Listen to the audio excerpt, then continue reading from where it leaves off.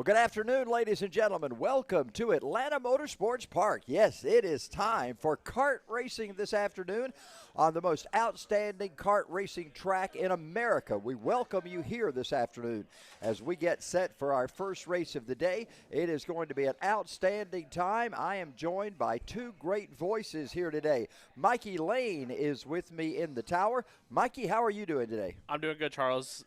Beautiful weather out today. I'm looking forward to this. It is just going to be a great day. You see some of those wonderful shots that we have coming from our cameras around the racetrack. We'll have 5 different cameras located throughout the racetrack, including a great drone shot that you'll see many times a day from Jeffrey Farver. Also, John Matthews is going to be joining us. John is going to be handling Victory Lane and talking with the drivers. And John, we see karts coming out on the track already. Absolutely. Charles, talking about the great weather we had today, such a stark contrast to round 5 when we were last here. Rain causing delays, causing even some abbreviations to the program. So mid-80s, plentiful sunshine. So as opposed to rain, we might be talking about how the track might get hot, greasy, and cause some handling issues for our kart drivers today, as our first group is rolling out on the track, and this should be our Lo206 Cadet, I believe.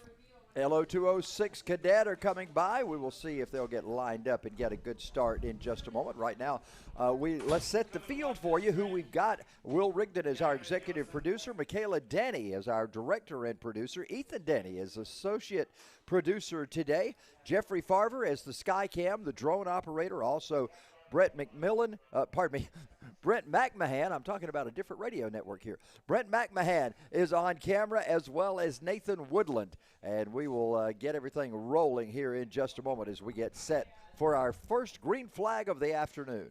And I believe it's going to be Hunter Halsey, I believe, is going to be on that flag down there. False start on the first attempt of the start, so the drivers take the shortcut.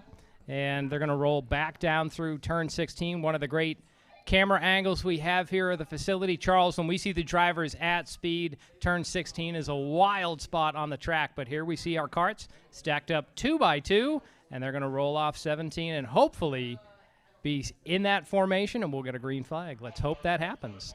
And let's see, no, we do not get a good start this time. It's a false start once again. You notice our shot, we have had pole cam.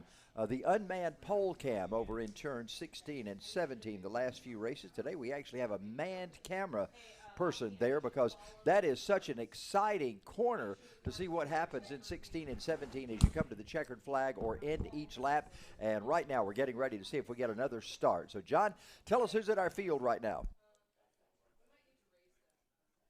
On the pole, Oliver Nesbert's going to be on the pole. Kyle Farrell outside. Ruben Greer, David Gilchowski, Joseph Saddington, Ryan Dehoney, Luke Giglio, Lincoln Massey, and Kyle Farrell set to be the field. We got a green flag. We are underway with racing in round 6 of our kart series. John, you and I were talking about that off-camber turn in turn number 1. They have several of those on this race course.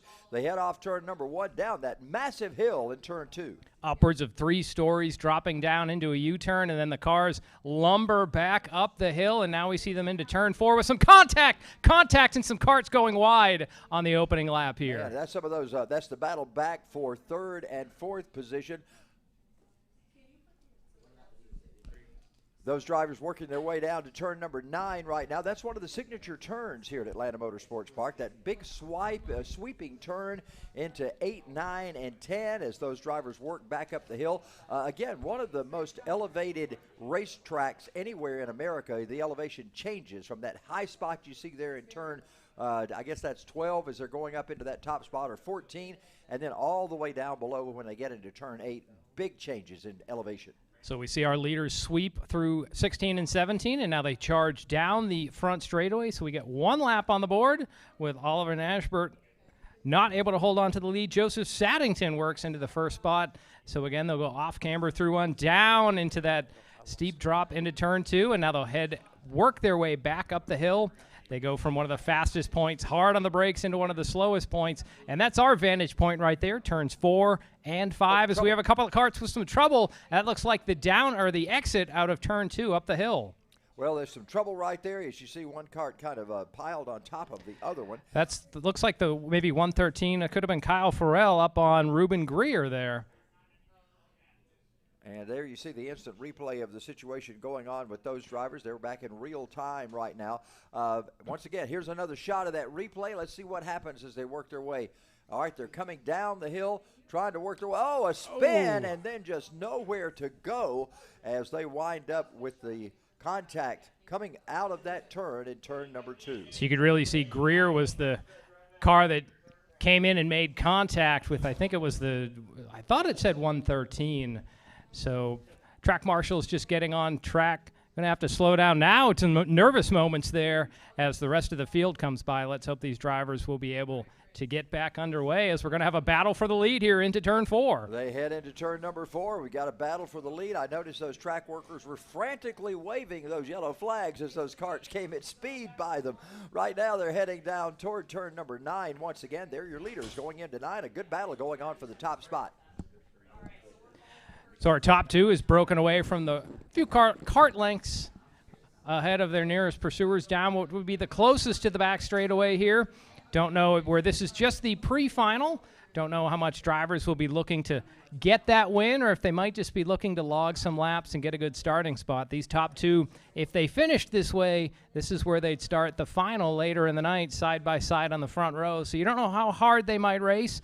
Charles, a lot of times when these cart riders get going, when they race each other hard, they can actually lose ground and get into more trouble when drivers behind them will catch up. Yeah, Luke Giglio, we got another, I think that's why that same cart that's just off course, but they're allowing them to go by under a partial caution right there. Luke Giglio has taken over the top spot. Joseph Saddington in second. Now, we've called those names a lot throughout the last couple of years. They are tops in their game, and right now they're 1 and 2 heading down into turn 9. Mikey, as you check the action out there, those drivers, we know them well, and they know this race course well, so now they have a chance to battle for the top spot. Yeah, Joseph Saddington with a great performance last time we were out here at the kart track. Luke Giglio, he's been running the national circuit, so we haven't seen him in a couple weeks, so glad to have him back out here and in the lead like he usually is. Oliver Nybert, who started on the pole for this one, is now in 3rd position. They come through turn 17. They'll come back to start finish. This will complete lap number 4 for these drivers out of 10. So once again, watching our Lo206 Cadet pre-final. Lo206 Cadet, these drivers. Well, Charles, I said something great there. My mic was muted at the moment, so we're enjoying our Lo206 Cadet pre-final as our top 2 have drawn clear of 3rd place Oliver Nashbert. Cadet drivers, these are ages 7 to 12. Ooh, side-by-side battle. Check that out. Yeah, passing down into turn 9. And these are 4-cylinder powered Lo206 Briggs & Stratton engines. It almost looks like a lawnmower, Charles, where they have the pull cord right there. Drivers can actually just reach over and start the cart all by themselves when it's time to get going. Yeah, I was coming through our area where all the carts parked this morning, and it was interesting to see. You know, sometimes when I've had those lawnmowers, I'd have to pull 10 times on them to get them going. These guys, just one little pull, and they're ready to go. They keep them in top performance all the time. Well, race fans, we do appreciate you joining in, whether you're watching on YouTube or maybe on the Facebook page of Atlanta Motorsports Park. Give it a like, give it a share to your friends, or how about this? Comment down below in the comment section. Let us know where you are watching from today. We'd love to know where you're from, and we do appreciate you joining in for the broadcast. Charles, in the past, we've heard that family will tune in from around the world. I know earlier this season we had some family and friends all the way from Ireland that were joining for the broadcast. How about that? That's pretty cool. And, of course, many times drivers will go back and watch these broadcasts as well, so we hope we don't say anything negative about someone that they would not appreciate hearing from themselves on the racetrack. Let's check out our top 2. You saw them go by right now as Luke Giglio and Joseph Saddington continue to battle for that top spot. Lap starting to wind down now. We're just past the halfway point. There go your leaders into 16.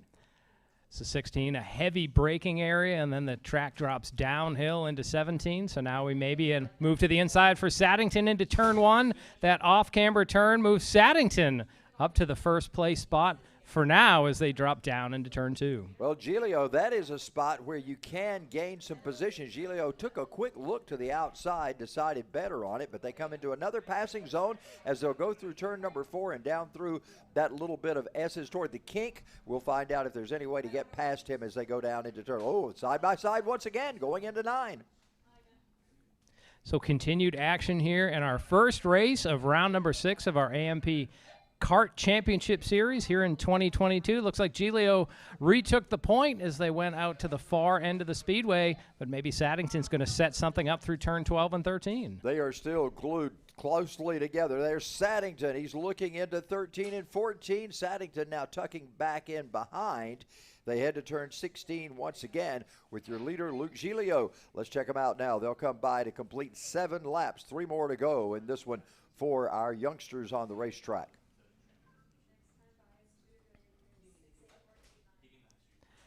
Down, that camera angle's deceptive there, but that's a better angle. It shows you just how steeply the drivers climb out of turn 2, a 3-story climb, and in these Lo206s, boy, they really seem to lug going up that hill. Later when we get to the shifter class, Charles, those karts seem to just launch up that hill, but these Lo206, you can tell the torque band is not where it wants to be heading uphill out of that the steep drop and then having to go sharply back uphill. I was fortunate to have Carson Craig on the Champ Racing Show last Thursday night, and we were talking about those drivers that try to get the advantage by pushing their head forward. Bobsledding. Bobsledding up the hill as they can. Not sure that's an advantage, but hey, it makes you feel faster. Go ahead and do it. Anyway, there's that battle going in once again, side by side, down into 16. Looks like for now, Giglio slams the door shut on the outside, and they're going to put lap number 8 on the board here. So Giglio leads Saddington, and then it's a gap back to Nashbert in 3rd.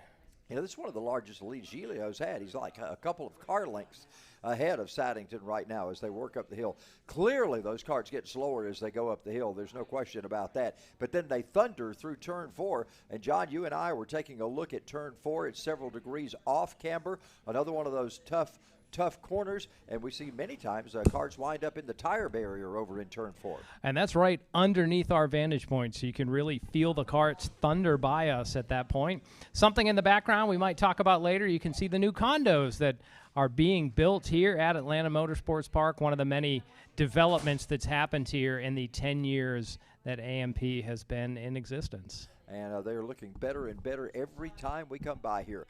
Working now into turn number 16. The drivers making their way by there.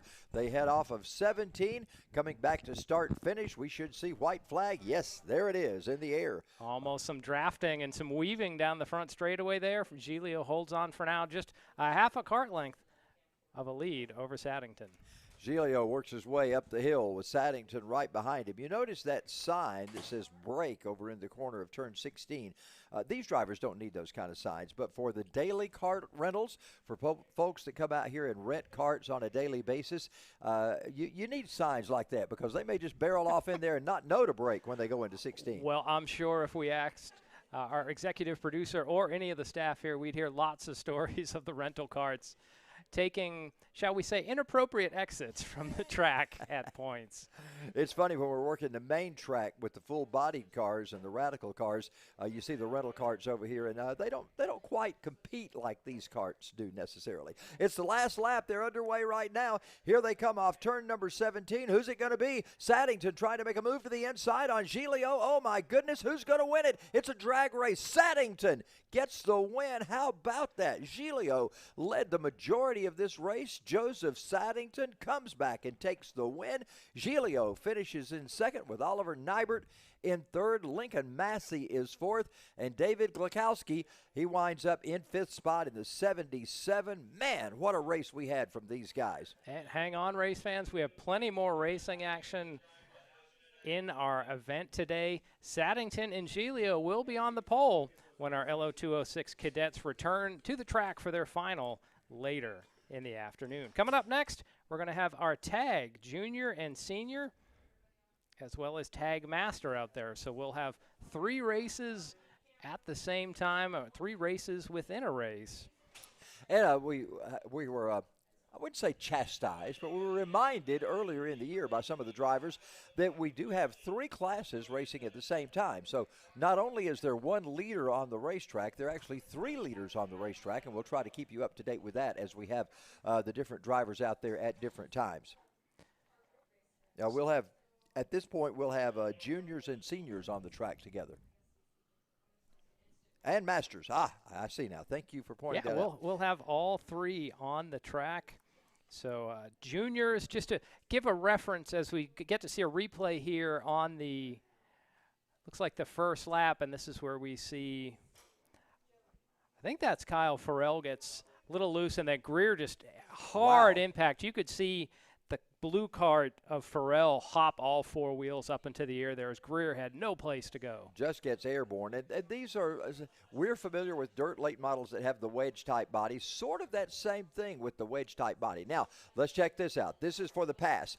This is the one where Saddington took a look down to the inside. Saddington around Giglio. Check this out. Giglio has the advantage. They go into turn 15, getting ready for that 16. Saddington trying to set him up. Here they come. Once again, they work their way up the hill. Saddington looks to the inside of Giglio, and they make their way off of turn 14, down into 15. Watch it as they go all the way to the end. My gracious. Giglio looks like he's got this thing in the bag, but it wasn't to be. Yeah, that was just some of the highlights of our first race. So as we move on to the tag junior, senior, master, I just want to set the stage for juniors are 12 to 15-year-olds. So think of that as middle schoolers. And then the senior class would be above 15 years of old, mainly high schoolers. And master starts at 30. So we will see what drivers we do have running in this field. Now, Charles, I'm trying to remember if the tags are 2-stroke engines. I believe they are, that we'll see out there. Much different sound profile than we get in our Lo206, where you get that rumble of the 4-stroke engine. Well, John, I was checking out the tags here. The tags are the touch and go? Micro Swift. They're 10 horsepower engines, 60 cc, get up to 50 miles per hour. So that's a pretty cool deal. Maximum weight 226 pounds on those. So that's a little bit of the specs behind those tag cars. So each class has slightly different weight rules, minimum weights, and all the drivers will have to go over the scales at the end of the race to make sure that everything is official. But each class does have a slightly different weight, and I will chucklingly note that the masters get a little more weight than the juniors, and that's not anything about the cars. I think that's just as the drivers grow, they grow in height, and maybe they start to grow a little bit in width as we get up to the master class, which is age 30 plus. Yeah, we were looking at some of the seats in these carts, and it was interesting walking around. John very quickly would spot out and say, that's got to be a kid. Look at the size of that seat. There's no way you or I would fit into some of these carts that are out there. There's a good shot of our tower. That's our vantage point today here at Atlanta Motorsports Park. All of the gridding of the various divisions takes place right below us. We were talking with some of the workers down there earlier, and we said they're kind of the unsung heroes. You never hear their names, but they work hard getting those drivers all set up in the proper order, ready to go. We'll be bringing them out next. We had to clear that track off. Remember that cart that was on the side of turn number 2? They had to clear that, and they did use the tow truck to get him up the hill, but you saw somebody actually manhandle that cart back down toward the pit area. Well, at 300-something pounds, it's not a tremendous amount of weight, especially that's with the driver in a lot of cases. So a lot of these carts, like you're saying, maybe 200 pounds is the frame, and then the rest of it is the driver. We are just about ready to go as we'll get them fired and ready to head out. Well, viewers, if you want to try your hand here at Atlanta Motorsports Park, they do have arrive and drive karting. They're using the public carts that you just see on the left side of the screen there. Those get up to 55 miles an hour. Not as fast as the classes you see here today, but a whale of fun out there. Charles, I think we just need to keep harassing our producer to get some time out there on the track so we can better announce the experience that these drivers are going through out there. I can't wait to find myself in the weeds off turn number 9. I think that's where I will probably be. The runoff area will not be far enough for me, I don't think, John. So here we at least see some of our, I see tag seniors on our timing and scoring. Daniel Perez is one of the drivers in this group. You can see the drivers getting out there under speed, trying to get some heat in the tires, get things warmed up so they will have maximum grip.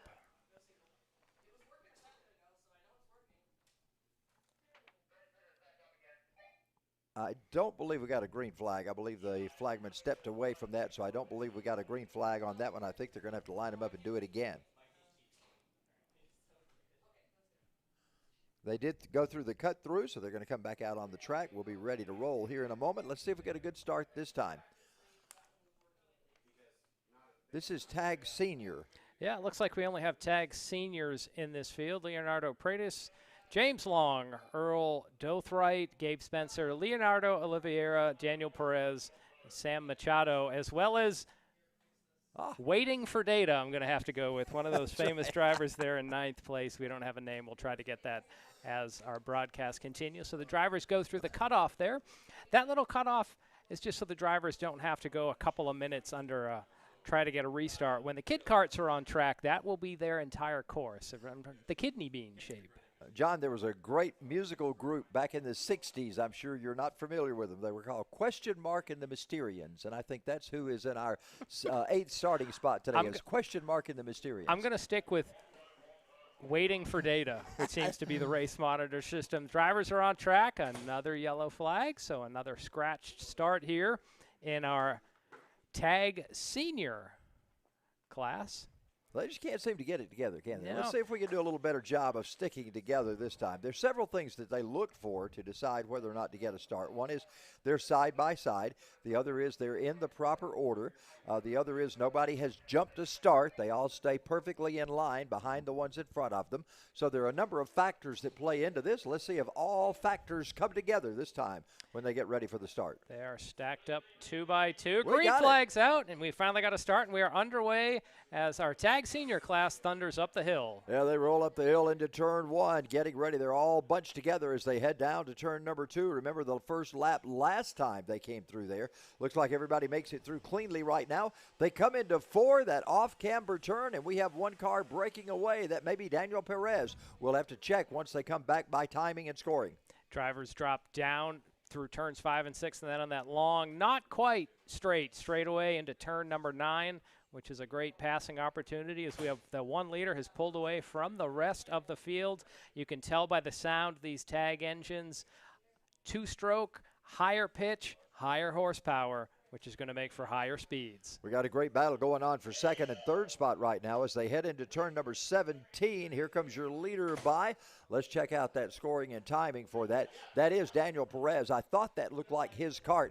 He is your leader right now with Leonardo Oliveira in 2nd and Gabe Spencer in 3rd. That's the best battle going on the racetrack. It starts to spread out a little right now, so you've got evenly spaced karts in 2nd, 3rd, 4th, and 5th as Perez comes off the hill. Man, he is taking, look at him go as he heads down into turn 9, John. So in addition to the engines being 2-stroke here, which gets a little more power, these Tag classes you can see off to the driver's left have a radiator. So they have a small water cooling system with a radiator and a small water pump, and that allows these drivers to just run them harder, run them hotter, since they have that extra water cooling. We were looking at some of the karts earlier today, and we saw the small stator and the small generator. I think every time you talk about an engine part or a part on these karts, it's preceded by the word small. That sort of has to be the dominating factor of that. There go your leaders down into turn number 2. It's Daniel Perez. Man, he is gone. He is already up the hill while everybody else fights to get up the hill. So Perez, you can see him already coming down the hill out of turn 4 past our vantage point, and he shoots out again. You see the great long shot angle here with the main track in use today as well, and then the condos that they're building here. So a beautiful day. If you're joining us online, we are at Atlanta Motorsports Park. I'm John Matthews, joined by Charles Head. Mikey Lane will be joining us as well. Atlanta Motorsports Park is located in just west of Dawsonville, Georgia, in the North Georgia mountains. And as we all know, Dawsonville is kind of the home of racing in Georgia. Georgia Racing Hall of Fame is here.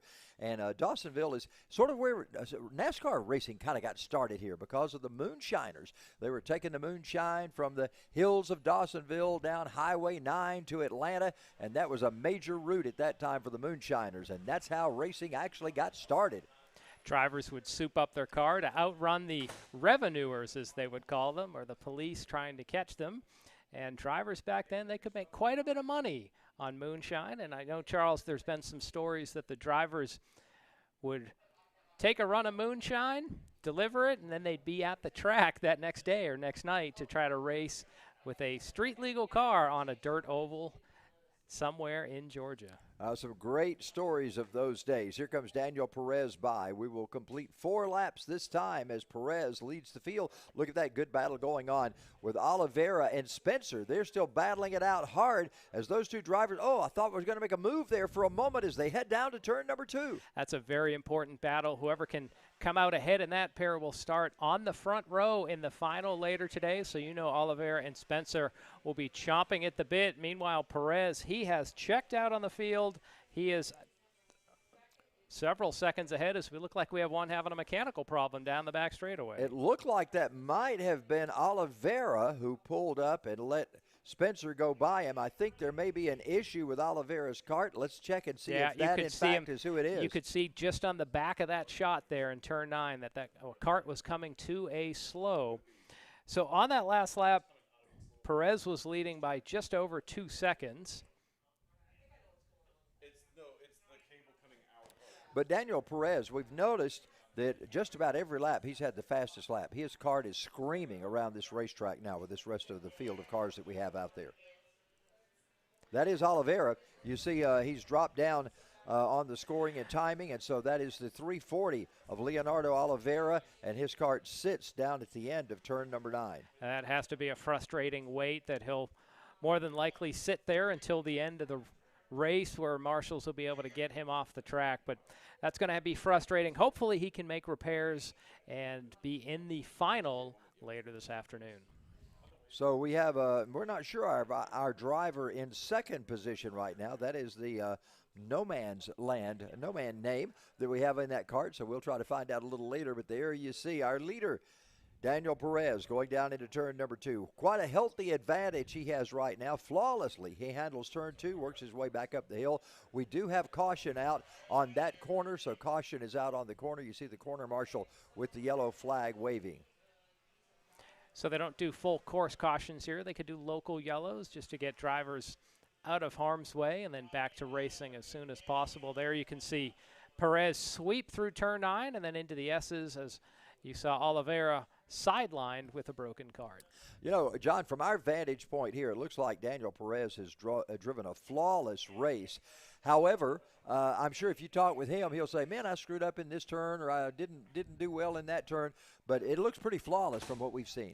You had talked earlier about drivers watching this tape to get tips on how they are driving. A lot of these also have a GoPro somewhere, whether it's on the front of their cart or on their helmet, and they'll be able to go back and watch those tapes. Again, what could I do better in turn 2? How could I brake later or smoother in turn 16? They look at these, try to analyze every aspect of their driving, trying to find those few extra hundredths of a second that can really make a difference. Yeah, we were talking to some of the crews down there today. They were trying to find the best place to mount the GoPros. That's always interesting. We have seen some that have put them on their helmets in the past. That's an interesting view. But, of course, you might not get the same vantage point as you do if it's mounted on the race car itself or the cart itself. I've seen some people also try to mount it on the side, imagine almost on top of the radiator. A little risky there, but to try to get a steady shot. The helmet could bounce around on this track. That we haven't driven it, but I could imagine some small little bumps will have formed over the years that the track has been here, and it's those little bumps that add character to the track where the drivers may have to change their line or their braking, so you don't want to be turning or braking on bumps. It will upset the cart. Look at that lead for Perez, Charles. Gabe Spencer is now shown in second position. Leonardo Perez is your third place car at the moment. So that's the way that they line up right now. But Perez just has a commanding lead over the field. If you were here with us a couple of weeks back, you were able to see the debut of Truck Cam.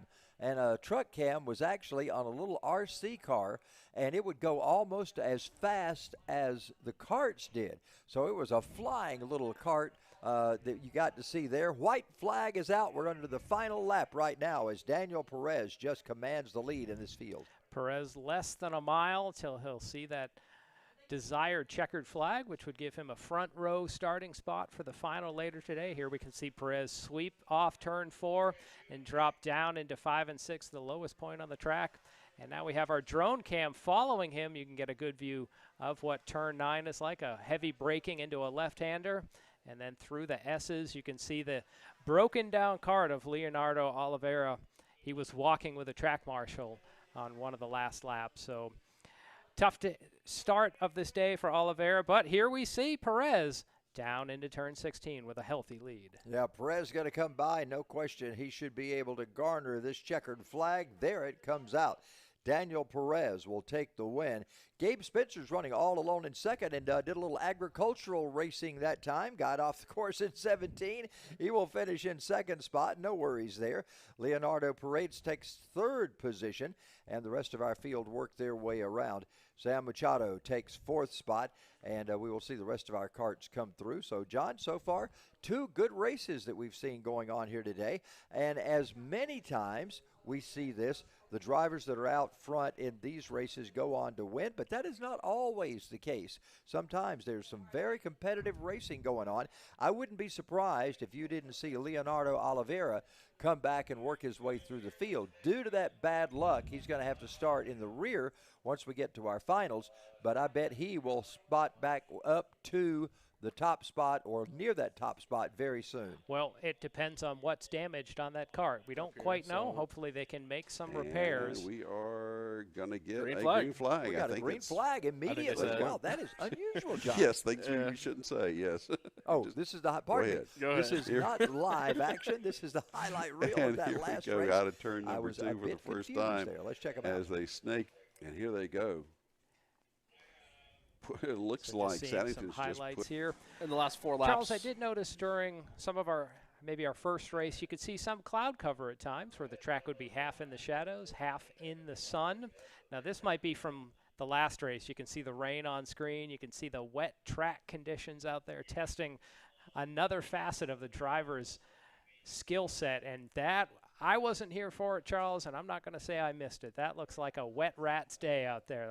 When you can see rain on the camera, it is really pouring outside, and you can see it there. Some drivers seem to love it. I know Ayrton Senna was a master in the wet. He seemed to love those wet, or Schumacher loved the wet. You know, there's some drivers that love the wet. They're not quite throwing up rooster tails there, but these are some highlights from round 5, and you can really see how they had to feather it around turn number 4 there compared to their normal line. And still got a bit out of shape. And here it's even coming down harder as they work their way by to the checkered flag. Oh, my goodness, what a nasty day that was. And you see the driver with his hand in the air. Not only was he happy he won, he was happy it was over, I have a feeling, at that point. Yeah, one of those you just want to head back to the trailer and get inside as quick as you can. And, you know, sometimes those things pop up on you in a hurry. I was involved in a race last night. Everything was clear, doing well, and all of a sudden Mother Nature just dumped about 3 inches. And you're a weatherman. 3 inches in an hour, is that a lot? Well, I'm a weatherman on days the weather's good. How about we say that? But, yeah, if you get 3 inches in an hour, that's a good old-fashioned gully washer there. And no racetrack, no real city drainage system is going to handle 3 inches an hour. You're going to get flooding. You're going to get ponding. And honestly, 3 inches an hour, driving 30 miles an hour in a car, it's going to be hard to see, let alone if there's spray or anything else. So, yeah, you were caught in a good old-fashioned gully washer last night. Well, I was in the after the rain had calmed down somewhat, I finally got it to my vehicle and started home. We found trees down. We found power lines down all through town. It was really a bad, bad storm in the area in which I was announcing the race last night. And that.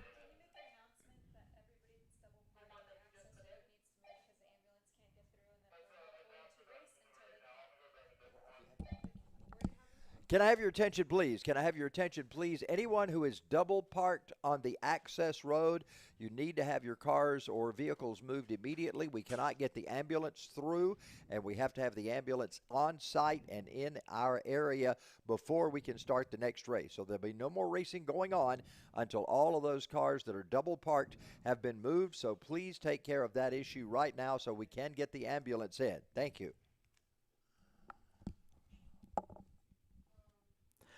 Well, Charles, I am looking on the Atlanta Motorsports Park Facebook page. We are streaming live there as well as on YouTube. So, race fans, if you're out there, we just ask that you check out AtlantaMotorsportsPark.com. Give us a like, give us a follow, a share, whatever it is that you need to do on social media. I forget which platform has which term, but on Facebook, Atlanta Motorsports Park.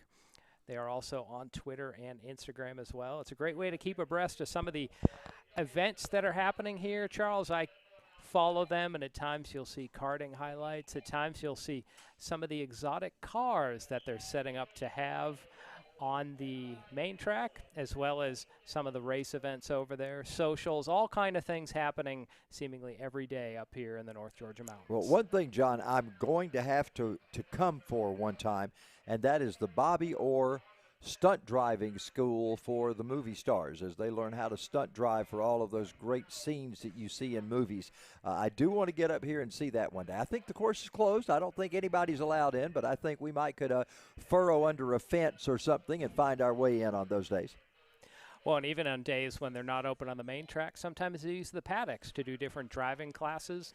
If you have a 15 or 16-year-old and you want them to get some experience, they do have defensive driving courses as well as the, I don't know if it's the skid pad, the thrill hill, where they put the water down on the track and it acts like snow or ice. So they have all kinds of driving scenarios here to learn on as well as for racing. And that skid pad was redone in the off season too. It's a lot different now and a lot more treacherous, which is a good thing because it teaches you more about defensive driving skills. I was here for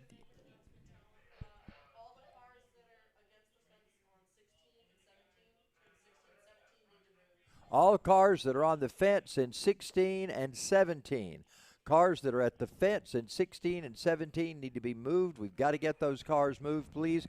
That is an insurance requirement. Those cars have to be moved that are in turns 16 and 17. Those cars have to be moved immediately, please. If you're parked outside turn 16 or 17, those cars have to be moved immediately.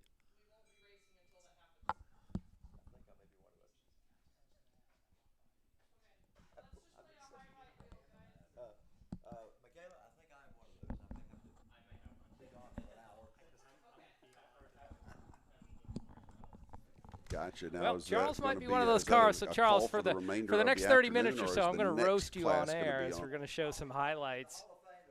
You might see Charles going out on the camera as he might be one of the cars. So again, if you are at the facility, if you are parked along the fence outside of turn 16 and 17, we need you to move your cars so we can get the ambulance onto the property. We can't race until that happens. So if you're parked beyond 16, outside of 16 and 17, we need you to move your automobile.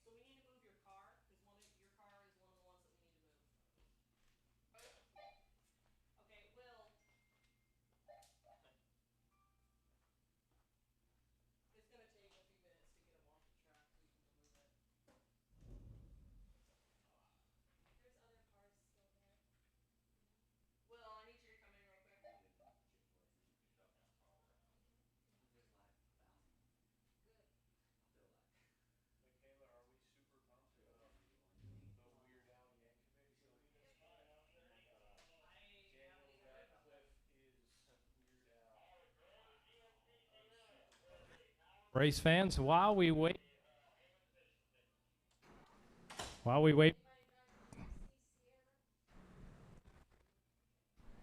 check.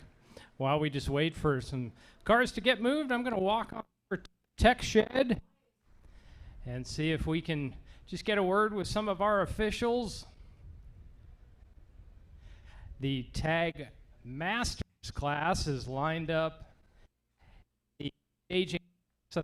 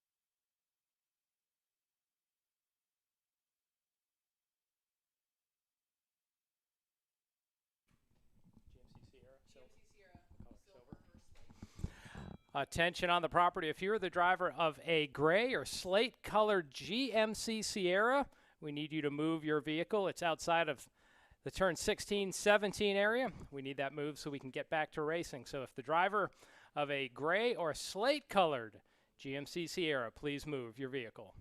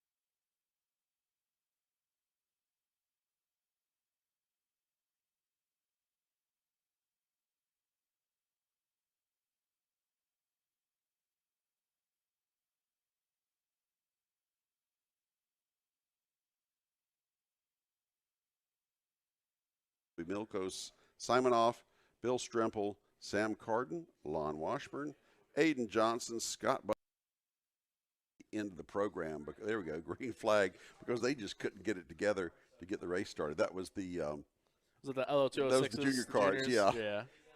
Yeah. That bunch has always had a little trouble, but they had to just kind of sit them down and put them towards the back of the program and then get them started. So here we go, underway. Craig Foster, Jose Garcia lead the pack through the, A a little bit of slickness there. Don't be surprised, guys. I'm ready to go. Well, let's see who we got here.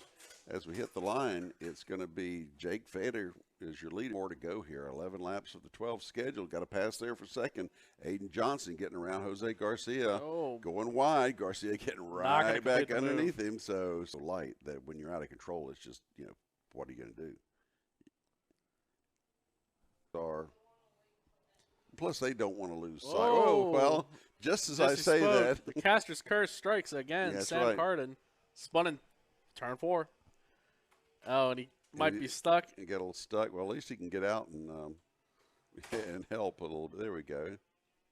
He should be able to get underway. Oh. Right in the line, too. Oh, Sure. Whatever. Here we go. White flag. 1 lap to go. Successfully navigate these last 2 turns. And he'll take the checkered flag. Your winner, Jake Fader, will take the Look pretty good lined up here. Here we go. Green flag is out. Green is out, and we are underway. And it's a huge traffic jam into turn number 1. So contention for position yet, but it is early yet as we are in the first lap here. Sometimes just got to get those tires up to temperature before you start really making moves. Rundown as we come by the line. Yep, Jake Fader is your leader. Jose Garcia, then Aiden Johnson, Craig Foster, Sam. Driving Miatas around here since, I don't know,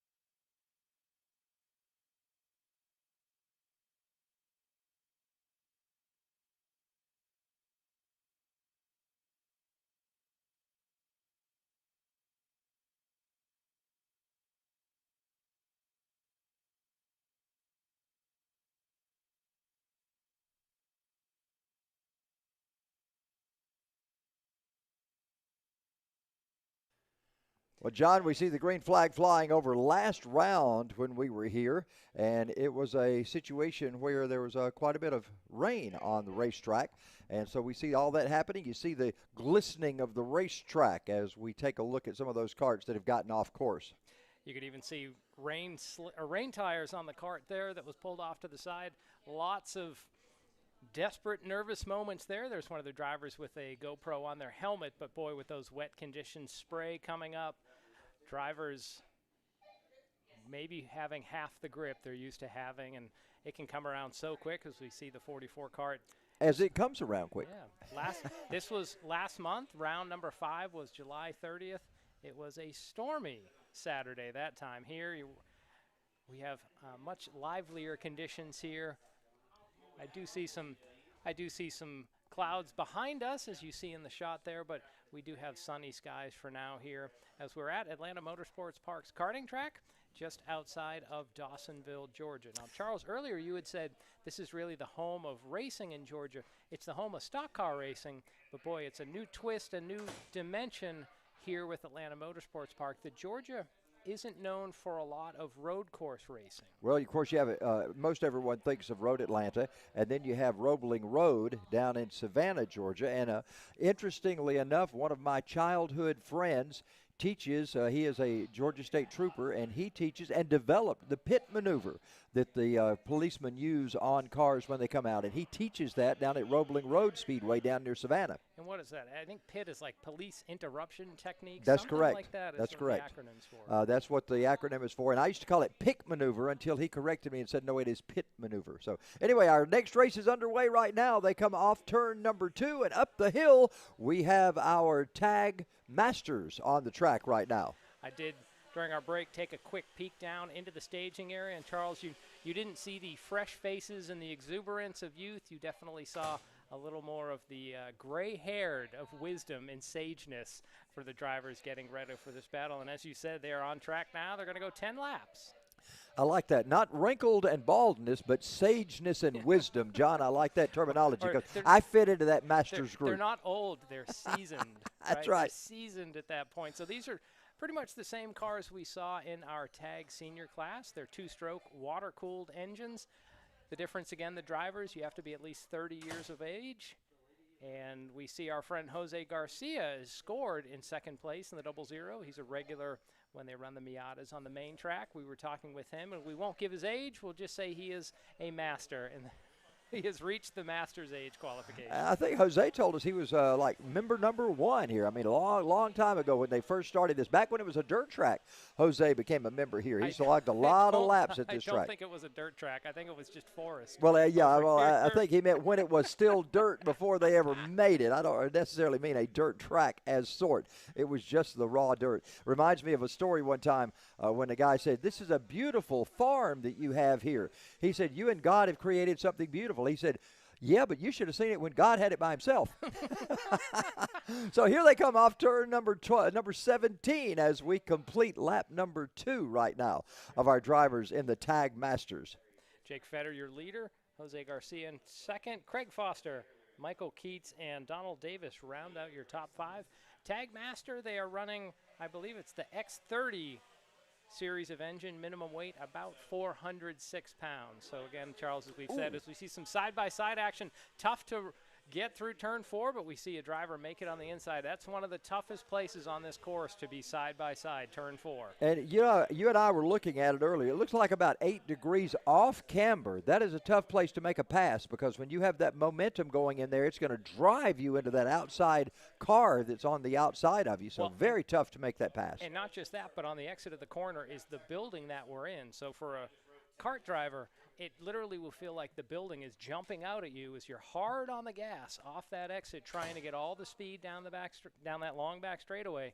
So you're trying to be as hard on the gas as you can, but to be side by side, it can get pretty tight on corner exit. And leader's just about to come through that same spot once again. There you see them coming by off turn 4. There's our top 2 guys, Fetter and Garcia, as they make their way through. Here comes that battle that was side by side just a lap ago.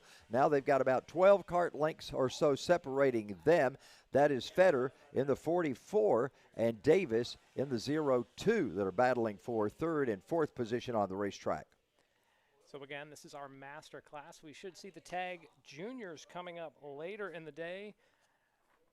Lots of classes as we work through our program. So this is the third race of the afternoon pre-final. They'll go 10 laps. Where these drivers finish in the pre-final determines their starting spot in the final. And for that, they'll race 12 laps for riches, trophies, pride, and those championship points. And they come up right now. We are 4 laps into this 10-lap pre-final. There you see our leader going by. That's Jake Fetter. Jose Garcia trying to chase him down. Jose was giving us the once-over view of his kart and telling us a little bit about it. Learned quite a bit from, of course, Jose knows a lot about the kart, but his setup man seemed to know quite a bit more. We got quite a bit of information about this race kart.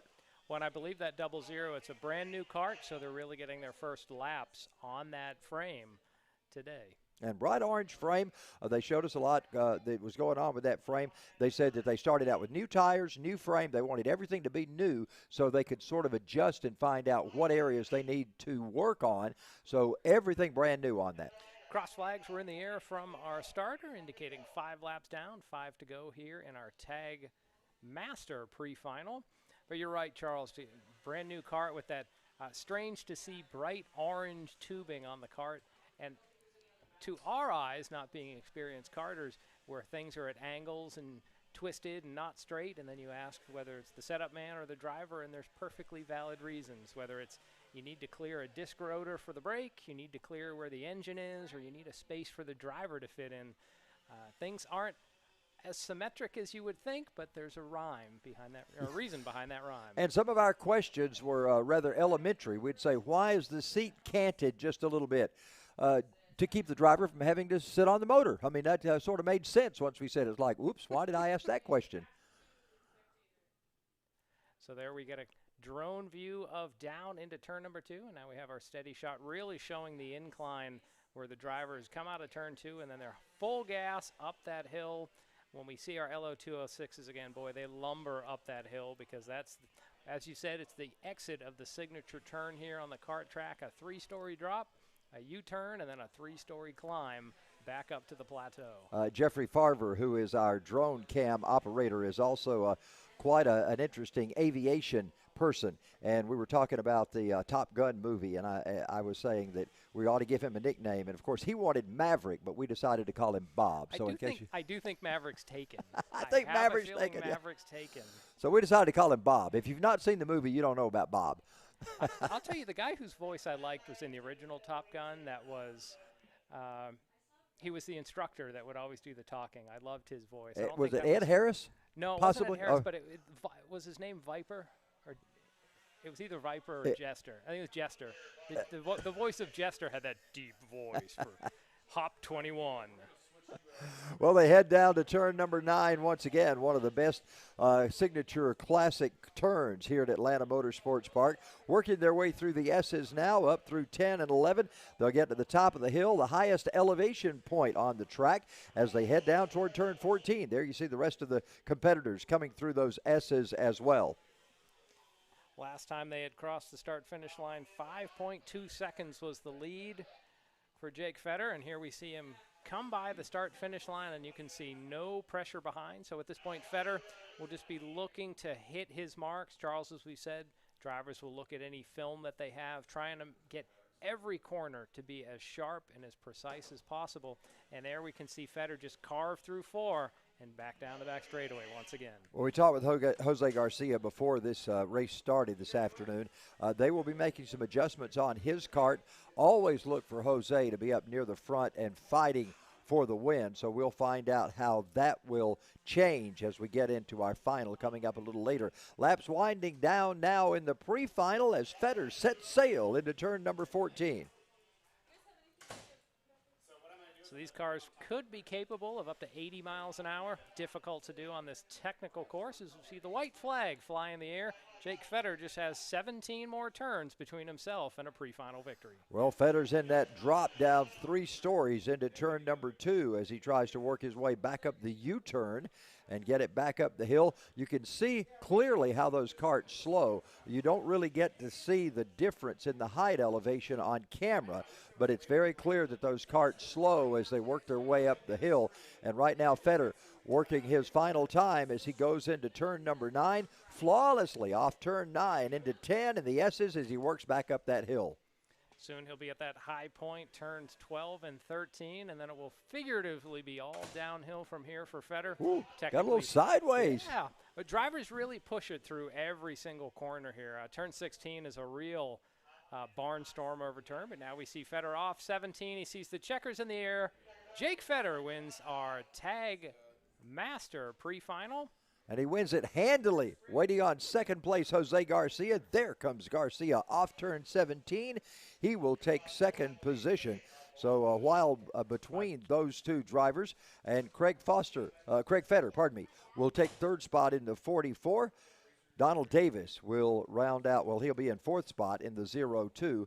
And it will be rounding out the top 5 will be Michael Keats. Michael Keats in top 5. So Fetter wins by 12 seconds in that race. Wow. Just to put that in perspective, that means he's more than a second quicker on average every single lap of that pre-final. If it were some of the dirt tracks we worked, John, that would be a lap ahead of the second place car. It pretty much would.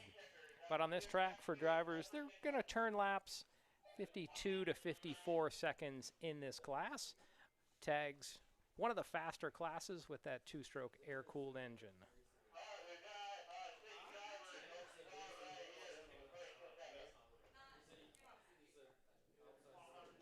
So next group of cars set to roll onto the track is the Kid Kart division. These are the youngest drivers we have here.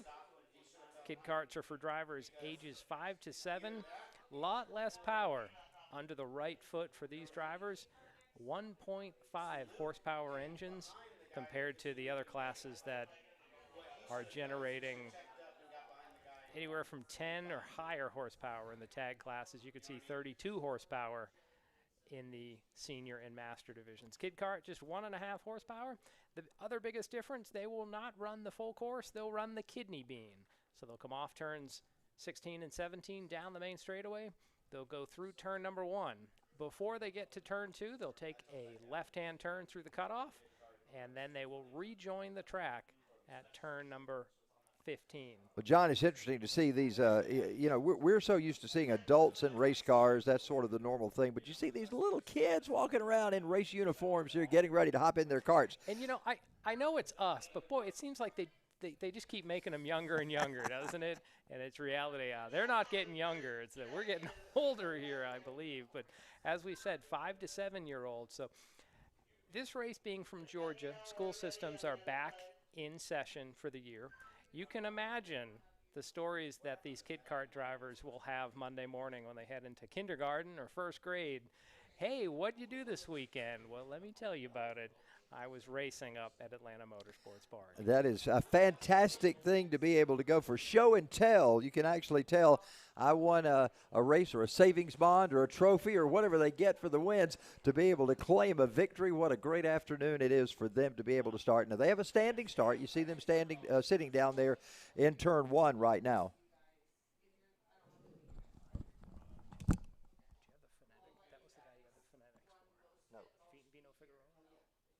Oh, yeah.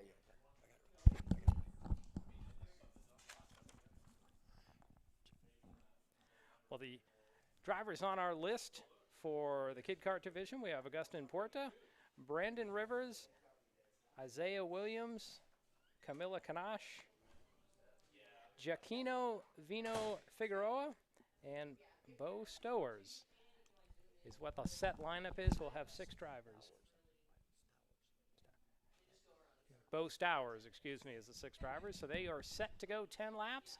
These laps click off quick as they're only doing the kidney bean shape. Well, they'll get set to go in just a moment, and usually we don't get a good start on the first one of this one. Matter of fact, not a lot of them do we get a great start at the beginning, but we'll check them out, see if they're going to be able to go. Of course, they run an abbreviated course here. We still call them turns 14, 15, 16, 17, even though for them it's like turns 3, 4, and 5. Right, green flag's out, and we are underway in our Kid Kart pre-final. Yeah, it's hard not to get a good start with this since they start from a dead scratch. So hopefully we'll get these going good as they head up toward the hill and get everything working right for these drivers. Only other class that will use the standing start here is the shifter class. That's the apex predators of the karting world. They'll be up at the end of the pre-final round as well as the final race in the finals section. So lap number 1 set to go on the board. We have some action back in the pack, but Brandon Rivers leads lap number 1, followed by Vino Figueroa and Stowers.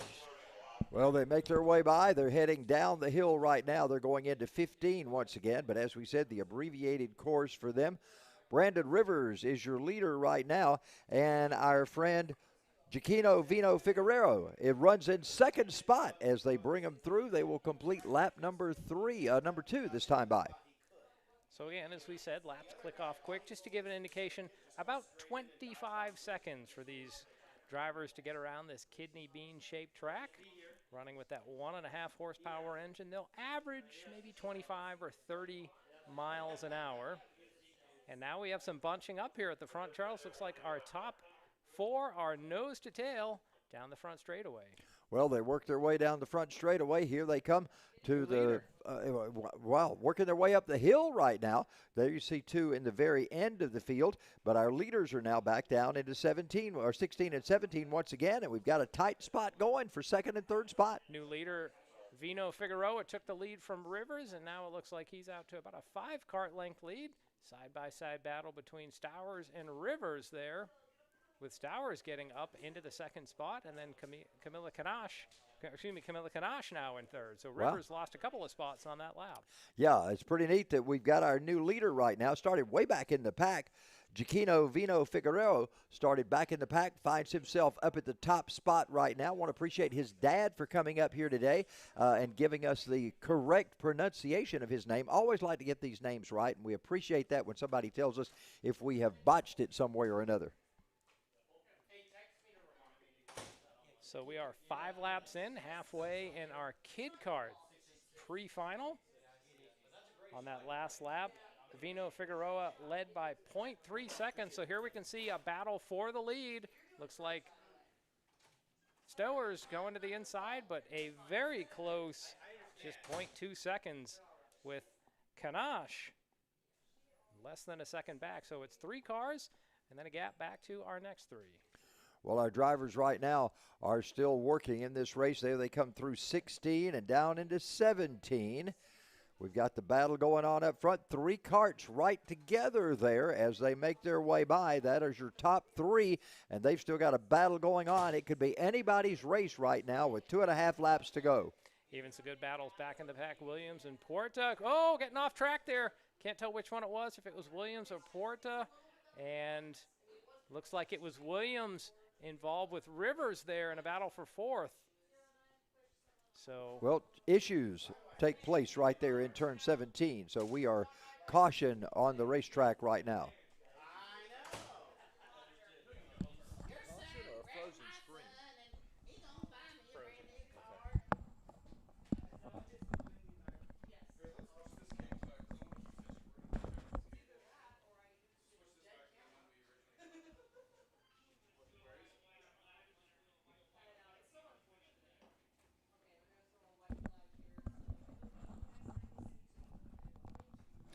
well, our race signal froze for a moment there, but we're back on track and live. White flag is in the air. Bo Stowers in the lead, then Vino Figueroa in second, Kanash in third. And as we had said, then it's a long gap back to Rivers and Porta, who are battling for 4th. And now I believe this is our leader coming around. Well, maybe one more car taking the white flag. And that's Isaiah Williams. Now we should see That was Puerto. Oh, three-car battle for the win at the line. Stowers comes in first. Vino Figueroa holds on for second with Camila Canache in third. Less than 1 second separating our top three. Wow, I tell you what a great race for the kid carts right now. As the checkered flag still flies, they come by to finish up the rest of this group. But what an outstanding finish for them as they come underneath. Augustin Puerta will take third spot. It's going to be Camila Canache, I believe, going back to fourth. It showed her showing up in fourth position, but on Race Monitor it shows her as third, so we will keep that with what Race Monitor has for her in third spot. Puerta in fourth position. Brandon Rivers, who started on the point for this one, is in fifth, and Isaiah Williams rounds out the field. So we will get ready for our next group to bring them out on track. Charles, looks like some ugly black clouds in the background. Let's hope that those stay away for the afternoon and we get to enjoy a dry track here as opposed to the maelstrom that developed for round 5 back in July. Well, John, is that looking toward the Atlanta area? Is that where we're looking toward right now? Of all the things I have, I don't have a compass here right now, Charles. It's basically looking up behind our vantage point, although it would look like there are some cells to our north and northwest here, so we may be contending with some showers at some point during the day. I'll actually, thanks to the magic of a phone, I do have a compass. So on that shot, we're probably looking pretty straight north there. So, north. Those would be some storm clouds to the north, maybe a bit to the northwest. All right, let's check out some things going on here in that last race. Check them out going up the hill. Actually, there you see the replay. I don't know if this is from one of our tag races. Well, it wouldn't be the kid carts because they don't run this area of the racetrack. Oh, I think that opening race, this is where we're going to see the car spin and then. Oh my, what a wallop. Heavy impact right into the side sponson. So we've heard we are under a lightning delay that's going to hold racing for 15 minutes. Lightning has been reported in the area. So, Charles, I now become the most hated man in motorsports in Georgia once again, since I am a meteorologist by day. I'm not the person you want to see at a racetrack when it starts to get rainy. Well, let's have a conversation, John. I've always wondered, those little clouds that we see, which now would be to our south, I guess, are those cumulus? They look pretty serious. So you tell me what kind of clouds we got out there. Well, Sirius is a radio broadcast stream, right? Unless you mean Sirius as in like Stern or and that type of. How about Cirrus? We go with Cirrus. No, those are cumulus type clouds. Cirrus are the real flat, thin ones. And then you'll hear sometimes words like alto cirrus or alto stratus, or just depending on that gives you what level there are in the atmosphere. But cumulus are your puffy white fair weather clouds. When you have cirrus, those are usually on a winter day, the real high thin clouds. Oh, I just keep looking at that replay. I mean, he got them right in the side there. So heavy impact in that opening race. We'll have to see if those drivers are able to get back into some action. Now, this is the battle for the lead. That was a great pass. Lo206 Cadet. And it wasn't just one pass. They were battling back and forth. Well, that was Giglio and Saddington. And Saddington wound up taking that thing at the checkered flag. Look at this. Joseph Saddington comes by, and he barely gets by Giglio. Half a cart length there, just enough at the line. Yeah, what an outstanding race. And it was funny because Saddington was up front. Giglio got by. Giglio was able to just hang on there as the leader for the longest, and then Saddington made that late race move and pulled it off, coming out of 17 right before he got to the checkered flag. So we're going to see some highlights here from round number 5, which didn't have quite as good a weather. What a shot. What a shot. Drone cam right overhead. There you can see it looks dry, but boy, not necessarily a fully dry track. Charles, we've been here before when it's been misting and you get patches that are wet and patches that are dry. By the end of the week not last week, but in round number 5 last month, the track was fully saturated. And this is the KA100 Junior and Senior. Now, we have seen some outstanding races in those junior and senior drivers over the years. The KA100 is just fast carts.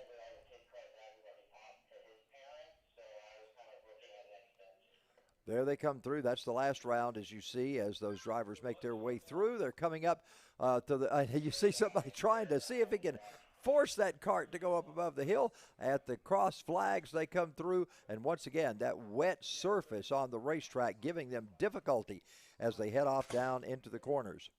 Now, Charles, I have done a little bit of kart driving where the arrive and drive type, not here, but Oh, there what a was some of that crash. big contact. I can tell you, Charles, I've done it at Orlando Karting Center, which is Orlando. It's flat. There's no hills. And having done it when it's a rainy, misty day, it feels like you have no grip the entire time around, and your lap times are 40 to 50% slower. Like every corner becomes an adventure, and that's what you see here. I mean, there's a horde, a thundering horde coming to the green flag from our last round, and you can see wet patches on this track. And I know there was one incident where coming right off turn 4, one of the carts got spun sideways, and again, major impact right in front of the camera. John, I'll have to tell you this. I was at Lanier Raceway doing a bush race, and we had all the NASCAR drivers there for the weekend. The Cup Series was off, so we had all these NASCAR drivers there for the Busch Series.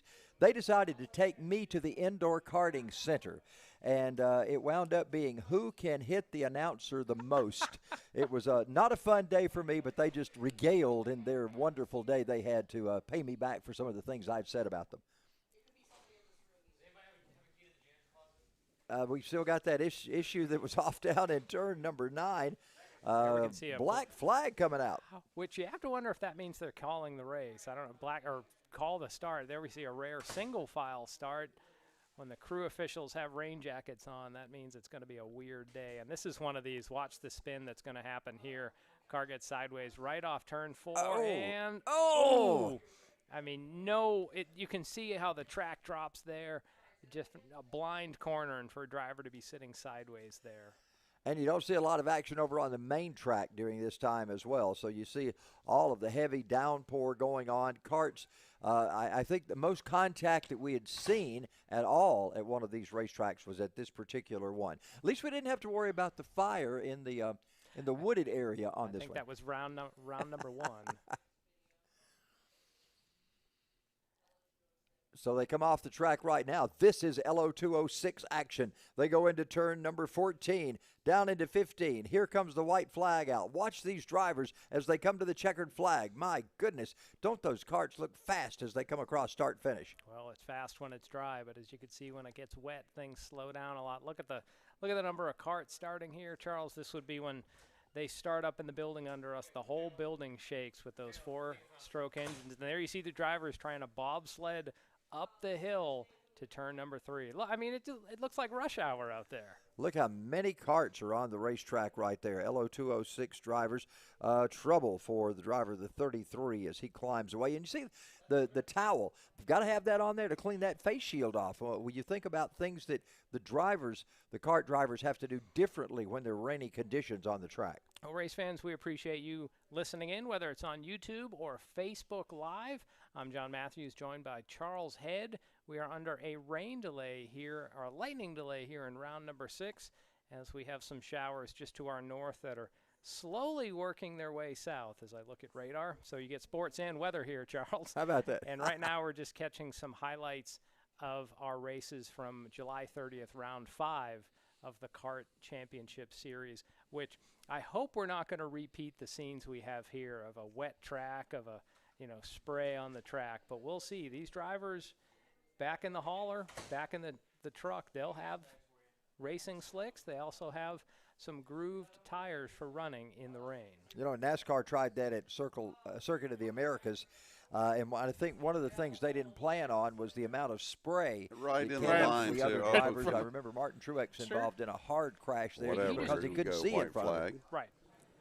So One here we're lap to looking go. at the tag Successfully master navigate these last 2 turns. highlights from And he'll round take the number checker 5. flag. Again, Your look at the winner, number of Jake Fader, cars, will lots take of drivers. I count at least 20 at a quick glance there.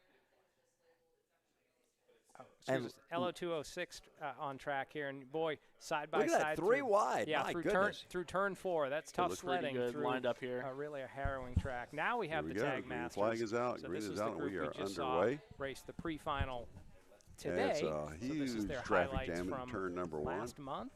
And you know that a lot of karts showed up on that contention for rainy position day yet, here at but it Atlanta is early Motorsports yet Park. as There we you are in see the a good first field of lap karts. here. They take them off down into turn 9. Everybody pretty much single Sometimes file at that point as they Just gotta came get through. those tires Looks up to like that temperature maybe before you Jose start really Garcia making up front. moves. Is that Jose? That might be Daniel Perez. Rundowns I believe it's become by Perez. the He just line. won the pre-final. Yep, so Jake you can Fader is change- your you can leader. turn the calendar Jose forward, but it Garcia, didn't then seem to Aiden change the Johnson, result Craig on Foster, the track. Sam. See driving They me head honest through around turn here 2 now. You since, see the action as over they go 5 back years. into 9 once again. Track's mean, kind of obviously drying more out. than You see that, some but- gray areas on the track. So this was either prior to Amp or after the staple track had dried some from those comes out torrential almost rains every that week, had which come is down actually earlier. tied for the fastest lap. Jose and both. While we're looking at Yeah, some so highlights, Garcia I'm and gonna try Fader to both look ran in the race same monitor lap time for and their find best. some- So see if I can pretty get neck some and neck here. We have a previous pass for second. There you saw a pass for second position. And able to slam the as door that was in is Craig jeopardy Foster. coming off turn number 10. So Foster They tired of worked waiting through the around S's and head their watching way the front back up the two. hill to the highest point of the That'll be a racetrack. White finishing lap flag is number out 9 now. of this 10 Those top lap 3 drivers pre-final. evenly Radius spaced 17, as but they go takes into the the checkered final flag lap. down at There's the Perez line taking the to win. claim Checkered flag coming tag out for master him. pre-final. So the rest of the field now Second will continuing be to work Jose their way Garcia. by. Craig There you see Foster some will of be them still third. The coming rest through of the 13 top and 10 will be 14. It wasn't Milko's Perez, it was Simonoff, Jake Fetter Bill was the Strempel, winner. Sam It It Carton, was that same Lon pattern, Washburn, but Jake Aiden Fetter Johnson, was the winner Scott in the Tag Master into the program. But back there we go, on green July flag 30th. because they just Now this couldn't is get after it the together rains had to come get the race down started. because That you was see the rooster the tails coming up Was it the from Lo206 all of the Junior tires. cars, Those yeah. drivers Yeah. making their way They- into the turn number 2 area.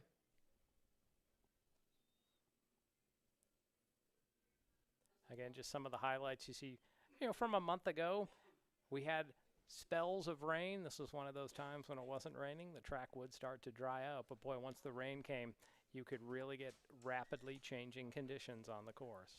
And there, I think you get a live shot right now of our folks waiting it out as we get ready for the clock to wind down on our lightning stoppage for the moment. So I believe we're getting ready to resume racing in just a minute. Not sure exactly where we stand on the lightning clock right now. We have to go from the last time. We have 4 more minutes left. 4 more minutes left before we can fire things back up once again. So we're going to take a break. If you're watching on Facebook or YouTube, just join with us in about 4 or 5 minutes. We'll be back after our lightning delay with more action from round 6 of the Championship Kart Series at Atlanta Motorsports Park.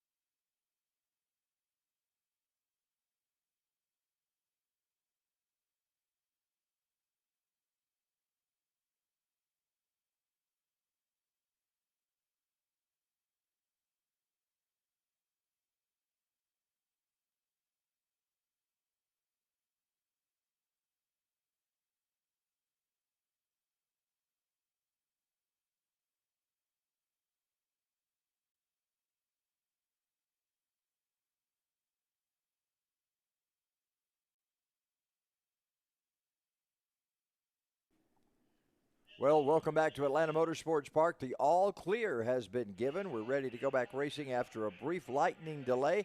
John, that's one of those things we take very seriously.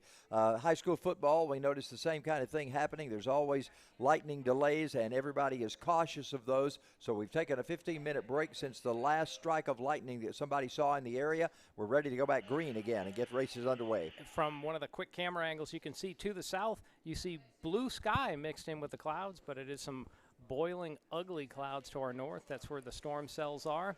Hopefully they won't get this way. So our KA100s are rolling on the track. Charles and I overheard our race officials saying if lightning or rain, or not rain, but if lightning strikes within the area, we may see a shortened race. We may see a black flag causing the drivers to stop if they can't get halfway. As we see already one car off in the grass on the warm-up parade lap here.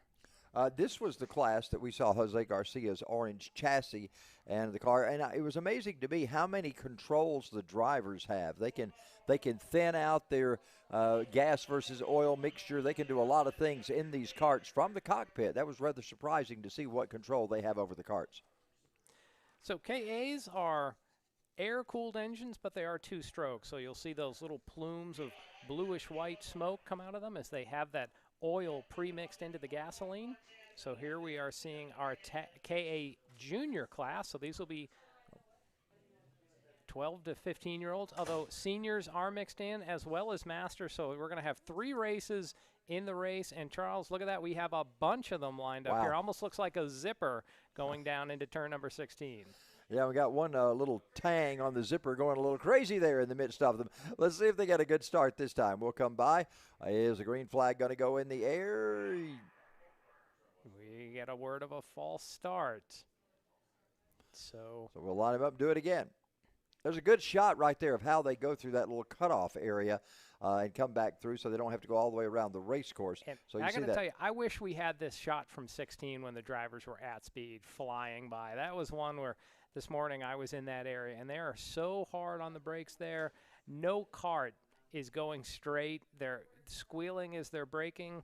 Their tires are squealing as they're turning, and then they're squealing as they're back on the gas. So a real dynamic portion of this course. Looks like the drivers now are stacked up 2 by 2. Let's see. Green flags out. We're underway with our KA pre-final. And we do have 3 classes running in this, so we'll try to keep you abreast of all the leaders. One around early as they head into turn number 1. My goodness, we've got one around early. Here they come off turn number 3 up 2 in front of our area at the tower. And there you see the leaders making their way by. Treacherous, turn number 4. They fly through there and work their way down the hill through the kink. Little more power in these KAs than in the Lo206s, so they get up that hill a little bit quicker without lumbering so much compared to what the lower-powered Lo206s do as the KAs head off to the highest point of the speedway through turns 12 and 13. Spencer Mast started out on the front row. Let's find out if Spencer continues to lead this. He had Adam Wine, who is a junior. Now Spencer Mast is a senior. Let's see how we go. Got to pass for that top spot as they come by to complete lap number 1. And Gabe Spencer goes to the top of the leaderboard with Spencer Mast in second, Adam Wine in third. And Theodore Simonov is your 4th place kart right now. We'll keep you abreast of the leaders in each class as we continue on in this race. Wine in 3rd place is the fastest junior so far. So as we said, a race within a race. And at least for right now, the top junior is 3rd overall as we see a great bumper-to-bumper battle down into turn number 9. They make their way into that area, heading up the S's as they come off turn number 10. It's going to be still that leader of Gabe Spencer. Brings them up to the top of the hill in turn 12, and there you see the rest of that field working through the S's. One off track down there at turn 9. I believe that's turn 9. That was exactly turn number 9, out into the bushwhacking it through the course, coming on a little bit slow from there. So right now, Spencer Mast was the leader last time around. Gabe Spencer second, Theodore Simonov, Sam Machado, and then Camden Trachtenberg. Your top 5? Ooh, look at that battle going on for the top spot. They're setting him up for the pass. Cannot do it as Spencer Mast continues to take control of this race. Down through the kink. You see one of the fastest parts of the racetrack right now. They have to brake hard in turn number 9. We see so many carts spin off out of control there. Look at a side-by-side battle going on through turn number 10. Hard way on the outside around turn number 9. Gabe Spencer comes to the lead through the S's, so a bold move in a difficult spot to pass. Gabe Spencer made it work as we saw Mast maybe do a bit of defensive driving down on the inside of 9. There we see that action shot into 16. Drivers hard on the brakes, and they get right back on the gas through 17. Gabe Spencer had the confidence to hold that car down into turn number 9, and he made the pass. Now he's trying to pull away a bit from Spencer. However, they are still pretty tight on each other as they work up the hill toward turn number 3. So it's top 2, and then a gap back to Theodore Simonoff in third with a host of company behind him. These top 2 will be wanting to just put some daylight between them and third place to ensure themselves a spot on the front row in our final a little later as they sweep through turn 9 again. Charles, I had it wrong there. Mast led that lap, so he's the one that made the bold move around Spencer 1 lap ago in turn number 9. Yeah, Spencer Mast.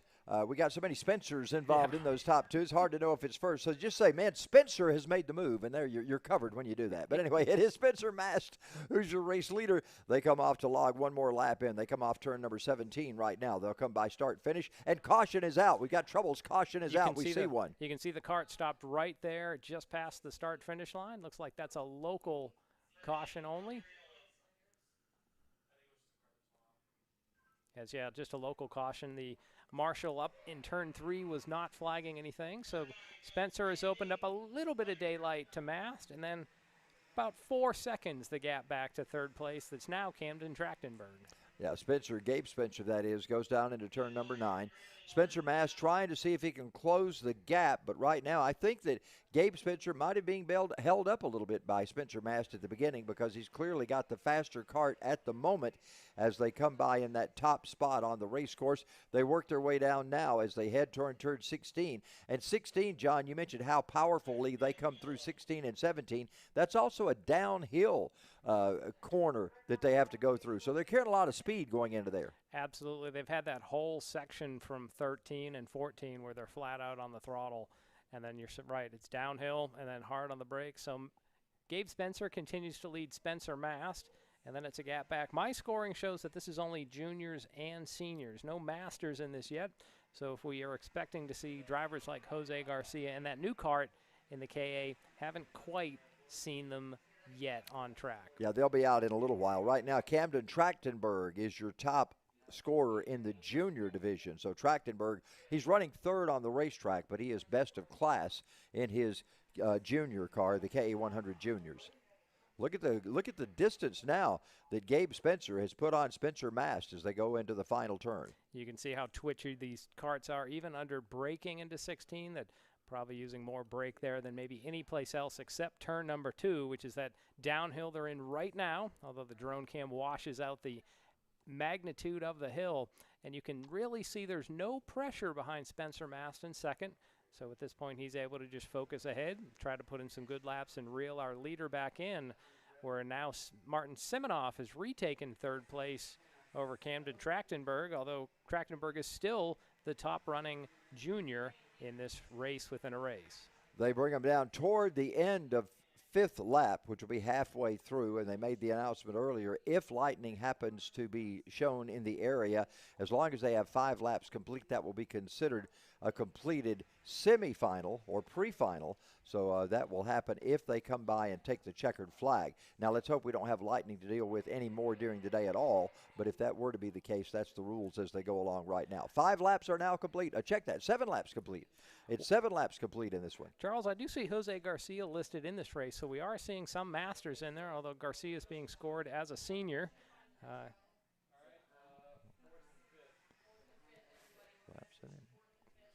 Some are showing 4 laps, some are showing 6 laps. I don't quite understand. I think it's 7. I think we're through 7 laps with 3 to go here.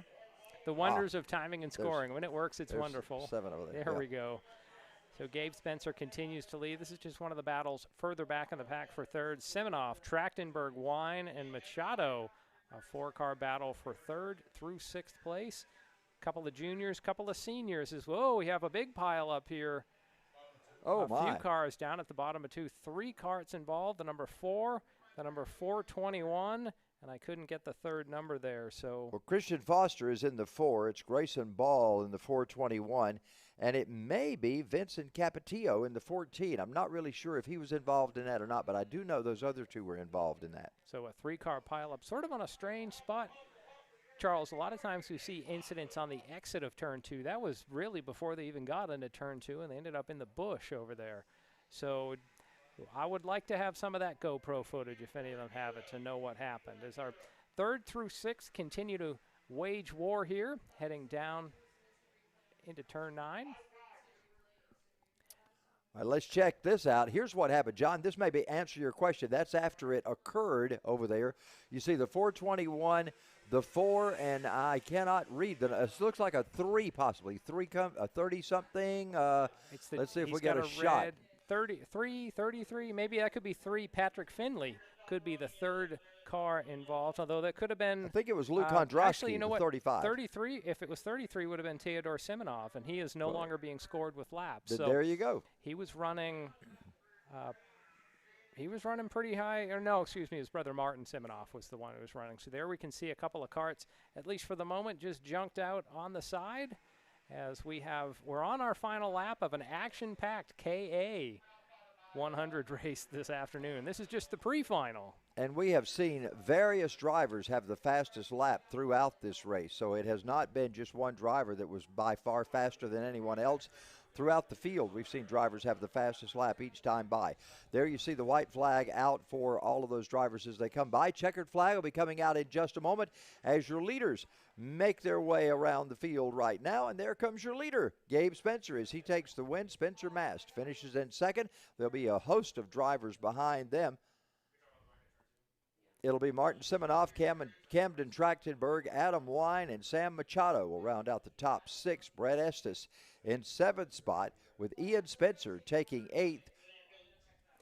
Of note, Camden Trachtenberg finished 4th overall, the top finishing junior in this. So in the race within a race, Gabe Spencer wins senior, Camden Trachtenberg wins junior.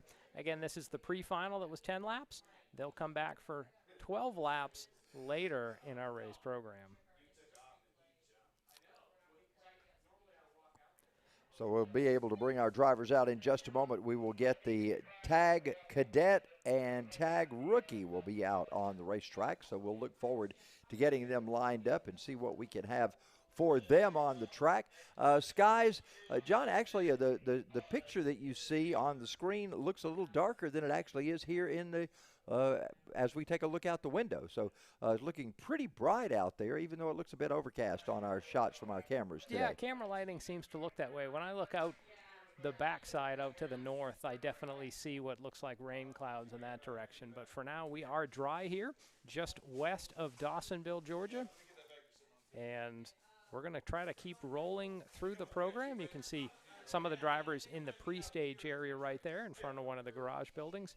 Under our building is where the last staging area is before drivers take off. That's when you see them start and head out the building down the hill. We see a lot of the racing carts, the rental carts, are sporadically around the area as they're stored for during the week rental carts. You know, you can rent the track and be able to get out on a rental cart any day but Monday. It's open every day but Monday here at Atlanta Motorsports Park, and you can come out rain or shine and enjoy yourself here at this fine racetrack. Well, and you had mentioned renting the track, but you can also just do a ride and drive. That's right. So head to atlantamotorsportspark.com for more details. And let's check out this replay. Check these guys out as they come down through. There goes your leader down into turn number 9. You see one off in the grass there. So that is one that got off of the race course. Meanwhile, here's another shot of that same driver that did not make it through. He is way out. I mean, yeah. It just looks like he went straight and just, you know, ended up in the bush out there. He's off the fairway and out of the frog hair into the rough, yeah. I would say. And this was one of those battles for the lead where we saw Spencer work to the outside of Spencer. That's tough.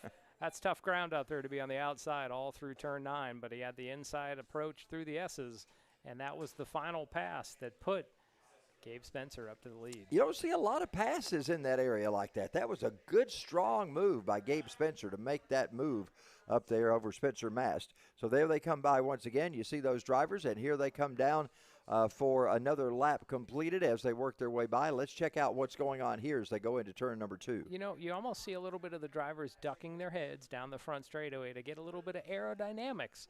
Anything these drivers can do to get speed, they will figure out a way to do it.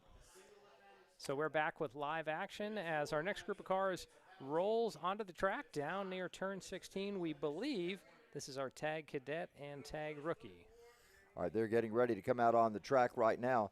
And we have Talon Laney. We talked with Talon earlier today, got to meet him down in their area as they were set up. Talon Laney and Luke Giglio get ready to start this one. We did not get a start that time. We'll see if we can line them up and do it one more time, as that was not a good start for our drivers in the tag cadet. Another race within a race here as we have rookies and cadets. So, Charles, I'm just looking down the list. I know we talked to some of the rookies that were down, and you know that those rookies want to try to beat the cadets out there in this class. So just looking ages of these drivers in the tag cadet and rookie class, cadets are ages 8 to 12. Rookie typically ages 7 to 10.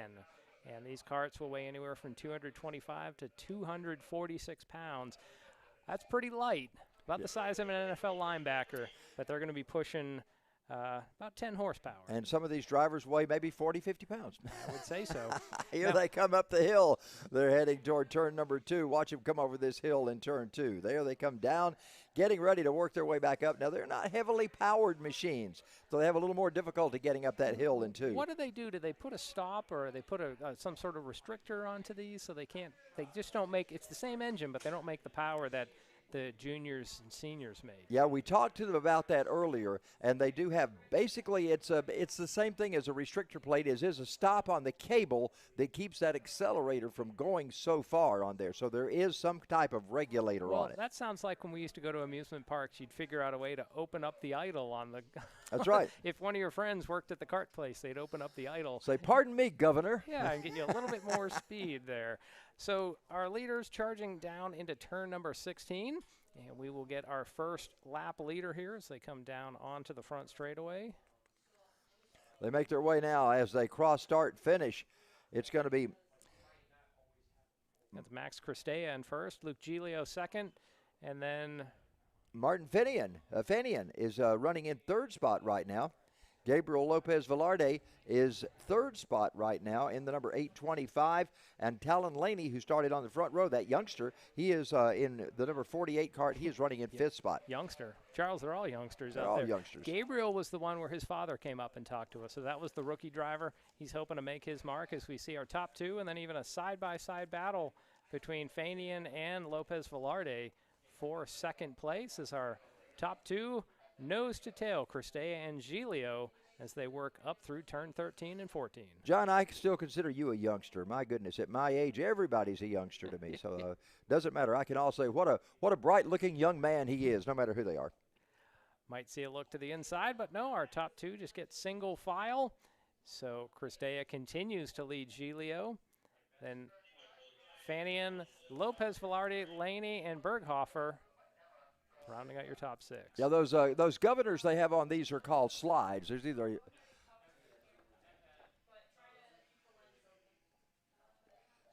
but they either have a yellow slide on them or they have some other slide, and that creates the how far that accelerator cable can go is the slides that are on these.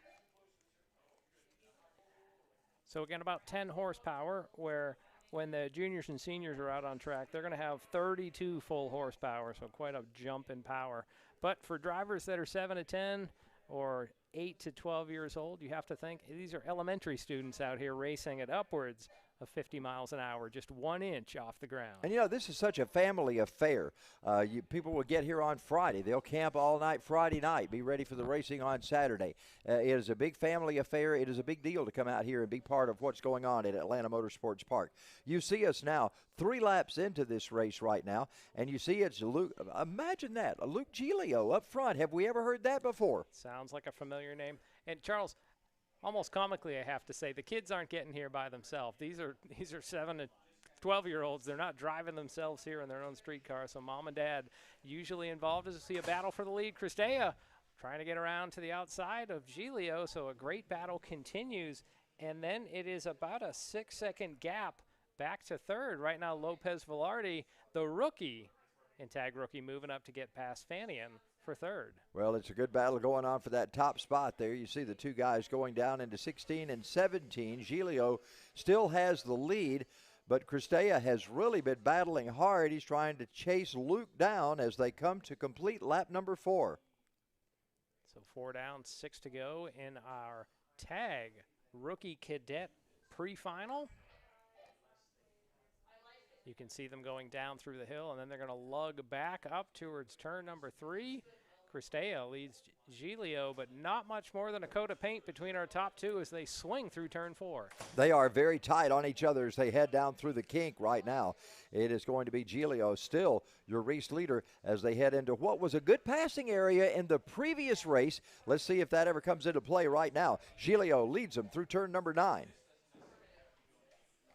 So we're going to stick with that battle, although we do see some battles back through the pack, down the back straightaway. That turn 9 spot is a good passing opportunity. One getting off into the blue and white stripes there, and that's going to cost them some track position.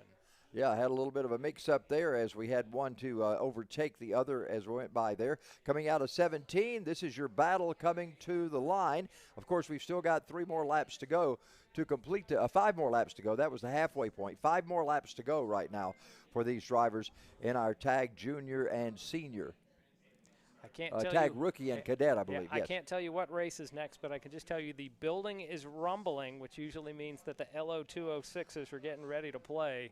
But on track, Christea and Giglio playing with each other as they've blown away the rest of the field, leading by over 8 seconds. But these two, just 1 kart length between Christea and Giglio. Now, that's a good battle going on, but, John, I will have to tell you, I'm sitting here licking my chops waiting on those Lo206 Junior, seniors and masters to come out on the racetrack. They'll be out next, looking forward to the Lo206s. Right now, we've got tags on the racetrack. Pardon me, tag cadet and tag rookies. Giglio looking to the outside and then to the inside through turn 16. Looks like he got by, but now we see Christea pass right back in front. Christea has that red valence on the front of his 139 card. So Christea in that red nose cone back into the lead. Giglio had it for just a moment. And now as they drop down through turn 2, Christea goes wide, but Giglio cannot yet take advantage. Boy, Giglio, you know, he had that lead over in that first race over Saddington. Saddington came back out of turn 17 to take him. So is that going to be the same scenario that plays out right now? As Christea is your leader, but Giglio right on him as the laps start to wind down. Right in his tire tracks, maybe Giglio thinks quickly about going to the inside, but it doesn't happen. Back through the S's again. You can see our 2 leaders 10 seconds ahead as Christea takes a look over his shoulder just to take a peek. No mirrors on these cars. Drivers have to do it the old-fashioned way by rubbernecking around. So Christea maybe a half a kart length ahead of Giglio as they head down into 16. They come through 17 right now, heading back towards start-finish. It'll be 7 laps complete this time, 3 more to go. Christea leads Giglio by maybe 1 kart length. Charles, I'm wondering, are we starting to see some moisture on this track? It's looking, that track surface is looking dark, and as I look out the back window here, I'm seeing some rain in the distance, and I've seen some fans with some umbrellas. So I wonder if we're going to start seeing reports of rain on the track. John, as a weatherman, you better get getting out of town now because everybody's going to want you, I'm afraid. So let's find out. John is going out to check. It is raining. We have a little bit of rain on the racetrack. Now, we've got a race going on. Does that mean that all these drivers that are underneath us right now are going to go out and change tires? Have to wonder about that. Got one that spun down in the S's coming through there. So we are getting some wet track conditions here at Atlanta Motorsports Park. Changing conditions, as you said, Charles. These drivers would like to be on the on the rain groove tires, but unfortunately they started on slicks. They're going to have to manage through it. It was Mateen Fanian in the 99 who had spun there. He was running as high as 3rd place earlier in the race. So 2 laps to go. You can see a little bit of rain on the camera as well as a darkening asphalt surface. So Charles, you had mentioned the Lo206s underneath us. Boy, they'd probably like to switch from slicks as we have a slow car going up turn 2, trying to hump his way up. That's the number 30 cart of Arthur Nahaptayan. That's a tough spot for one of these to get stuck with only 10 horsepower. As out front, we see Cristea and Giglio continuing to battle in the waning laps with waning grip on a wettening track. Yeah, it's waning. That's awful. We see one go off track right behind our 2 leaders, so they were working through some slower traffic. And action all over as we've had some rain here at Atlanta Motorsports Park. Well, they worked their way up the hill right now, and we're coming back now to the white flag this time by. So those drivers braving the elements right now, and you see a little bit more distance between Cristea and Giglio as they come by. White flag is in the air for their final time around. Giglio took Giglio the lead got on him. that lap. How about that? Because Cristea has that red nose piece, and he's now back in second. But, boy, anything could happen here with the wet track. We're going to see times. Normally these drivers would be maybe 53-second laps as they're side-by-side. Cristea is going to try the outside through turn 4. That really can't work as they're sliding in the wet here on the final lap. Wow, this is going to be an exciting lap. Let's follow these guys all the way around on this last lap. Cristea's drawn alongside down the back straightaway. Look at Cristea. He's going into the lead. He's got the lead over Giglio. They go into turn number 9. Check this out. Oh, man. Cristea looks down to the inside. Giglio is now on the outside. Giglio inside. Here comes Cristea back. He's got the lead. Giglio's not letting him go yet. They work their way up the hill. It's Cristea in the lead. Giglio right behind him as they head into 14. John, what in the world is going to happen as they come to the start-finish? Pulse-pounding moments here in our Tag Rookie, Tag Cadet pre-final, a wet track. You can see the rain on screen. Giglio and Cristea have battled all through this race. One last battle. Who's going to take it to the line? Wow. Max Cristea is your winner of the pre-final. Luke Giglio is in second. We've been so focused on them. It's about 10 seconds back to the battle for third place, and in the wet, anything could happen. We've seen several drivers spin off course. Here comes our third place, Gabriel Lopez Velarde, our top rookie, coming in third place overall. In fourth place, Adam Durst, one of the cadet drivers, and some gaps have definitely opened in the field coming to the line in the blue cart. In fifth place is Kalen Berghofer. So a wild pre-final here, started in the dry. Now these drivers have had to finish in the wet. And Charles, something we really need to state, these drivers are riding slicks. That gives them maximum grip, maximum surface contact when it's on a dry. Yeah, on a dry once pavement. You get wet, your street tires, if you're sitting at home watching, those grooves help channel the water into the grooves so you have some grip where the flat part of the tire is. Well, on these slicks, you can easily get a little bead of water that the entire tire is sitting on, and you go suddenly to no grip on the car. So, boy, these carts would become a handful in a hurry, and that doesn't look just like a light rain. You see some umbrellas out there among the patrons. So, but the sun's continuing to shine. That is what do you meteorologists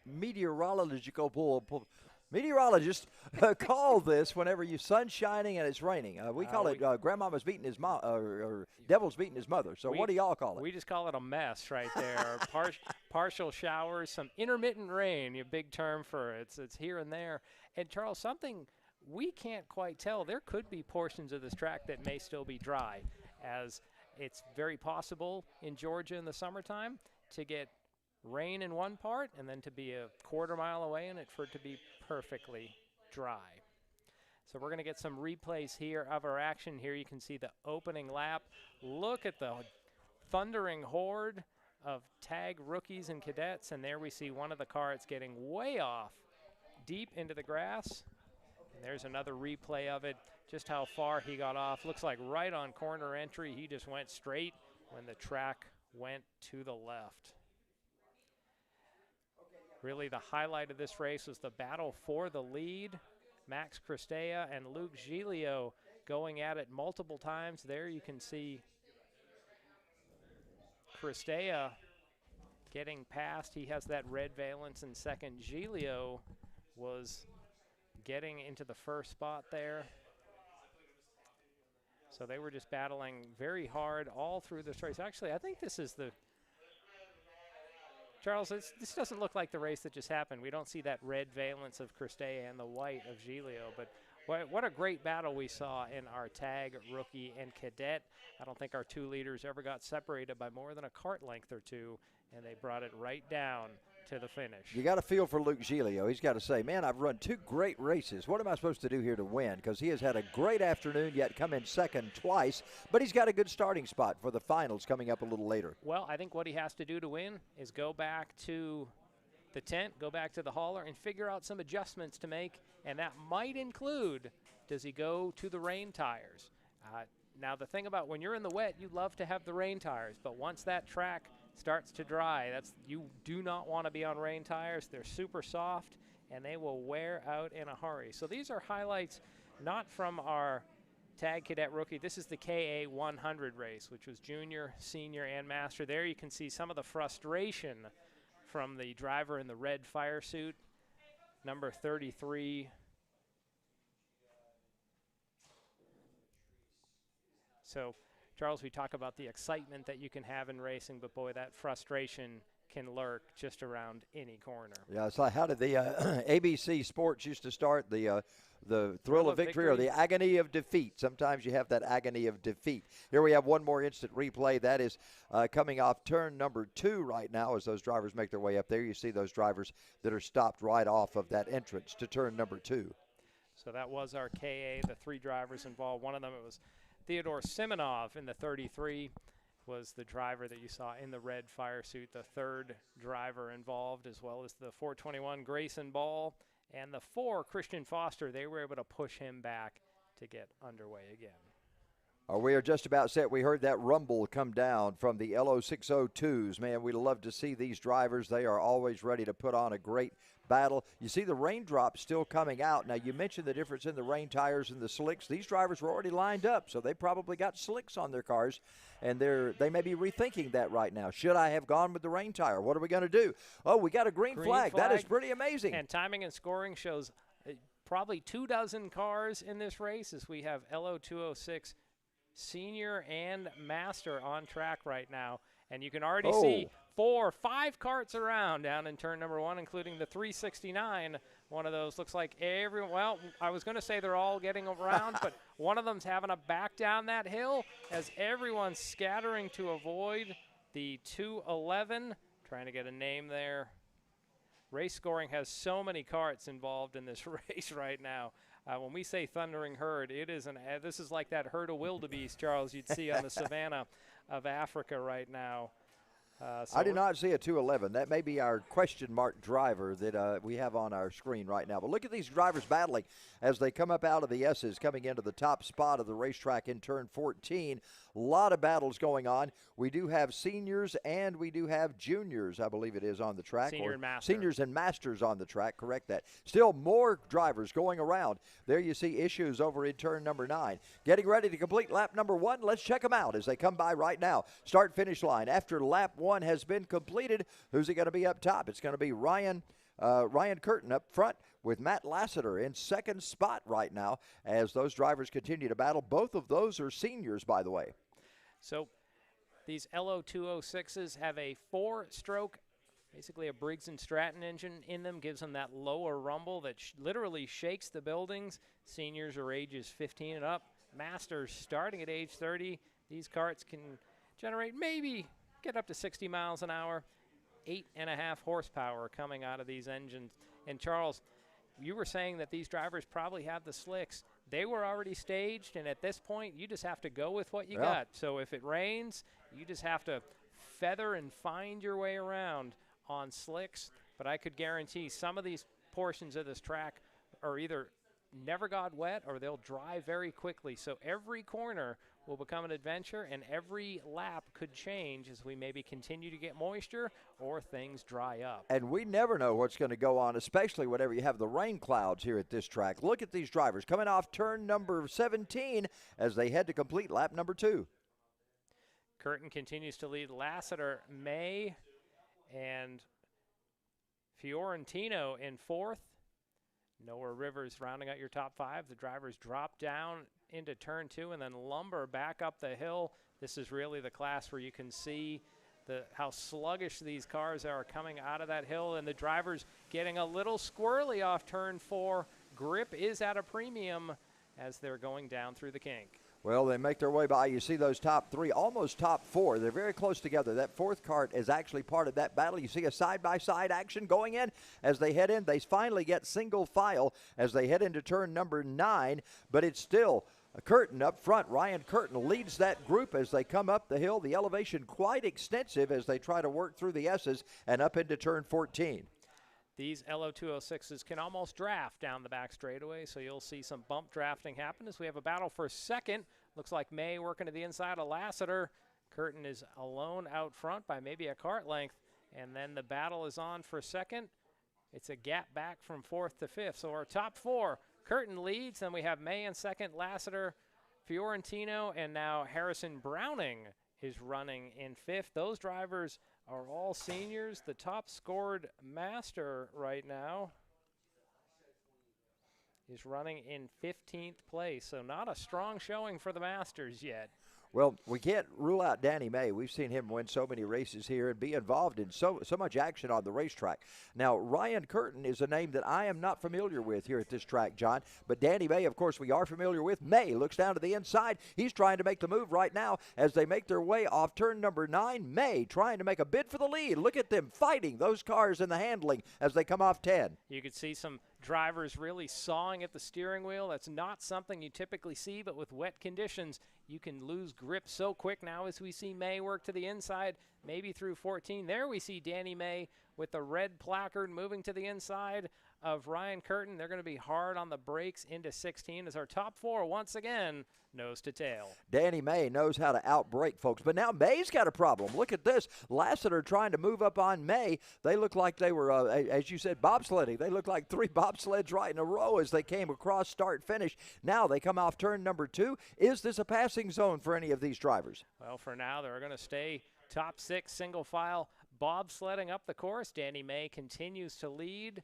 And you can see him getting loose on corner entry. That's a sign that that track is wet out there. So May looking over both shoulders behind him, and now he's getting a move to the inside. Curtin wants his top spot back. Well, what a race for Ryan Curtin. He is really battling hard on May. He's down to the inside. I believe he's going to outbrake May. Can May go back by and slide underneath him? No, I think it's going to be Curtin who's going to take this race back over once again. So Curtin with that red-nosed cart getting back ahead of May.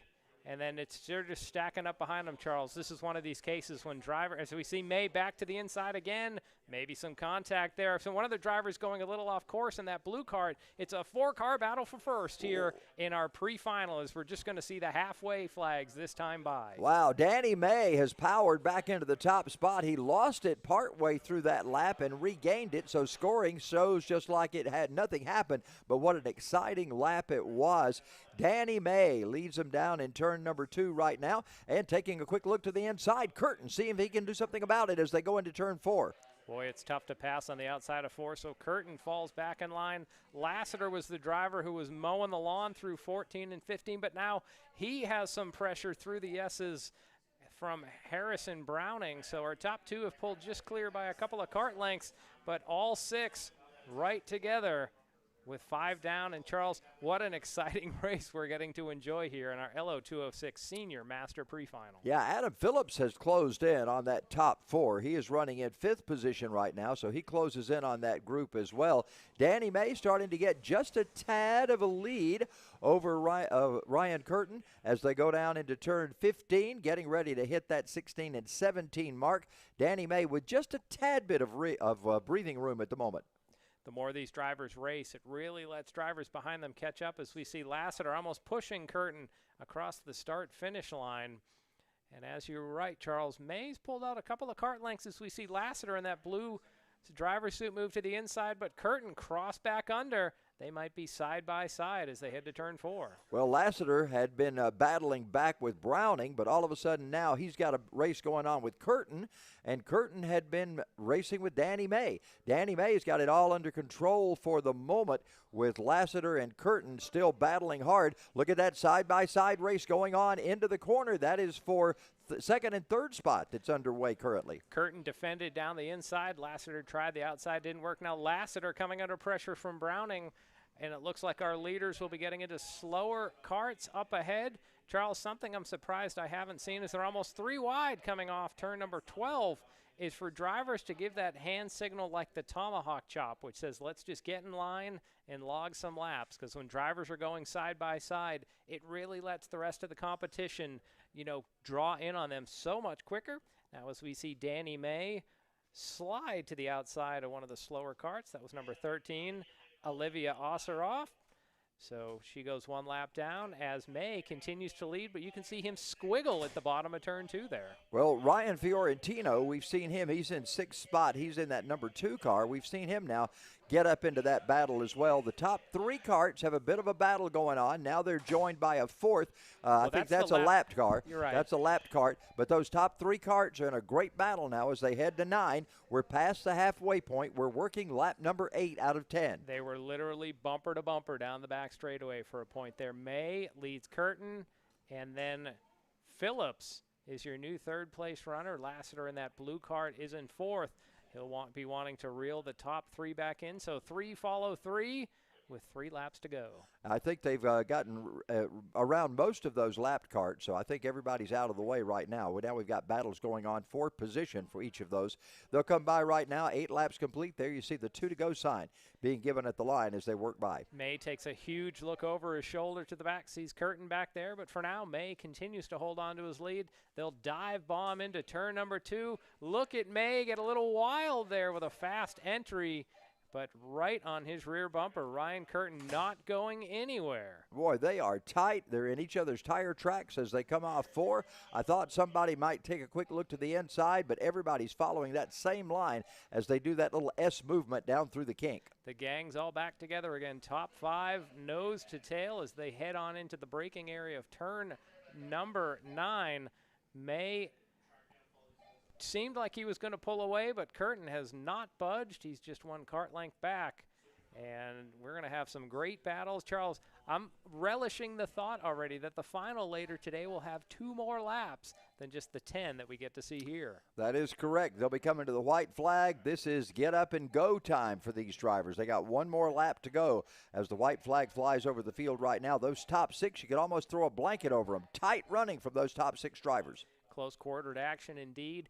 Boy, for a driver just to be in 1st and 2nd, to be on the front row of that pre-final would mean so much. As we see a battle for 3rd, Lassiter trying to get to the inside of Phillips. 3 wide now as Lassiter loses a spot, and he's going to go back to 5th as they're going to try to be 2 wide through turn 4. That's a tough sled there. Up front, Danny May continues to lead with that red dossiered on the back of his cart. He's tucked down. Defensive line to the inside, holding off Ryan Curtin as we have a battle for 5th back there. Looked like Lassiter was holding off Florentino for the moment. It's top 6 bunched together on the track, and then it's about a 10-second gap to 7. So these 6 drivers are going to decide who starts where in the front 3 rows of our final as they head for the final time into turn 16. Yeah, they're coming out of 16. They make their way down into 17. Here they come. You see the checkered flag in the air, and look at this. It's going to be Danny May who takes the win. Yeah, one of them broke coming off of 17. Who is it? Adam Phillips. Heartbreak. You could see him just trying to bobsled to the finish. Something broke right off the last corner. So your top 6, Danny May holds on for the win. Ryan Curtin, your early leader, finishes 2nd. Then it's Matt Lassiter, Harrison Browning, Ryan Florentino, and Adam Phillips, who was running as high as 3rd, seemed to break on the last corner. He will start outside row number 3 in our final. Yeah, what a heartbreak for Adam Phillips. He had worked his way up to 3rd spot, and then something breaks as he comes between 16 and 17. Just as he came off the corner there, something broke on that cart, and he had to wind up with a 6th place finish. You saw our officials running there. I think there may have been an issue with that cart once that they got past start finish down there. We'll find out in just a moment what's going on there. Next coming out, it will be our Lo206 Juniors, I believe. Is that correct? I believe you're correct. I'm just looking down the list. Frank Baldozier in 13th was the top master. So seniors ruled the day. Not a lot of masters scored in that pre-final. But we'll see what happens in their final. Charles, I want them to race now. Come on back out for 12 more laps. Yeah. Because, boy, they put on a whale of a show, as they always seem to do. Those Lo206s have such parity. And with the ability to almost draft down the back straightaway, it's so hard for a leader to get away and pull away. There you see them pushing one cart back up to try to get it back in the pit entrance, so we'll be getting that cart off track here in just a moment. Get ready to run the others. We do have shifter carts today. There have been a couple of times this year when we've not run shifter carts, but we do have those fast shifter carts here with us today. They'll be starting from a dead starting position on shifter carts a little later on. Sort of like we saw in the kid carts, but a whole lot different. They are the fastest things we have, and really, Charles, you notice the speed when they come up that hill. It's almost like that uphill out of turn 2 is flat. They just get into a lower gear, get to the peak RPM point, and bam, they're just right back on it, up out of that low point on the track. But that's coming up later. As you said, first, we're going to have more Lo206s. This time, it's our junior division. So we trade some of the experience of the Masters back for that ambition and rambunctiousness of youth. Lo206 Juniors are ages 12 to 15. And these are the groups, they will be running that yellow slide, which means that they end up having less horsepower. Instead of 8.5, they'll have about 6.5 horsepower. Same engine, but that slide will just make it a little bit, give them a little less throttle control when they get on the gas. And it's going to be an interesting race because as we look down the lineup here, we see Andrew Thomas and Grady Hughes on the front row, Wesley Bacon and Logan Bice in row number 2, Ethan Shore and Alyssa Vasquez in the third row. Now, we know Alyssa can make her way to the front, so it's going to be interesting watching this race for our Lo206 Juniors, especially keeping an eye on Alyssa. You'll see her in that pink cart, or at least with the pink facade on that cart as they get ready to come out onto the track here in just a moment. So here we're seeing drivers just getting through, I guess you'd call it post-race tech. Every driver goes across the scale. And now we see our Lo206 Junior rolling out. And Charles, as you had said, you can see Alyssa in second with that pink nose cone as well as pink fire suit that she has as part of her kit. Makes them a little bit easier. I know you've probably seen this on the dirt track, Charles. It seems like every car out there is a black car. You can't tell them apart. Boy, it's easier for us announcers when you have one driver that has a real unique color scheme. That's what I tell drivers if we're at the big track and all of the radical cars are out there and they're all white, I say, at least tell us what color your helmet is. Something. Give us something here to work with. So it looks like Alyssa Vasquez won't be. She's listed 6th right now in the scoring. Looks like she's going to be starting up on the front row. Well, many times what happens is drivers that are not quite as accomplished or don't have that much experience will allow drivers that are more experienced to go ahead and start ahead of them just so they can get some experience and not have to worry about those drivers working around them. So that may be the possibility here. Only see 5 cars, so maybe one has not been able to answer the call as they go side by side, and looks like a false start. Charles, in some of those angles, that front straightaway looks soaking wet. Oh. But when they came through turn 12, I think you're starting to see a hint of drying on the track. So once again, look at that section there through 14. You can almost see some drying on the inside. So I think depending on where drivers are and as the conditions change, every lap's going to be a new adventure for these drivers. John, I have a question for you. How can we have 20 carts starting a race and we start green flag first time out? We have 5 carts and we can't get a good start. Well, we got a good start this time with the green in the air. Charles, I don't have a good answer for you that sometimes the 602 Chargers, the beginners put on the best show, and other times they're going straight to the time cap. They just can't seem to get it together. Down into turn number 2, we can see Alyssa Vasquez slide into second. Couldn't quite grab the number on the leader if that was Wesley Bacon. So we should have Bacon in the lead here with 5 carts. They're going to go 10 laps. And they were doing a 3-wide battle coming off turn number 3 right there. Those 3 carts in the back were. Meanwhile, up front, it's the 06 of Wesley Bacon who is out front. Alyssa Vasquez in second spot as she tries to chase him down going into turn number 9. Side by side for 4th there as our top 2 pull away, at least for the moment. Bacon and Vasquez pulling out maybe 8 cart lengths back to 3rd place. Might have been Ethan Shore. I thought I saw 74 on the rear bumper cover as we see Vasquez right almost pushing Bacon down through turn number 14. Wow, Vasquez right on the back bumper. Bacon goes a little wide off turn 17. Alyssa follows right in his tire tracks, though. Now she takes a quick look down to the inside as they get ready to turn up to that left-handed number 1 turn. Bacon ducking his head on the front straightaway, trying to get as aerodynamic as possible, but now he pops his head back up through turn number 2. Bacon leads Vasquez, and then Ethan Shore in third, Logan Bice, and Andrew Thomas rounding out the top 5. Again, from that vantage point, you can't see the height advantage that it comes from the bottom of turn 2 up to the top near turn 3, but you can see how these karts slow down. That gives you an idea of the height as to the reduction of speed. Look at Alyssa Vasquez now. She's trying to set him up, trying to turn to the inside. Is she going to be able to do it on Bacon? Bacon goes high out of 9. He stays there, and Alyssa stays right in his tire tracks once again. Now, it does seem like the track's a little drier at that end. Charles, remember in the last race we saw drivers sawing at the wheel when they hit wet spots. Now it seems like both Bacon and Vasquez pretty steady with the arms. That's something you can see with these open cockpits. You can tell how the drivers are working the wheel. And for the most part, you're not seeing a lot of arm movement, which means the cars, they set the course and they just hold on right through the corner. Cards coming through. They're completing lap number 2 right now. So it's Bacon and Vasquez up front as the other drivers make their way across start finish.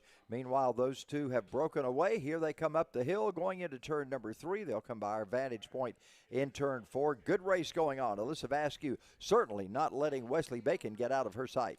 In our Senior Master Lo206 race, they were really dicing it up. That let the drivers further back get involved. You have to wonder if Bacon and Vasquez might just want to put some laps on, fight it out on the last lap, but for now, secure those front row starting spots. Otherwise, we might see Ethan Shore reel these two back in if Bacon and Vasquez really start heavily battling. Well, Alyssa's right on the back bumper of Bacon right now as they go up to turn 14. Meanwhile, as they head off there, Alyssa's still keeping the pressure on Bacon. He has got to run a perfect lap or Alyssa's going to try to overtake him. Well, for now, our top two, once again, nose to tail. Not much more than a foot between the two of them as they tuck down on the front straightaway and put lap number 3 on the board. John, I think a foot is giving it generously. I don't think there's more than a quarter inch between those two drivers. They head down turn 2 right now. Here comes Wesley Bacon. Alyssa Vasquez now maybe 3 feet behind him. Let's give her that as they head up the hill into turn number 3. Setting up for turn number 4 again. Vasquez just right in the tire tracks of Bacon. 3 laps on the board, so they're going to get to battle 7 more laps. Then it's a gap back to Ethan Shore. 3 seconds is that difference. So our top two have put a little bit of daylight between themselves and having to not start on the front row. Saw Alyssa Vasquez take a quick look to the inside. Looked like she was trying a little bit different line there. Maybe she's trying to set something up for a little later on in the race. She looks now down to the inside as they go down into turn number 15. You see Vasquez once again looking a little to the inside as they go to those inside corners, those right-handed corners. Now let's see what she does on this next lap, if she can set up Wesley Bacon for some kind of pass coming up here. They'll complete 4 laps this time around. Bacon likes to use that arrow tuck down the front straightaway, and for now, his lead a scant 0.204 seconds. With Vasquez in second, and then about 4 seconds back to Ethan Shore. So it is a 2-driver race here with 6 laps to go. Down into the kink goes Bacon, Vasquez right behind him. Bacon is in the 06, Vasquez in the 107. You just see 07 basically on the back of her car. But anyway, they go into turn number 9 right now. Both of them trying to duck those heads down to get the aero advantage as they go into 9. They're through the S's as they work through 10 and then back up the hill. So Bacon maybe not getting the best run out of the S's, and that lets Vasquez close right back to the rear bumper. So our top two, I think, are going to battle all the way to the finish. But for now, when they come around, they will see the cross flags indicating that they have 5 more laps to go. Well, it seems like this race has been a lot longer than just halfway through right now. But there you see the cross flags. Alyssa looked down to the inside, thought better about it, pulled back in single file as they head up into 1. Next race set to be on track, those good old shifter karts. It's going to be quite a different feel where these Lo206s are running lap times of about 64 seconds getting around here. We saw as low as 53 seconds when we had I think it was the tags out on track. So quite a bit of speed difference. as now we see Vasquez take a quick peek to the inside, but she falls back in line for turn number 9. Boy, Alyssa keeps trying that. She keeps trying to see if there's something down there that can gain her an advantage.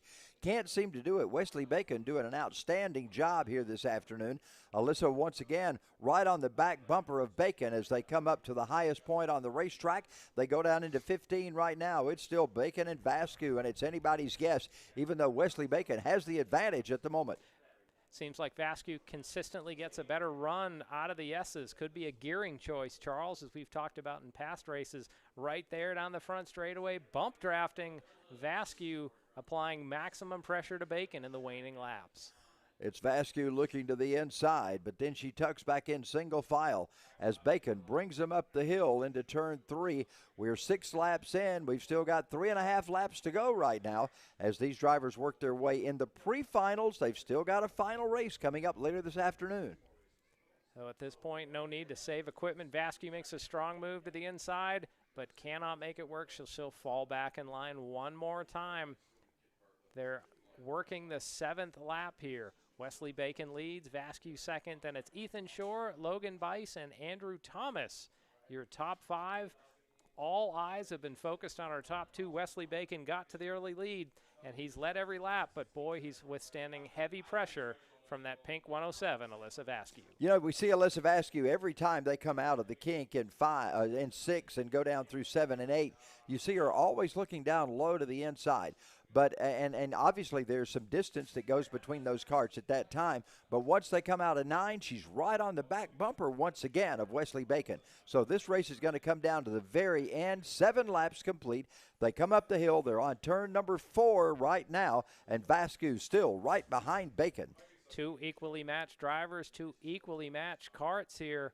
As Bacon, for now, holds off Vasquez. Vasquez might try to get to the inside down that straightaway. Again, cannot find enough momentum to get by. So Bacon doing just enough to hold on to the lead.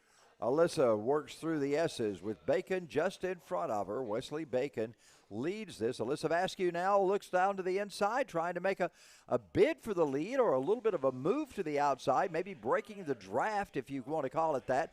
Something that she's trying differently. She is trying to see if she can work around Wesley Bacon. She stays so tight, tucked up against Bacon. It's unreal. Here she comes to the inside, finally making the move, Alyssa Vasquez. She will lead lap number 8 as they come across the stripe. So it took 8 laps for Vasquez to finally get to the point. Now let's see what Bacon can do where he is the pursuer. They drop down into turn number 2. Bacon right there to the rear bumper of Vasquez. So once again, it seems like 2 equally matched karts and drivers here with 2 laps to go. For a moment, I was thinking maybe Vasquez had a little better kart. Now that she's out in front, Charles, let's see if she's able to draw clear of Wesley in that 06. Wow, Alyssa Vasquez with Wesley Bacon. He is now closing up right on the back bumper of Alyssa Vasquez.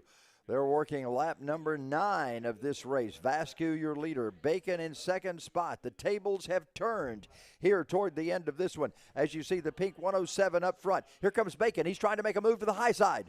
Trying to go to the outside of turn number 12. He is drawn alongside down through 14. They're going to get on the brakes. Who's going to hold it just a little bit longer for now? Bacon takes the lead back. Will Vasquez be able to look to the inside? At least no for now, as they see the white flag fly. 1 lap to go. I thought Bacon was going to go in too hot into 16 and force him up into 17 and let Alyssa do a slide job down to the inside. That did not happen. We're on lap number 9. Final lap is underway. Bacon is your leader. Alyssa Vasquez in second spot. They're up the hill right now. Probably about 5 feet, the difference between those 2 karts as they come across turn 4. 11 seconds back to 3rd place. So these 2 drivers would make up the front row if they can get to the finish. Vasquez hoping one more chance remains in this pre-final for her to get by Bacon, but into turn 9, Bacon holds on by about 1 kart length for now. Wow, Wesley Bacon brings it through the S's, perfectly through there. Vasquez right behind him. They come up the hill. It'll be the final time. Vasquez right on the back bumper of Bacon as they make it to the top of turn 14.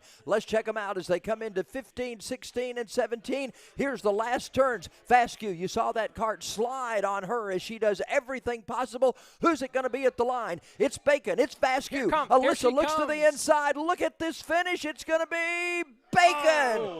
Wow.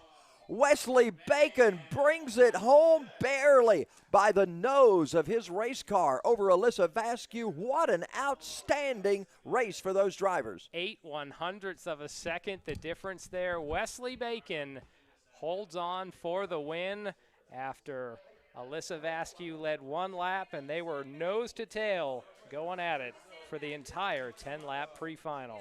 It's a gap back to third place as we use a checkered flag fly for Ethan Shore and then Logan Bice coming home. So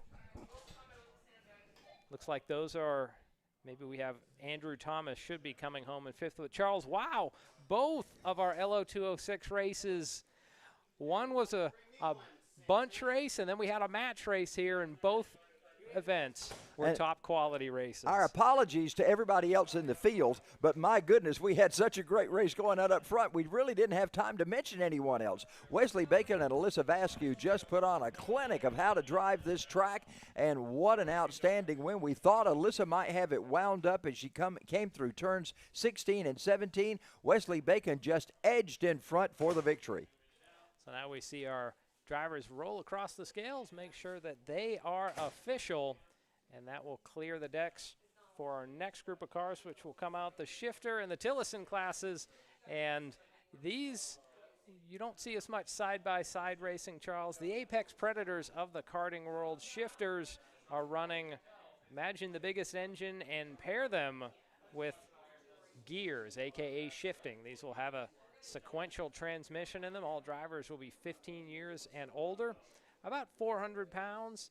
They have 32 horsepower, so you're looking at the same amount of power as you would see in our tag classes. But boy, having that transmission lets the drivers always keep the engine at that peak torque band, and it really shows when they are going up hills and when they're coming out of corners. They have to run the soft tires to be able to have enough grip to be able to put that power down to the ground. It is going to be something else. We're looking forward to the shifters. They always do such a great job.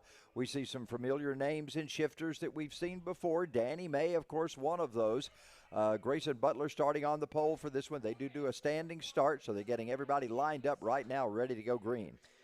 The clutch on a shifter cart is operated by the driver's left hand. The gear shift is the right hand. I think it's pull brings you to a high gear, and then push brings you to stop. It's like a motorcycle transmission where you have first, then neutral, then second. About the only time the drivers will use the clutch is right here. They'll have the engine running with the clutch pulled in, so to speak, and they'll be in first gear.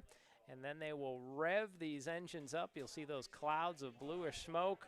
They'll drop the clutch, and away they will go. And that's about the only time they're in first gear. They'll be in second gear for the rest. You can see the smoke, and now they're underway. Shifter pre-final is live on track right now. So we saw 53-second lap times earlier from our tags. The track's a little wet. It'll be interesting to see what the shifters are able to do, as well as having some Tillotson cars on track, as they're surprisingly top four bunched together off turn number 4, top 2, and then your next 4 on track. So a good group of shifter carts here, and boy, Charles, the wick has been turned up substantially here for these shifter drivers. These drivers make it through this course very quickly. You see them, you see the sliding of these carts as they come off the corners there, because they really do have the power. No danger of not having a good start here, because they start from a dead start, so the green flag comes out. We're underway right now. One lap is complete. Let's check out the lineup. Agnes Hunt leads first lap, Sam Carden second, then it's Tyler Witt, Grayson Butler, and Joe Foster, your top 5. Charles, you said there's no issue of a bad start. You can't get a false start. You can't get a false start, yeah. A driver could stall it, so to speak, on the start, and then you're in all kinds of trouble. You'll lose tons of ground. There you can see Angus Hunt pulling down the back straightaway. That's where they'll hit top speed, upwards of 90 miles an hour. But it's the cornering. Oh, so we got one off track at the entrance to turn number 9. And the hand goes in the air. That looks like the number 85. Joe Foster right on the entrance to turn number 9. Looks to be in dire straits there As we see our drivers come around, they had a standing start last time with about a 58-second lap. Boom goes the dynamite. Angus Hunt, a 50-second lap time there, 50 seconds. So the fastest by about 3 seconds for these drivers compared to any other class today. Looks like a local caution is out, probably for the incident down in turn number 9. Coming up, viewers, after this, we will go into our finals race. So all the races you saw, including the shifter, we're just setting up the lineup for the finals. And the distances will be a little bit longer. We do 10 laps in the pre-final. They go 12 laps in the final, and that's where trophies, points, and pride will be on the line. And I think watching these and having done some of those podium finishes, pride is a big thing here. They really enjoy that, enjoy the podium finishes and all of the sparkling water that is used here at Atlanta Motorsports Park. So once again, I see a local caution from the course marshal in the box at turn 3. These shifter carts are 2-stroke engines. That's why you'll see sometimes the plumes of blue smoke. They are water cooled, so you'll see a radiator to the left of the driver. And these are as mechanically complex as you can get, having that shifter mechanism. And boy, just about every corner, they're stepping out sideways. And Charles, I don't know what type of intestinal fortitude it takes to take a hand off a steering wheel with all the work they're doing to downshift going into a corner, that you'll hear them go, you know, pop, pop, pop down into a corner, and then quickly get that right hand back on the wheel. Otherwise, you're trying to go through one-handed. John, some of these drivers and some of these races we've seen, at this point, from the time standpoint, we might have 2 laps complete. We already have 4 laps complete right now from these drivers in the shifter class. There you see Angus Hunt coming by. Boy, he is stretching that thing out. He's going down through the kink right now. He has no pressure on him whatsoever as he takes it into turn number 9. We have one cart off course. That was the second cart that was stopped in turn number 9. So we already had one earlier. It looks like he has a companion joining him. These shifter carts, speeds upwards of 90 miles an hour, all 1 inch off the ground, so the sensation of speed is very high with these. But as we've talked about all these parts, the water cooling, the radiator, the shifting mechanism, these can be fickle machines, as already we're halfway through. So Charles, attrition plays a role in this class, almost like we're used to seeing on the Saturday night dirt tracks, where the cars seem to break themselves, and that's happening here so far in the shifter class. Well, the more parts you have, the more likelihood there is that something will go wrong, and that's the case with these. A lot more technology in these carts than any of the others right now. As you see these drivers working up out of the S's, we've still got that one that's sitting down in turn 9. It's like a party down in turn 9 with a couple of drivers just talking and comparing notes there out front. Angus Hunt's continuing to lead. Sam Carden, last time around, 1.5 seconds was the gap. Well, they make their way now. 5 laps are complete. They have finished 5 laps. We've got 5 more to go, and then we'll start the finals of the afternoon. Of course, the way they finish in the pre-final is the way that they'll line up in the finals of all of our races. Right now, we're in the midst of shifter cart class as those drivers work by. There's your leader coming by, turn number 4. That time around, Carden a little bit quicker, so the lap under a second now. I think something else different on these shifter carts. A lot of the Lo206s and some of the other classes just have 1 disc brake in the back. These shifters will have a disc in the back. They'll also have brakes on the front. So a different setup for braking as well, and they need the brakes on these. They can't just have it on the rear axle. Boy, they would lose control so quick if that happened. Yeah, they've got quite a bit of, as we mentioned, a lot of technology in these carts. Your leader's coming off turn 17 right now. Here comes Angus Hunt by. He will complete lap number 7 this time by. So 3 more to go. Check that, last lap 6, because that was Sam Carden that came by. So 6 laps are now complete as they work their way up the hill. They go up that hill in turn 2 much faster than any of these others that we have seen, just because of the sheer power out of these carts. Yeah, almost getting like launched by a rocket. We see another cart having some issues, might be pulling off the track into the pit area as we see. Look at that cart sideways the entire way, never lifting, as that, I believe, is our battle for the lead there. I think that's Angus in that 7-Eleven. So Sam Carden has reeled him in. We're going to see a battle to the finish here as already 7 laps have gone on the board. Man, you can see how Angus Hunt is really sliding that cart around. He is doing everything possible to hang in there. We talked about them coming up the hill in turn 2. Of course, they can reach down and grab a lower gear, which helps them get up that hill as well. They come off turn number 17 right now. Here they come to complete another lap. It'll be 8 complete this time by as Angus Hunt brings that car by. Sam Carden is in third, and they are really putting some carts laps down at this moment.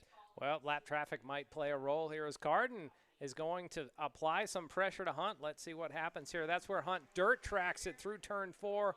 That has to be an advantage to Carden as he's just 1 cart length back as they're going to accelerate up through the gearbox, hitting 90 miles an hour, but then hard back on the brakes as we see 1 slower cart. Looked like that might have been the number 4. Tyler Witt might be the guy in third, is right in front of our leaders. Now they've gotten by, so our top 2 are the only 2 on the lead lap. Yeah, he wiggled a little bit coming out of 9, and that allowed our 2 leaders to scoot by underneath. So Angus Hunt will come by this time. Should be white flag in the air. Sam Carden and he got a great battle going on. There's the white flag, and there are your 2 leaders. So these 2 will go 1 more circuit around the track.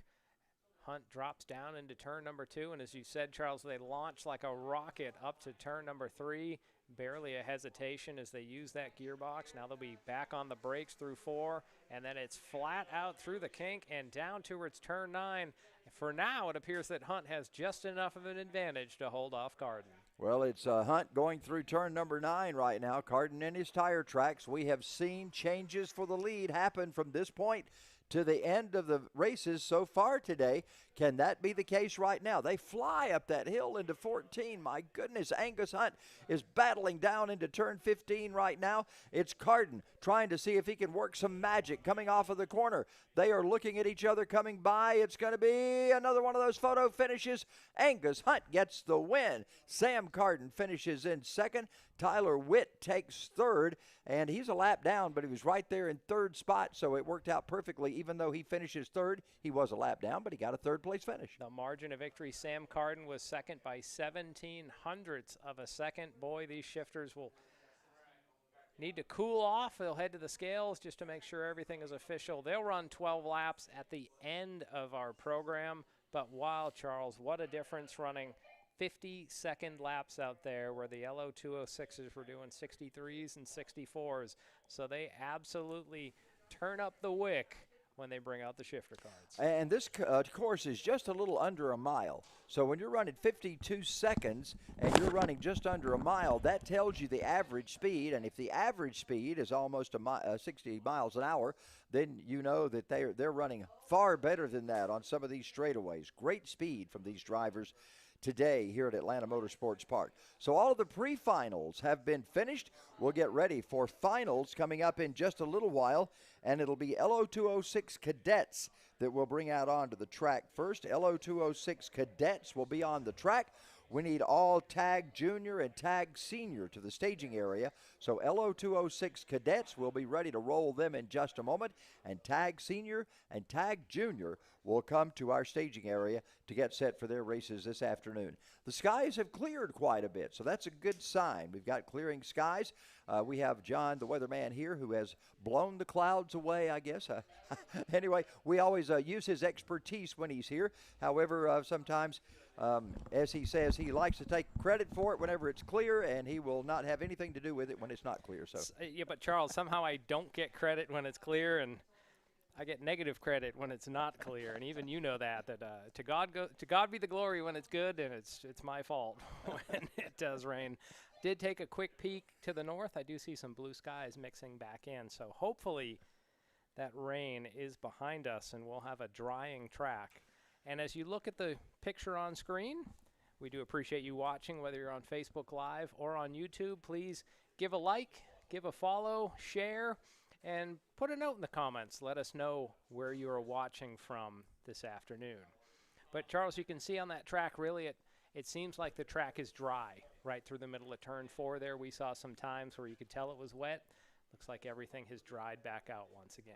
Yeah, we're just about set to get finals underway. Pre-finals are finished. Finals will be underway, and of course, we'll line them up the way that they finish the pre-finals. That's how everyone will line up for our finals coming up this afternoon. And we do have for finals this afternoon, we'll start out with our Lo206 Cadets. They'll be starting out in just a moment, and we'll get all tag juniors and tag seniors down to the staging area. So a little bit of a break in the action right now at Atlanta Motorsports Park. Of course, as they finish these races up, we'll have podium finishes for the top 3 in each of the divisions coming up a little later in the afternoon, and finals will dictate how we'll do those podium finishes as well as all of the drivers and how they finish up. We want to thank all the drivers for being here. Thank the families that bring these drivers out. So many of these young drivers, of course, they really rely on their families to get them here, because we do take kids from a very young age and allow them to race here, so that means so many families are involved. We salute you on this day, and we thank you so much. Labor Day weekend is coming up next weekend, so we hope you'll find some great racing action to be a part of next weekend. A big focus on motorsports next weekend and all of the national series, and we hope you'll take advantage of watching that also. Right now, we've got Lo206 Cadets ready to bring them out onto the racetrack. We'll get that going in just a few moments. Oh, well, we've got, listen, last time we were here at Atlanta Motorsports Park, I was not able to be with you. Mikey Lane was here. Mikey has some highlights to bring you from the last race. And, Mikey, we understand that was an outstanding time. Take us through some of the action. All right, Charles. So for the Lo206 Cadet Junior pre-final and final, last time we were out, crazy finish, crazy races. Early on, Alyssa Vasquez was involved in a lap 1 wreck right here in turn 2. Kind of took her out of that pre-final and paved the way for Joseph Saddington and Bowen Green to run bumper to bumper. Actually, I think we're playing the wrong highlight. Oh, I'm just kidding. We're not. All right. And so, yeah, there we got a shot of Alyssa Vasquez, and I'm not sure who else the other car was, but they ended up getting them sorted out here and underway.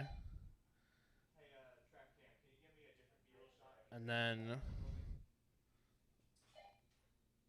close call here. It took them almost a lap to get them sorted out. So as all the whole traffic came by, waving that yellow flag. We've had a little bit of that today. Kart's in the way. Tight battle. And then for pretty much the entire pre-final and final race, it was Joseph Saddington and Bowen Green running bumper to bumper. Up the hill and out of trading sight. places. Meanwhile, Here in turn 9, they see they would navigate that lapped car. our leaders are coming up on a little pretty bit much of as efficiently as you slow could. traffic. I got No point, but through we've the got S's here in turn 9. we got Little Sky bumper Cam, action we've there. got- there's Joseph the pass. Saddington Looking gets to to the inside, but can't make the he's pass on the outside on the Bowen other side of Green. the S's. So the You see them S's looking giveth around. in the S's. 1 lap to go. White And flag in the white air here, but flag. you're right, Mikey. Maybe there's always a Bumper to possibility bumper of as they head into something. turn 1. Well, there's no reason to be out here unless Side you by want to side on the win. backtrack. He's going This to was take the a move pass to or the the pass outside. attempt. Takes a look. Will that set him up Joseph to Saddington, take the move to the he inside? does. He And completes he the gets pass. nice the move there as S's. he gets under the backside of the track, and one more chance for the old 444. Looks to Bowen the Green, inside. he had the Now to the setup outside on the turn final here, couple of turns. Will he have something coming but just to the couldn't line? make It's the going to line. be a side-by-side Right there, another finish, photo and the finish. winner We've is, seen a we couple of do those today. not Well, know. Saddington's We're going been to have to go involved to in the 2 of those to in one of scoring those if we today ever have also. it. So that's 2 weeks in a row. Holy mackerel, He, that was quite a he seems finish, to race Mikey. everyone real And close. you saw that triple And this is where four everything very Final. grouped up here. So went real crazy. Beautiful shot here from the And drone. we This was the are gonna final. get Green a flag. green flag. They got the I green think it's- flag. I think they Let's said go. Saddington started on Yes, pole, they but should Green took say the lead yes. early. You just go ahead. go ahead. Here. I saw them head down to turn 2 on the start of the And final. here we go out of turn number 2 for the first time. Bowen Green, as he they made the snake. pass early in Here turn they 1 go. and pretty much held it, but It looks just like Saddington, Saddington's Bowen just Green, bumper to In bumper, the last 4 laps, just like I'll stop the being your friend. pre-final. and that's it. That's As exactly they made their way it. through the S's. everything I think. And then, all to nowhere, Okay, I've we've seen this lost today count a of the little laps bit, on but this, but we've heavy got to rain be 5 or started. 6 laps in, about halfway through. It rain was is sunny and coming beautiful, down. and then all of a sudden it just started It's gonna showering. be You one see of the those real cameraman quick showers down that there, one would think scrambling to get the summertime in Georgia type deals. tarp on the camera. Heck with Ethan, but let's You get the see it camera raining covered, on this right? side Well, of the yeah. track. Has grounded the He's all right. grounded the But you can drone see cam. on the Sky shot cam really has how been grounded. dark it is over here on this side of the track, and how much rain was coming down. And they're on slicks. They're not on rain tires we at this go, point. The coming race out had of started 17 under one more beautiful time conditions. So I You're think gonna have that's to a take that raining extra heavily. momentum being that it's And they actually downhill. it started raining We'll so see who we heavily, got you coming can see by them here. sliding Yeah, look around at in 'em turn 4. sliding. Definitely actually had gonna to cut checker their this lap race times early. down 'cause they're gonna have to be really I think conditioned. because of a lightning That's delay, going just heavy to rain. Makes it, yeah, he thought about the But- white flag, And he but said, as no, your checker we're running it flag, now. they're going to Well, there call you it see right the now. wind. Wow, That what would a be deal. Dawn That was Green from and Joseph last Saddington. week, or last time we were here. Thank you, Mikey Lane, for bringing us that action. We are ready now to get the next race underway.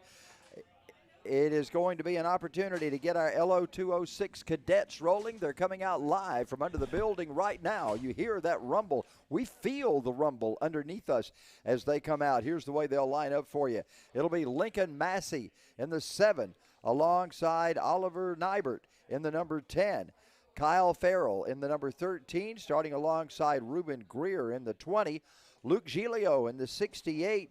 And David Gielkowski in the 77, Joseph Saddington in the 89, and Ryan Dahoney in the 115. That's the way we'll line them up as we get Lo206 cadets rolling right now. John, 12 laps this time, not 10, 12 laps for the finals. Little extra distance for the cadets here, as well as all classes. Our Lo206 cadets. Charles, you were talking about slides earlier. Green is the slide that the Lo206 cadets run, and that will choke the engines down to about 5.5 horsepower. So 8.5 sort of on the unrestricted, 3 less horsepower here for the younger drivers. And when we say younger, 7 to 12-year-olds, so think of your average elementary student. They'll be looking to go into science class tomorrow, Charles, and tell kids, or not tomorrow, on Monday, and tell them what some applied science is all about. Absolutely, yes. This is somebody that really has dealt with something mechanically over the weekend as they sit atop, or actually sit aside, these engines here in these cars. Mid-engine cars, the engines are right beside them. Now, we should see Giglio and Saddington on the front row, I imagine, here as we're going through. They put on that great battle in the pre-final. So we'll see. Hopefully we get a start this time around. They're stacked up 2 by 2. And we hear no start come through. Yeah, there you see Saddington on the inside. They're black flagging this race. I think they normally just caution it, but they're black flagging for some reason. Is that something we normally see? Okay, we've had some reports of some thunder, which would mean there's some lightning around. So black flags coming out from our course marshals.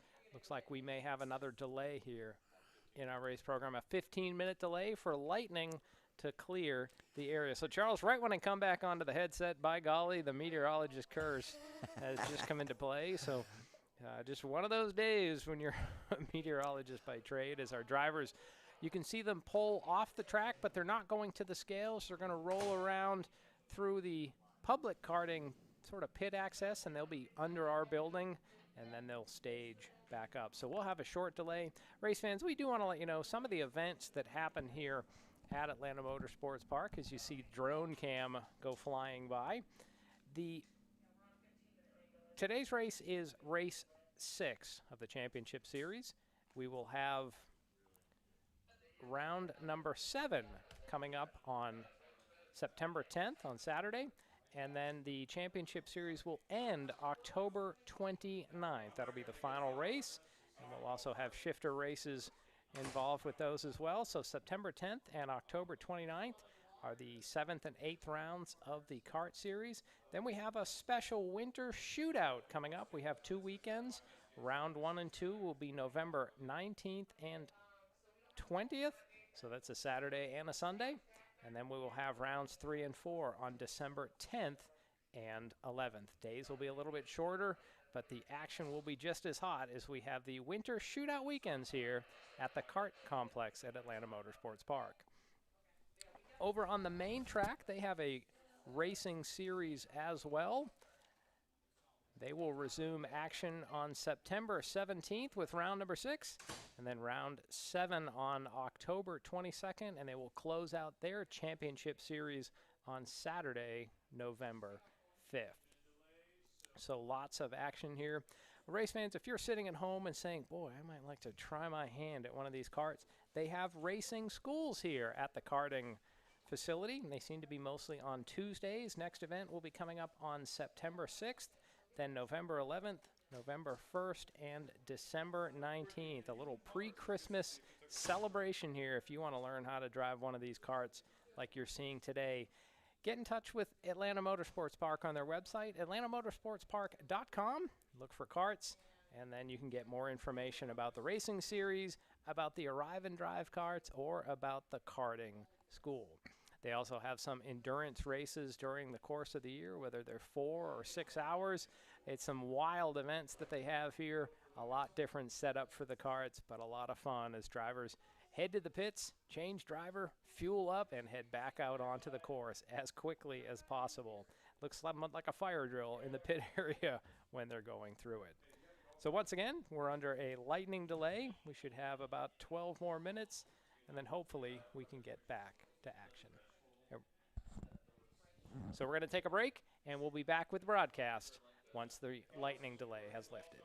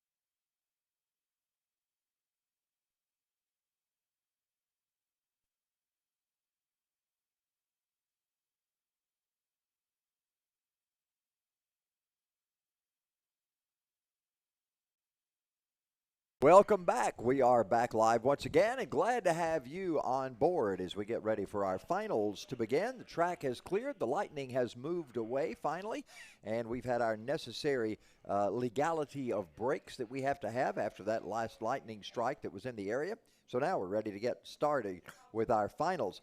And, John, as we talked about them coming down to the line, I believe we're going to have Joseph Saddington starting up front. He was able to garner the lead away at the very end of this pre-final. So I believe Saddington's going to be on the pole for this one. Of course, the lineup that we have here now shows Oliver Nybert, Kyle Farrell, Ruben Greer, David Gilkowski, Joseph Saddington, Ryan DeHoney, Luke Giglio, Lincoln Massey, and Kyle Farrell as the drivers in this race, but I got a feeling you're going to see Saddington and Giglio up front. Charles, all three of our Lo206 pre-finals were great races. We had Saddington, Pip, Giglio at the line in the cadet class. We had Amanda Vasquez and Wesley Bacon battling for the entire Lo206 Junior, and then in the seniors we had a 6-car battle right down to the end. So whatever they're doing in this Lo206 class, boy, it makes for some exciting race. So if you're watching at home, viewers, whether it's on Facebook Live or YouTube, thanks for joining us today here at Atlanta Motorsports Park for round 6 of the Kart Championship Series. You should be in for a good one here, and I'm hoping that Saddington and Giglio will have a replay of what they did in their race earlier today. John, I think we've been here. I think this is our third year here doing this at Atlanta Motorsports Park, and we've seen so many of these drivers. Even though they're young drivers, we've watched them for 3 years now, and we've seen how their prowess on the racetrack has gotten better and better, and it's exciting to watch them now. As we get ready to come to green, they're bringing it off 17 down to the start zone. Let's see if we get a good green flag start from these drivers. Let's check out our green. Yes, we got a green. We're underway. Let's check them out as they go to turn number 1. Looks like the driver that had the red valence on what we'll call the outside got the jump through turn number 1. And we'll have to check numbers to see if that's Giglio or it's Saddington, as we have them getting a little wide. So one car gets about a 3-car length lead up the hill. And if I'm not mistaken, Saddington has a white helmet. But now I may be wrong. We'll check them out as they go by next time. I believe that may be Nybert that's in the lead right now. I'm not sure about that. We'll find out if it's going to be Saddington. That might be Giglio's colors. We will see once again his timing and scoring when they come around. So once again, Lo206 Cadets. These are 5.5 horsepower Briggs & Stratton 4-stroke engines that they have. That gives them that low rumble compared to the sort of chainsaw whine that we'll get a little later today. These cadets run the green slide, which just basically makes it so they can't use as much of the throttle as they'll use in the junior or the senior master classes. I believe that's Giglio. I think we are going to see him come by first. Giglio with that red and white fairing on the front of his kart. Giglio will come by. He will lead lap number 1. Joseph Saddington in second spot. Oliver Nybert is in third in the 10 car. Then it's Lincoln Massey in the number 7, who is in fourth position, as those two cars for second and third, or third and fourth, that is, battle very hard. Giglio 2 seconds already today in pre-finals. He has to be brooding how he can find a little more speed, because I don't think he wants to be the bridesmaid once again. Right now, he's in the spot he wants to be, first place in our cadet final. Yeah, Giglio leads this one right now. He's got a handy lead over Saddington at the moment. Of course, as we know, that can evaporate at any point. Giglio leads him up through the S's right now. He's heading up to turn 14. We're working lap number 2 of the 12 for our drivers in the Lo206 Cadet division. We need to get Lo206 Senior and Senior and Junior to the staging area. Lo206, check that, Tag Senior and Tag Junior. We need to get you to the staging area. Looks like a battle for the lead with Saddington taking a dive to the inside, and that white helmeted driver is to the lead, so move Saddington to the point. Although at the line, Giglio was officially scored as the leader on the third lap here. Saddington to the lead by, we'll call it a foot, over Giglio as they work through turn 4. Luke has got to be saying, what the heck? I had this lead. I had it handily over Saddington, and now he finds himself right behind him in his tire tracks as they head to turn number 9. Luke Giglio trying to wrestle that lead back away from Joseph Saddington. On the last lap around turn 9, you could really see Giglio sawing at the wheel. You can note in comparison, Saddington does that set it and forget it. Arms very stable, which is the indication of a well-handling kart. When you see drivers sawing on the wheel, that means they're either tight or loose and they're having to make a bunch of corrections. It's better for the kart and better for the tires if the driver doesn't have to move their arms too much once they start turning. And there you can see that Saddington seems to have a smooth handle as he puts lap number 3 on the board. John, you mentioned that earlier today. You normally don't see the hands of the drivers working that much. Occasionally in our area of racing, we'll see a topless race come along every once in a while when they'll cut the tops off of full-bodied race cars, and you can actually see the drivers and their hand motions. But with these drivers, you see everything that's going on in the cockpit, and you do see that sawing of the hands, and especially saw that from Giglio. Right now, Giglio works up on the back of Saddington as they head down into turn number 9. It's Giglio trying to get that lead once again, but Saddington brings it cleanly through that and up the S's, so Joseph Saddington hangs on to the top spot. And again, you could see Giglio having to work on that wheel. Charles, it's in the sprint cars and midgets where you can really see drivers working more inside the cabin because you can see in the side, the left side at least,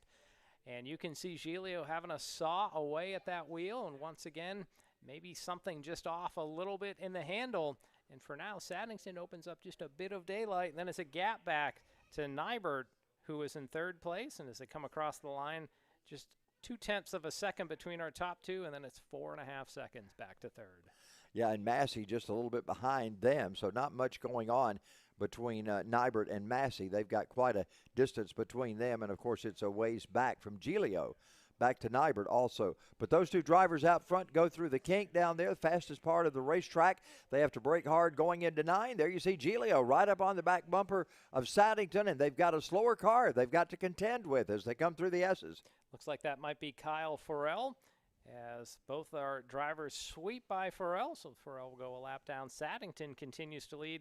We're going to go 12 laps here, so we get a couple of bonus laps from what we had earlier today, and once again it just seems like second verse same as the first. Giglio still chasing after Saddington. Giglio right in Saddington's tire tracks. They bring it off 17. They head down to start finish. Will be 5 laps this time by. It'll be cross flags next time around. Giglio took a quick look. Did you see that? He took a quick look to the inside of Saddington. Cannot make the move. Now he tries to cut back in, but that is not a good passing spot as you try to go up off turn 2. In the pre-final, Saddington was in the bridesmaid spot much of the race, but was able to make a late pass, really off the last corner to get by Giglio. Now we see Giglio, at least right now, content just to push Saddington down to turn 9. You have to wonder as the laps wind down and the tension ratchets upward, I think we're going to start to see Giglio not just push. He's going to look to push past. And, John, at that time as they went into turn 9, I almost got the impression that Giglio wanted to maybe take a little shot and go to the inside, and he decided the last minute not to and pull back in single file. So it's possible he's trying to set that up for a late lap pass. Well, and also drivers can get penalties if they absolutely just go into a corner and just dive bomb someone or take someone out. So you have to figure out how to get by clean. These Lo206s are very equal karts, and we've seen it in all 3 of the divisions. And once again, we're seeing it here in this final. Giglio right in the tire tracks of Saddington up the hill. And they both seem to go on those rumble strips about the same amount as they work their way off turn 3 and then into 4. They hit those rumble strips exactly in the same spot. This is where Giglio tries to look to the inside. That's he comes up. It's draft. A bump draft. Yeah. He pops Saddington that time as they come out of turn number 8.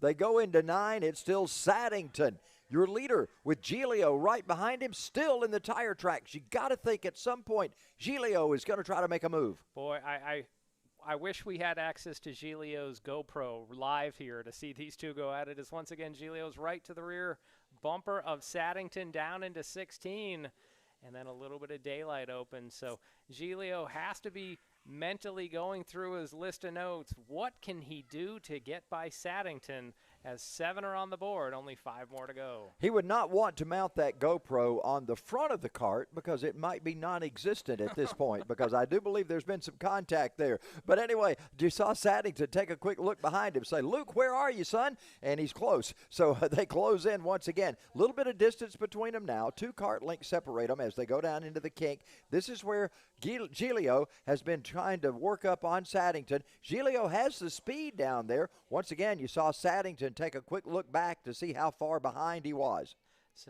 Giglio is probably wishing he had that drag reduction system like they do in Formula One to get a boost to get by him. Saddington, you can see he has a GoPro mounted right up on that front nose cone, just sort of where his hands would be on the steering wheel. Just forward of that, you can see a little black spot. Giglio, we can't quite see it, but boy, those two are going at it again. Giglio running out of time here, but for now, you can see Saddington taking that quick peek back. Where are you, Luke? And for now, the closest of margins, just about a 1/10 of a second. John, you and I have both seen chain races where you have 2 or 3 race cars chained together. It almost looks like that's what we got going on right now. It looks like there's a tow bar hooking those 2 guys together on some parts of this racetrack. They're going strong. There's 4 laps to go in this one, maybe 3.5 laps at this point. Look at Giglio. Comes up and bumps Saddington once again. They go into 9. Is he trying to loosen him up? What's he trying to do? He's right there behind Saddington as they come off 9. Bump and run coverage down the back straightaway as we see Giglio move to the lead as Saddington swings wide. So maybe Saddington was hearing some footsteps that time, so moves Giglio to the point, but now Saddington is right there as they're going down into turn 15. Man, Joseph Saddington working on Giglio right now. They are right together. They go into turn 16. Giglio will come out of this. Well, I say he's going to be the leader. Let's see if he comes by as the leader. Yes, he will. Last time I said that, Saddington sneaked by him right before they got to the flag, but right now it's Giglio. They got a slow cart. They got to work around. That's Ruben Greer. You'll note from the highlight package earlier, Greer was the 20 that really made hard impact into the car that was spun on the initial start. So it's good to see Greer back out there. That car had a lot of damage, I can imagine, so it's good to see some repairs affected as our leaders are coming up on, I believe that's Ryan DeHoney, and they slide to the inside. So now Giglio leads, Saddington in second with less than 3 laps to go. You can see Giglio sawing on the wheel to get through turn 9. Saddington right in his tire tracks. Now Saddington has to try to make Giglio hear some footsteps behind him as they head up to 14. Saddington is so smooth. You have not seen him saw on the wheel like you have Giglio all day long, but it's still Giglio in the lead right now. They go into turn number 16. It's Giglio and Saddington heading out of 17, and we are coming to 2 laps to go right now. So in the waning laps here, what does Saddington have to do to get by Luke Giglio? Luke's been second twice today, and you just know in his heart he doesn't want to make it a 3rd time. So Giglio bobs up the hill to get a little more momentum as they head over the crest of 3 and through turn 4, and that may be Giglio's biggest lead of the day, about 3 kart lengths as they sweep through the kink. Wow, it's Giglio up front. Saddington trying to chase him down. Now we've got a lap and a half to go. So Saddington has done it before. He's gotten by Giglio earlier today. Can that happen here at the end? Well, of course it can. But let's see what Giglio has to say about this. They head up the hill. Giglio looking back to see where Saddington is. Saddington, he doesn't have to look very far. Saddington is right there as they sweep through 13 and 14. Ooh. Normally, turn 9 is the best passing on the track, but for these guys, 16 and 17 has also been a spot, and that's where they're going to go one more time. Now, at this point, they will put 11 on the board and see that white flag. 17 turns left to decide our first final today. And, John, it's been exciting because we've seen passes happen between 17 and the checkered flag today.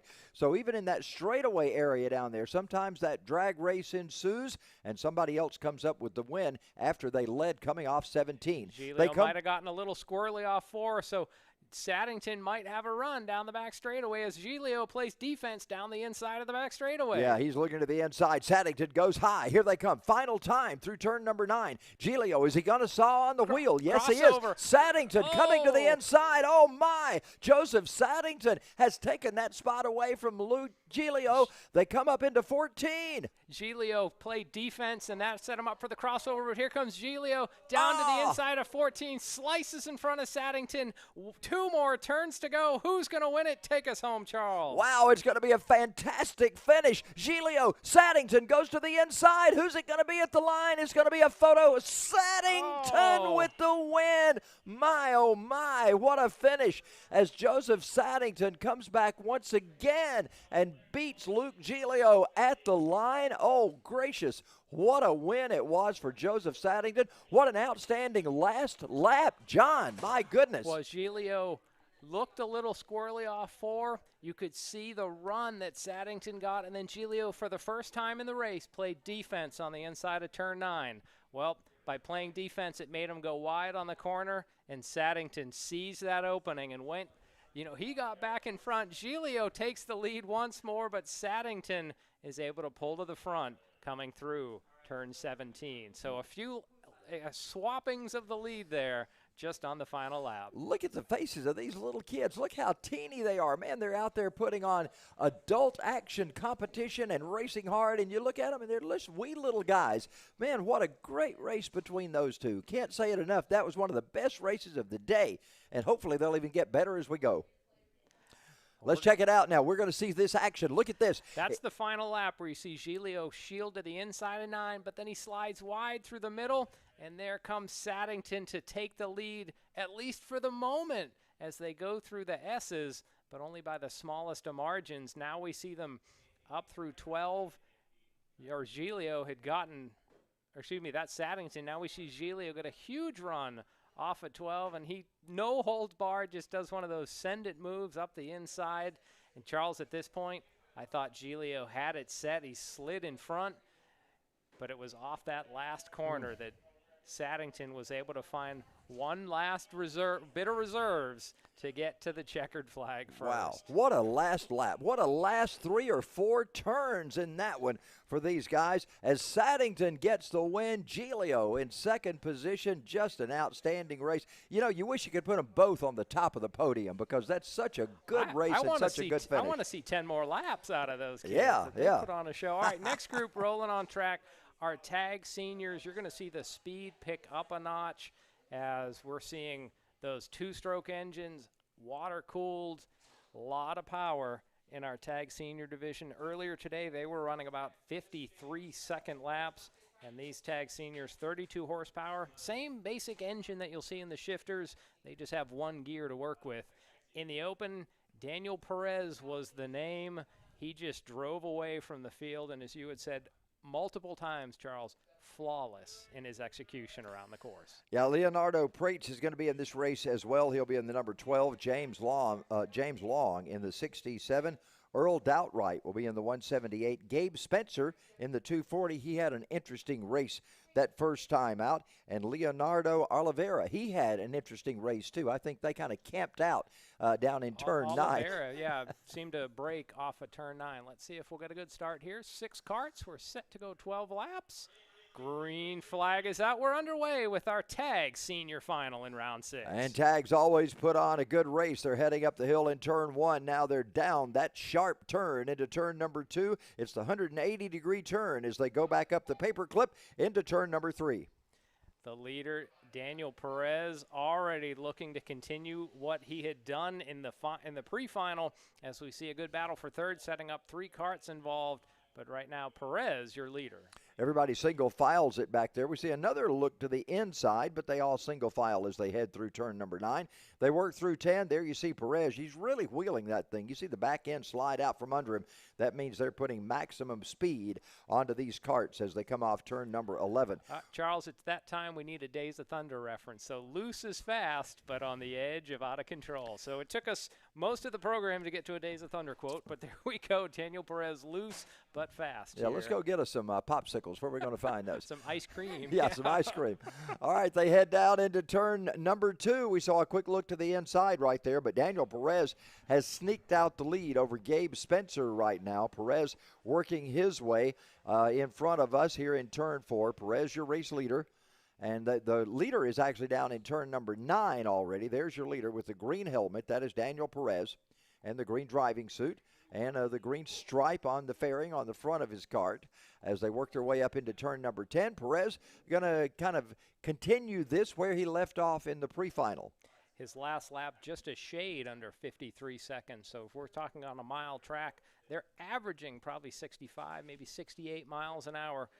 And again, I have to say 1 inch above the ground. Yeah, and when you're averaging that kind of speed, you know when they get to turn 2, they're going 20, 25 miles an hour going around turn 2. Well, that means at some point in the racetrack, they're going 75 or 80 miles per hour in these karts. Look at this battle. Look at this battle going on turn 3 as they come around. They come through there. We get an advantage of one kart that's got a spot away, and we get one almost off the course. So that had to be Machado, Oliveira, and Prates in your 3-car battle for 3rd place, because out front, Daniel Perez is pulled away. Gabe Spencer not able to hold on to his coattails for right now, but a great battle back in the pack in our tag senior final.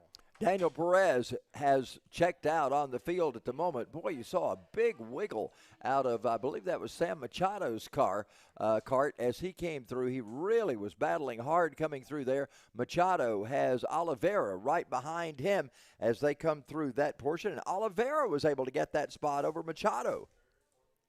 So great battle in the pack. Out front on that lap, Daniel Perez, 50.8 seconds. So the speed's continuing to ratchet up. He's almost running shifter-type times on this track right now. Tag karts are working their way now. You see the leader off turn number 9. Now you see that battle going on for 3rd and 4th position as you got Leonardo Prates, Leonardo Prates and Leonardo Oliveira both going at it. Coming off turn number 10, they head up to the top spot. Meanwhile, you see our leaders already working their way down into turn 17. It's going to be Perez.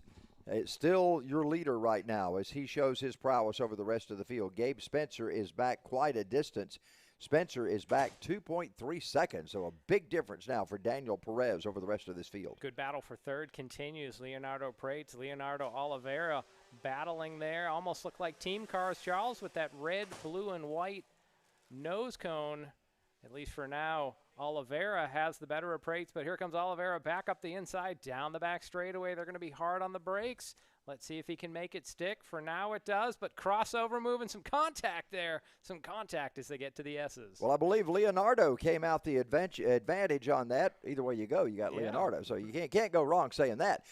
Boy, look at him going through turn number 14. My Tooth goodness. and nail right there. Wow. Side by side again through 16. Maybe see a crossover here, and again, we are going to see a crossover down the front straightaway. And those cars are so much alike, you just have to look at the number plates to find out who's different because the cars are identical. The names are almost identical. It's Leonardo Oliveira and Leonardo Prates as they go at it for 3rd and 4th position. Sam Machado and James Long are maybe going to reel these two in as 3rd and 4th are battling so hard on the track. Typically when karts are side by side, you're not going to be running as fast as you normally would single file. And that's one of the reasons why this battle is 8 seconds back of our leader, Perez, running on a rail up front. So you're not missing anything up front. Our best battle continues to be the battle of the Leonardos here for 3rd. And we've got another pretty good battle going on. That is the battle for 5th and 6th, Sam Machado and James Long. They're doing pretty good battling themselves. But meanwhile, we focus on the Leonardos as they work their way off 17. There they come across start-finish. We've completed 6 laps. Daniel Perez is gone. Don't worry about him. Gabe Spencer is kind of there in the old CB days. We'd call that the rocking chair. He's kind of there in between everybody else. But boy, the battle is going on between the Leonardos, the 340 of Leonardo Oliveira and the number 12 of Leonardo Prates as they head off the kink down toward turn 9. You could see Prates get a little squirrely off turn 4, and that cost him maybe a kart length down that fast back straightaway. But not a lot of difference, really. The Leonardos continue to cross swords here as we're halfway through this race. And they work their way up the hill right now. The Leonardos head into turn number 15. They have been really strong all day. You see those karts getting almost out of control sideways. They are battling for all they have in this tag division. They come by right now. They will complete lap number 7. Daniel Perez, Gabe Spencer already gone. You see them coming up the hill already. Spencer is already working his way to turn 4, but you saw Perez come by turn 4 just a couple of seconds prior to that. Charles, I don't think either of these Leonardos leaving anything left in the tank. They're putting it all on the line here today. So great action continuing in our tag senior final. And this is just a taste of what we have. More races coming up after this. We'll finish up with our shifters in round number 6. So recapping your field, Daniel Perez leads, Gabe Spencer in 2nd. The battle on screen here, Leonardo Oliveira 3rd with Leonardo Prates in 4th. Sam Machado is in 5th, with James Long running in the 6th place. And we want to give a shout out to all of our camera folk who are doing an excellent job bringing you the shots today. And Ethan Denny on the controls right now. Ethan, our associate producer, doing an outstanding job of keeping the action going for all of the best action on the racetrack. Here we see the Leonardos working up turn number 2. The Leonardos take it into turn 4 right now. We've still got Leonardo Oliveira ahead of Leonardo Prates. That is the battle for 3rd and 4th. Jeffrey Farver on drone cam here, and that's giving us this great shot down the back straightaway from high above Atlanta Motorsports Park's karting complex. Charles, there's really not been much given distance between these two Leonardos through this entire race. Well, Daniel Perez is still out front. That's not in question right now. Look at the Leonardos, man. They use the rumble strip every inch of racetrack and asphalt that they've got as they continue to battle. Neither of them getting much of an advantage over the other. Maybe 2 kart lengths you could separate between those two as Leonardo Prates now starts to close in on Oliveira. 9 laps on the board. You have to wonder, are the tires going away? Is the engine overheating on these karts as they have been racing hard? Maybe even the brakes starting to fade. You have to use all the equipment you have under you on this technical course with the up and downs and the turns and twists that it has.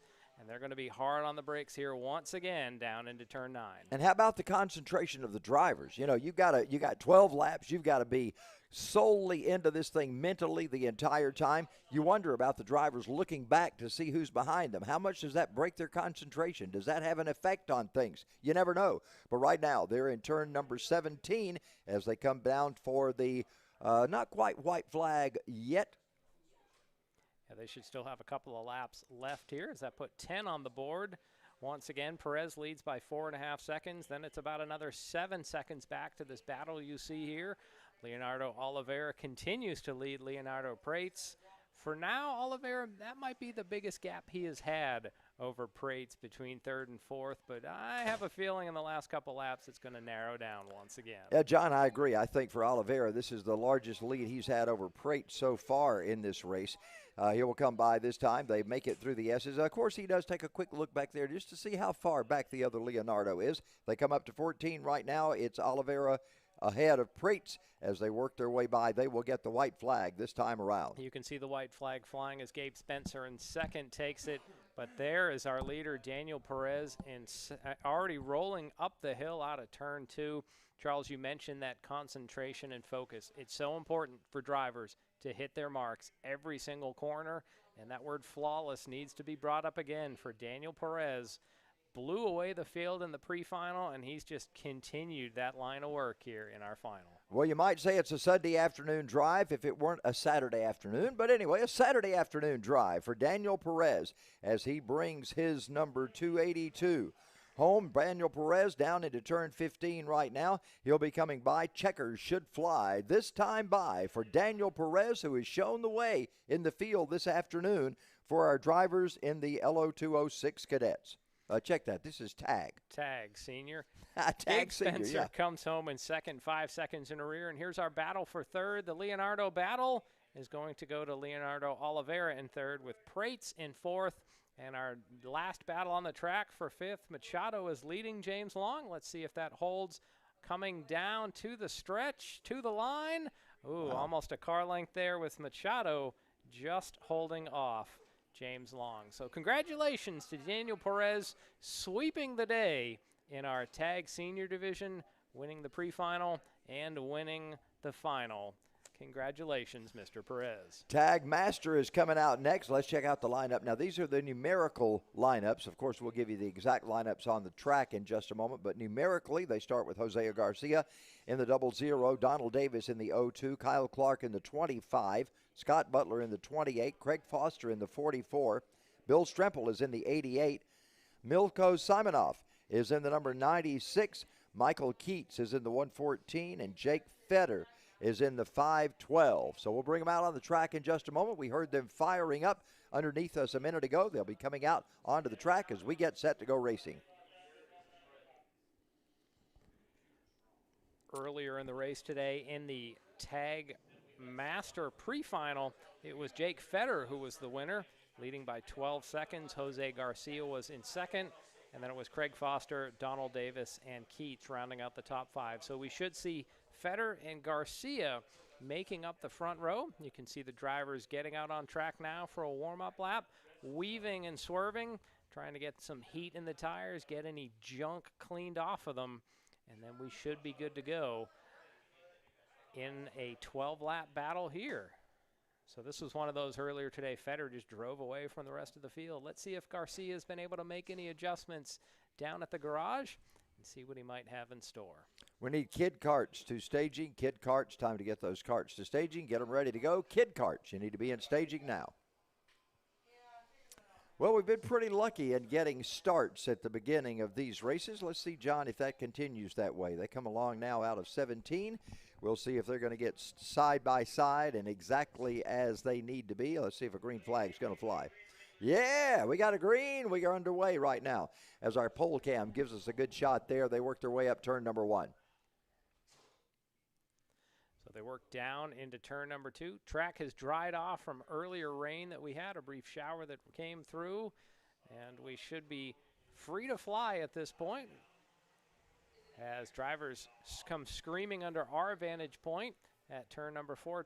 Charles, I have to say, so tough to see the number placards on these carts to tell who's who as we see them working down the back straightaway. One brief moment I saw Michael Keats work to the inside in that number. It looked like a 14. He scored as number 114. I'm just inclined to believe that it is Jake Fetter is going to be our leader here. Yeah, Jake Fetter is the leader right now. I saw the placard on his card as he came by, so we'll see Fetter be marked as the leader right now, I pretty much believe. Yes, Fetter is your leader. Jose Garcia in second. Craig Foster is in third as those drivers, those top 3, make their way down to turn 2. Garcia probably hoping he can catch on to that cape of Fetter and hang with him through the early laps here. Garcia is right there, so he was not that close in the pre-final. Maybe made some good adjustments with about 1 kart length between Fetter and Jose Garcia here in our tag master division. Masters for drivers over the age of 30. Other than that, these are the same cars we just saw in our tag senior race. Jose Garcia trying to close in right now on Jake Fetter. Fetter's able to pull away a little bit. A car length is different now between them as Jose Garcia tightens up. They go into 16 once again. Fetter is your leader. Garcia in second position as they work their way off turn 17. I guess one difference between masters and senior masters have to weigh 40 pounds more in the cart. That could be the cart, or as Charles, we've joked about earlier, that could be the driver once the drivers start to pile some years on as we see Fetter able to open up a little bit more of a gap over Garcia, but then it's a good gap back to Craig Foster in third. It was a good shot the way they use all of the way that turn 3 and 4 is laid out is not the way you drive it. It looks like it makes a tight turn in the asphalt, but the drivers drive it very fluidly in a big arc coming through there. Now the S's present a little more of a problem for these drivers right now. Fetter works his way well through those turns. Garcia still trying to chase him down, but that distance between those two is growing just a little bit. Well, in the braking zone, Garcia closes back in on our early leader. Let's see if Garcia, the old salt from Decatur, Georgia, has anything in store for Fetter. We've called a lot of Garcia's races. He races the Spec Miata class over at the main track, but he likes to get on the kart track and enjoy the freedom of the open wheels here, and he's doing it in a couple classes today. But right now, Fetter maintaining a couple of kart length lead. Yeah, did you say Jose was from Decatur? Decatur, Georgia. Yeah, it's just out. It's just right next to Atlanta. I thought he lived in Dawsonville. I mean, Well. he's here all the time. I thought he lived in Dawsonville. They work there. Just joking. They work their way off the S's as they come up through there. It's still Fetter, your leader. We joke about Garcia. He's here so much. I accuse him of living here at the racetrack. He heads into turn 14 right now. He's still about 5 kart lengths behind Jake Fetter as they work their way into those final turns before start finish. Well, speaking of living here, Charles, they do have those new condos that they have built on the property. And if there's no more for sale than that, I've heard future phases will be open. So they're more an open shell at this point. You could get one of those condos and enjoy living or having meetings right here next to the track. Open up your doors and enjoy the track and all the ambiance of it. So, John, tell me, now they have the elevators where you can put your race car and raise it up, and it can be the focal point in your living room in the condo. What would you put on your elevated platform to bring it up? I can't even imagine. I don't think my Toyota Camry would be much of a showpiece on and race fans who really have to say a lift. It's not an elevator like you get in to go up in a building, but it is, you would drive the car in and then it would, you know, raise the car up maybe 6 to 8 feet so you could see it from the next level. So I don't have a second car, and I don't think my first car would look too well up on one of those lifts. So I'm just going to be content with my daily toters. Right here we see Garcia really hasn't budged in this race. Feder had a big lead in the pre-final. Garcia begrudgingly yielding ground here as he's hanging tough right now as we're on lap 5. Well, I do believe Jose made some changes on that cart because he is hanging pretty tough with Feder right now. Expecting or hoping, I should say, not expecting, but hoping that somewhere Federer's going to make a little bit of a bobble somewhere on the racetrack. But right now, both of them smooth as silk. You see those wheels, just a little bit of turn in them as they come off the corners. Nobody having a difficulty with handling right now. We're getting very close to that halfway point.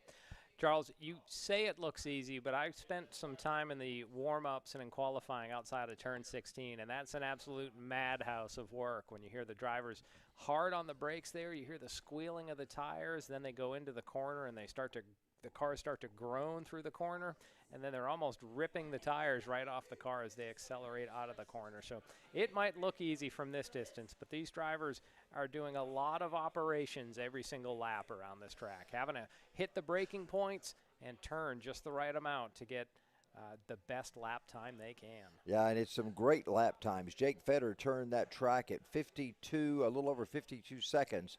So some really great lap times from these guys. As we're just past the halfway point, the cross flags have been displayed. Drivers making their 7th lap right now as they go into 16. The leaders will be approaching you out of 17 in a moment. Big lead has opened up going back to 3rd place. So Garcia has no pressure behind him. He can focus all of his energies on Jake Feder right ahead of him because Craig Foster is about 6 seconds back and then another 6 seconds back to Donald Davis in 4th. So best battle on the track is right here for the lead between Jake Feder and Jose Garcia. Well, that battle starts to open up a little bit as Feder puts a little more distance between his kart and Garcia, so Jose having to pedal a little harder to try to get up there and do battle with Feder. They come through the S's right now, 7 laps complete, working lap number 8, so the laps on the waning side of things right now as they start to wind down. In theory, Charles, this is one of those times a driver could reach down and change those little butterfly adjustments next to them, although we heard that Jose is not allowed to do that from his setup man earlier today. Drivers have a couple of adjustments where they can lean out the mixture or maybe richen the mixture on the high end or the low end of the throttle. But, yeah, jokingly, Jose's setup man said he's not allowed to do that. I couldn't imagine a driver, though, being able to drive the kart and reach down and adjust a small wing nut, for lack of a better term, next to them and try to get it right. That would seem to take more concentration than I could fathom. Well, it was funny when Jose was explaining that to us. He did make it sound like that's just a simple thing for me to do, and all of a sudden his tech guy came in and said, no, he's not allowed to touch those. That was funny. Funny moment we had this morning with Jose Garcia. Well, it would almost be like when sprint cars are on the dirt tracks. They can adjust that wing. Right, right. But I can't imagine them doing it at green. Under caution, yeah, they can adjust the wing to get a better handle, but to do it under green would take some fortitude to do that. And, you know, for years, stock car drivers have had the opportunity to adjust brakes. They can adjust rear brakes and front brakes as to what kind of braking action they need. But these karts, they are so technical, and there's so little time to do anything because you're constantly in some kind of a corner here, it seems like. Very difficult to do that under racing action. Right now, you see Feder still leading Garcia, and that distance has grown now to about 10 car lengths. You see there the number 28 kart. That is Scott Butler. He is sitting in the grass, so some kind of problem for Butler, and that looked like it might have been off of turn 9, somewhere near the S's. Yeah, right off the exit of the S's, so tough ending for Scott Butler there. Some sort of mechanical issue as a steward was rushing over to his aid, and now we're starting to see out front with 2 laps to go. Feder slowly drawing away, 0.96 seconds the gap that time. So Feder slowly inching forward towards that checkered. He won by 12 seconds in the pre-final. It's a closer gap this time, but it looks like Feder is on his way to victory. Well, Feder's doing a tremendous job right now, pulling away from Garcia. And as these final laps wind down, it looks as though Feder is pulling even further away from Garcia. They work through the S's right now. Feder makes his way through there. He is coming to the white flag this time, so laps just about to wind down for these drivers. Kids' karts will be out next. We'll turn down the speed, turn down the age maximum for that group in a moment, but we still have one more lap here. Jake Feder takes the white flag. 17 turns remain. Jose Garcia just barely within striking distance, but he would need a pretty big mistake by Feder at this point to be able to challenge for the lead as they charge up towards turn 3. We saw the corner worker there put out the yellow flag as they came up to turns 3 and 4, so a little bit of caution there somewhere on the racetrack. From that point, it may be that 28 cart that's off track coming off the S's. I believe so, because that Marshall station's the last one that you really pass.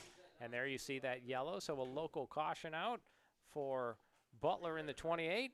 Feder drives up the hill, and from here it's downhill all the way to the finish line as he sweeps off 15 and into 16.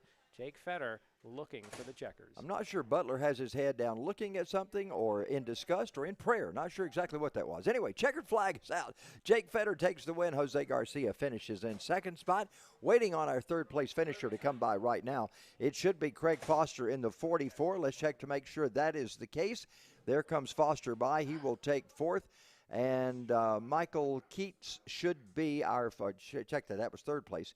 Michael Keats should be our fourth place finisher in the 114. He will come by in just a moment. Didn't realize they were so far back from the leaders right now. But there you see, just as an aggressive wave of the checkered flag for the fourth place car as he did for the winner. Quite a good job from our flagman down there at start finish. So those are the top four. Here comes your fifth place finisher by. This will be Donald Davis. Check that. Kyle Clark is your fifth place finisher. So Kyle Clark in the 25 rounds out the top 5. Charles, I would say that was an aggressive checkered flagging there. Almost, that's the way they seem to flag drivers at local tracks when they get the passing flag. Yeah, that's about right. Yeah, or the black flag. You see some of that on occasion. All right, set up for kids' kart. So we're gonna slow it down like a slow song coming on at a high school dance. With the kid karts coming out, they're going to run the kidney bean, that shorter track, and they will be not having 32 horsepower at their disposal. These drivers, age 5 to 7 years old, get 1.5 horsepower, and really it's a chance for them to get their feet wet in auto racing. This is the future of racing. Charles, we could joke that the Masters class is the past of racing, but this is definitely the future here. And we had a really good battle. 3 karts up front in this kid kart when they had their pre-final. They click off the laps quick. It's about 25-second laps where they're just running that kidney bean. So the karts are slow, but boy, they run quick laps here once we get on track. Yeah, let's check out the lineup for you. Now, this is, again, numerical. Augustin Puerta in the 02, Brandon Rivers in the number 9, Isa Williams in the 24, Camila Canache in the 26, Giacchino Vino Figueroa in the number 75, and the 21 of Bo Stowers.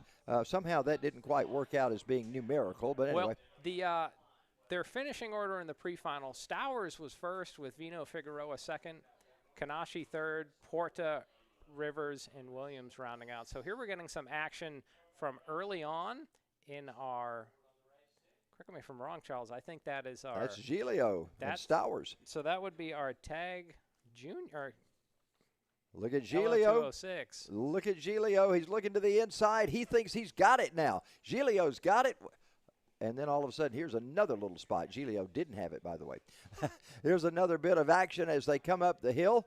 A little bit of replay going on there. These are the tags. That's the Leonardo's little paint swapped there as they came off turn 9 to the S's. And at the end of that, it was Leonardo Oliveira was able to hold off Prates. And that was Giglio and Bo. Giglio and Saddington. Joseph Saddington, thank you. I could not remember that. There we go. There's Giglio and Saddington once again coming through. Those two drivers just put on a heck of a battle. I say give them 10 more laps the way they were running. And this, I think, was the final lap. We see Giglio working up to the inside, off 13 through 14. Boy, it seemed like he had it. And then a crossover move off 17. Really not a crossover, just a great exit off 17 for Saddington. And he was able to charge to the line and win by just about 1 kart length. Well, we'll be ready to start our kid karts here in a moment. We'll see if we can get a good start from them. I think after kid karts, we're going to be bringing out our KA100s. So KA100s will be ready to roll. They'll be lining up underneath us in the tower. Right now, kid karts are going to be starting from the dead start right there at the start zone. So once again, Bo Stowers was the winner of the kid kart race earlier. Just about a half a second ahead of Vino Figueroa, and then another half second back to Camila Kanashi. Then it was Agustin Porta, Brandon Rivers, and Isaiah Williams rounding out the field. Even some contact involved in that. I think it was Isaiah Williams was off track at one point where they came off 17.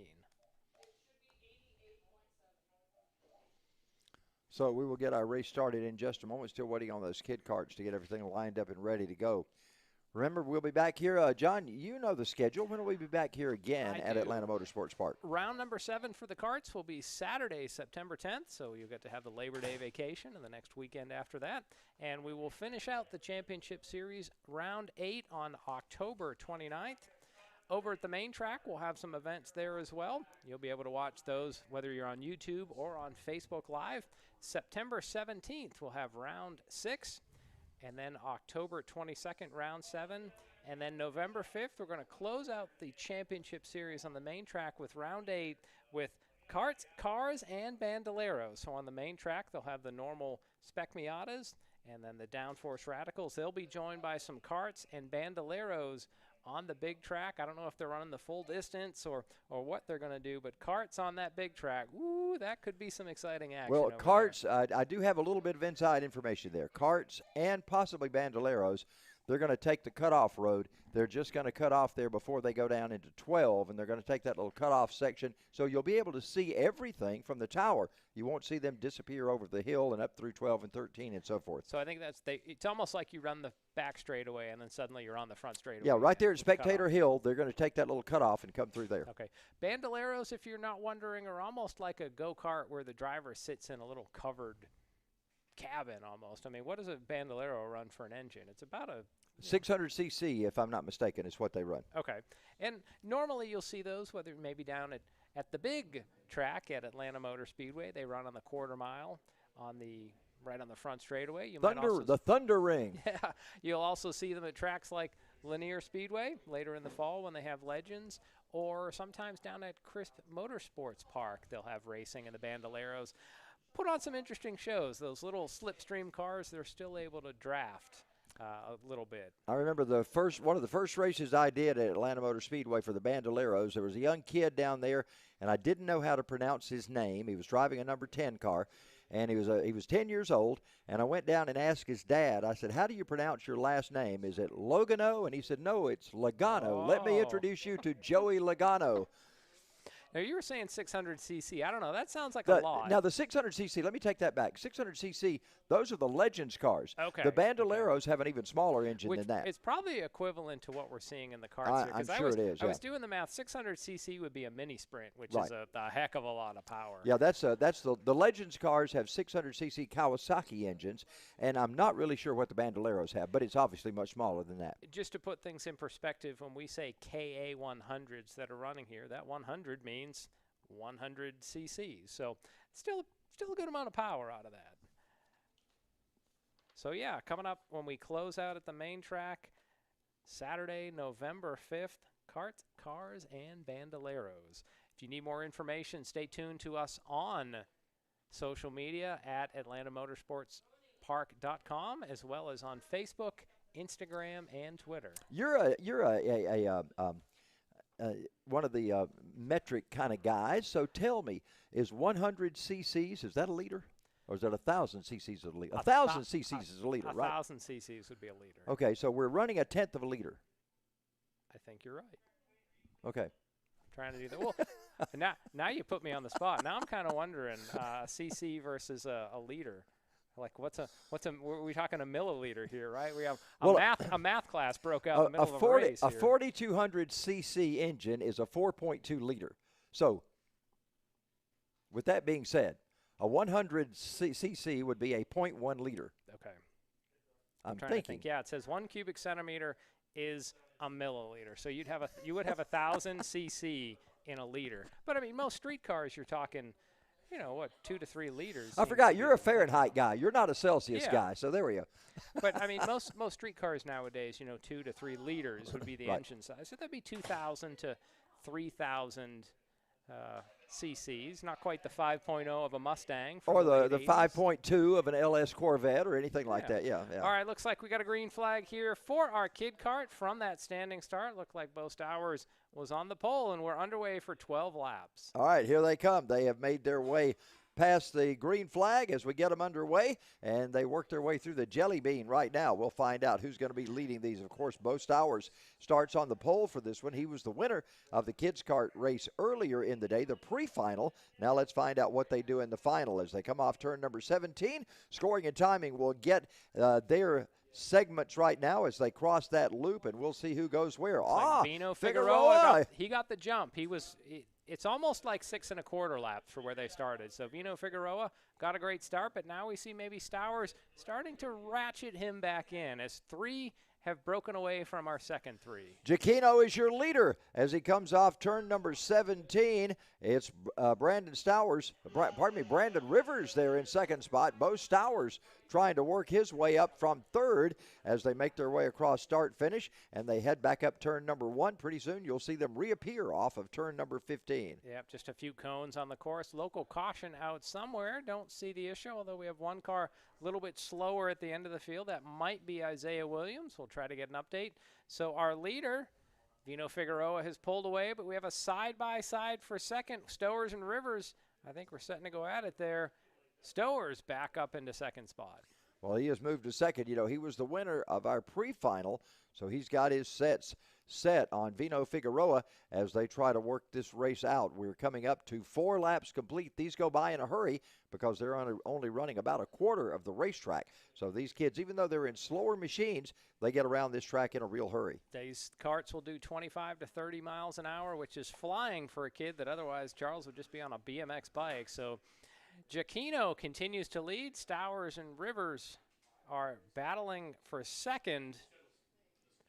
And then it's a further distance back to Kanash and Williams and Porta rounding out the field. Well, here we see a good battle going on for the top spot. Stowers trying to see if he can work by Figueroa as they bring it into turn number 1. It's Vino Figueroa, still your leader, but Stowers putting on the pressure right now. So the top 2 have pulled away. Figueroa with the lead. Stowers trying to put some pressure on the inside, can't quite make it work. So Giacchino holds on to the lead right now as they charge back to the start-finish line once again.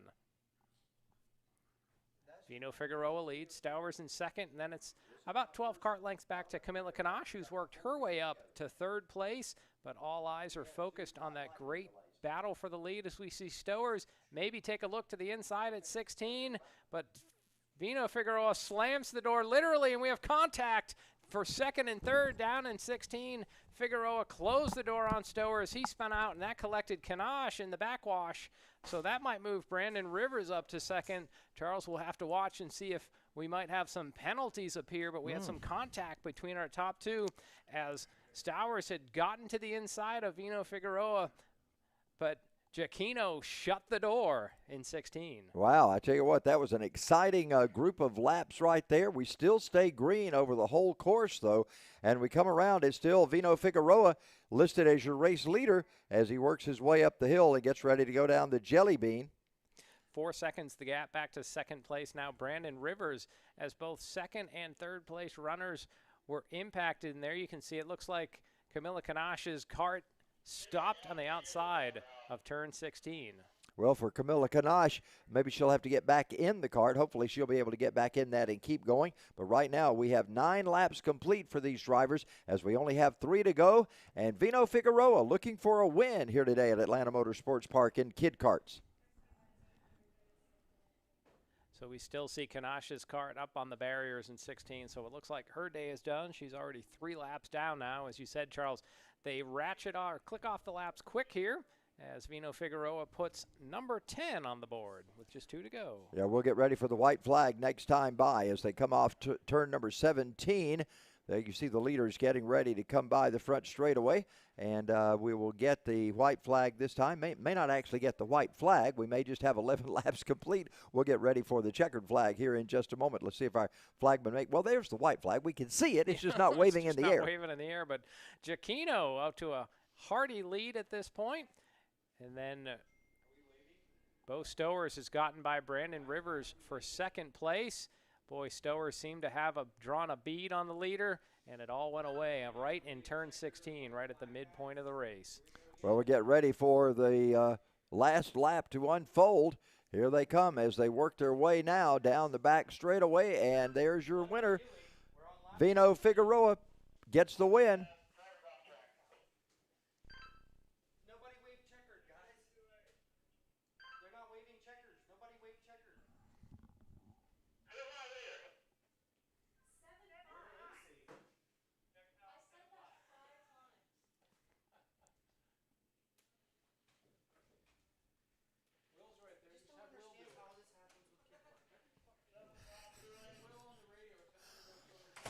So I believe the race is over. I'm not sure the drivers know that, but I believe the race has been finished. 12 laps complete. Well, or we're getting some bonus laps here. We don't. I'm sure the kids don't mind getting a little extra laps here, as we've gotten 13 on the board.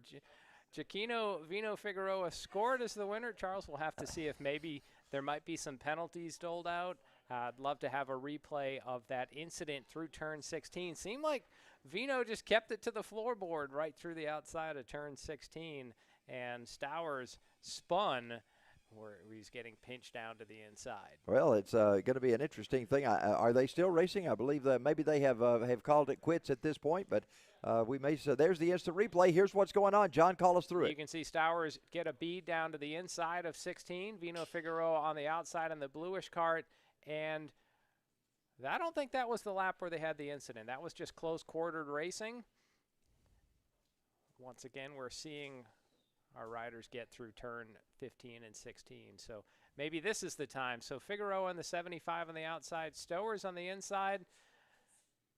Stowers spun. I can't see there was any contact with Vino Figueroa. Oh, there was the contact. There you see some heavy contact with Camilla coming around and collecting Stowers right in the middle of the turn. Nowhere for Camilla to go.